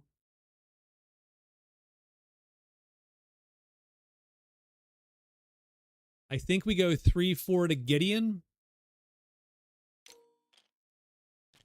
And we do have 2 over fatigue on our tracks, but making it to town is probably worth it because we are going to rest once in town. So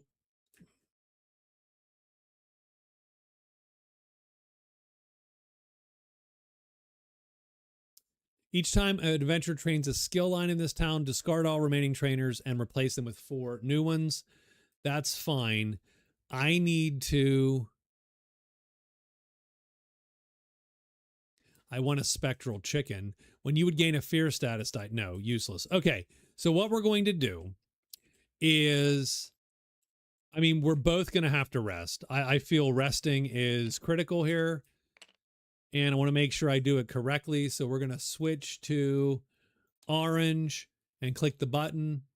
It takes all the crap away, right? We're going to switch to blue. She's going to rest. Takes all the crap away. So we've both used one of our actions. For the second action,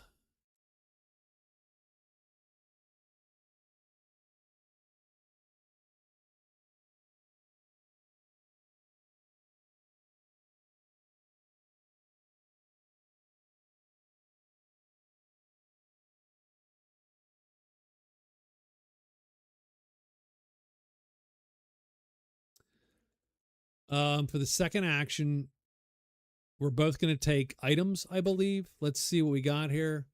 What's he have in his pack? He has the glyph of hardening.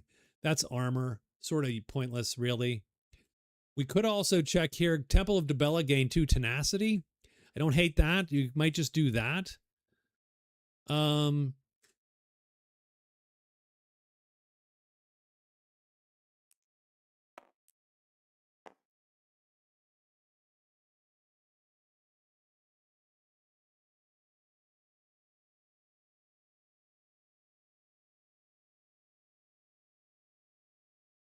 She's going to take the beach lightning staff, though. So she'll take an item. She'll take the lightning staff. Chicken and biscuits goes away. She'll go here. Done. Lightning staff it is. He is going to gain 2 tenacity. Go to the Temple of Dibella. Done. We're going to exhaust and exhaust again. Clean up the encounter. Activate the province effect, which just means I'm going to draw this card and check down below. And I think it's going to be sunny. So it switches to sunny. It's day 11.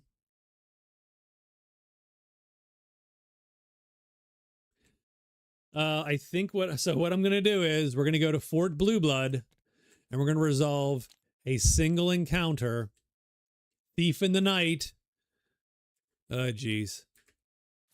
The scent of charring meat wafts through muggy air. Following the inviting smell, you see a band of Argonians who've established a foothold against the elements. Hoping to gain some respite from the harsh swamps, you approach, but the lizard folk stare back suspiciously. Near the edge of the camp, out of the Argonian eyeline, you spy a ragged dark elf tinkering with a locked chest. He glances, concerned about your next action.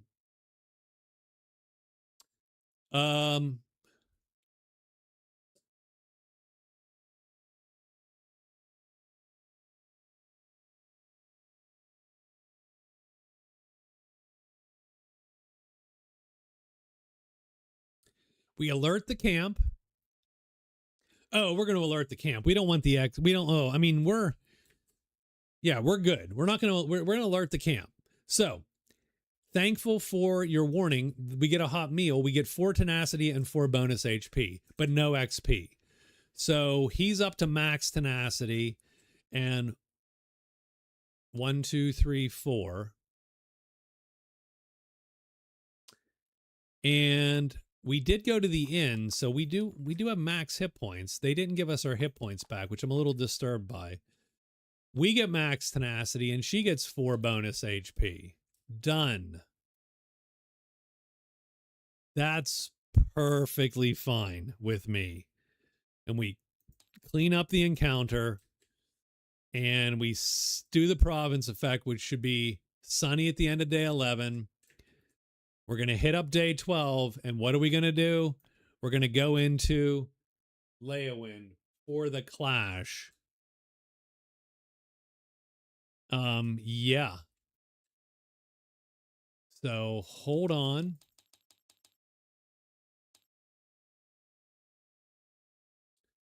So, it's a delve. Complete any one quest, 3 different towns, then you do a delve. Well, that's okay. So, how about this? We are not going to do the delve just yet. We are going to call it here because it's after midnight.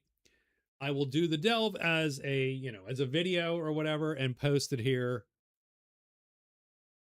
probably tomorrow. So, but I'm going to save this game, overwrite, done. And I don't know that we did better. It was choppier, chunkier, but I think we're in good shape right now with our bonus hit points and our 5 tenacity. We can get Teddy Ruxpin out the door and do the delve. So, all right. Thank you guys for watching, everybody. I do appreciate you sticking around and sticking it out. Come by, check out tomorrow or evening or Thursday, and we'll have this delve completed here for you, and we'll resolve this. But that is it. Thank you guys very much. And then I don't know what we're doing Wednesday. Presumably we're going to do something Wednesday. It's theoretically a board game, but I did this on Monday because so I don't know. So not sure. I've ruined the schedule. I apologize. Thank you all very much for watching. And yeah, talk to you later. Thank you. Bye-bye.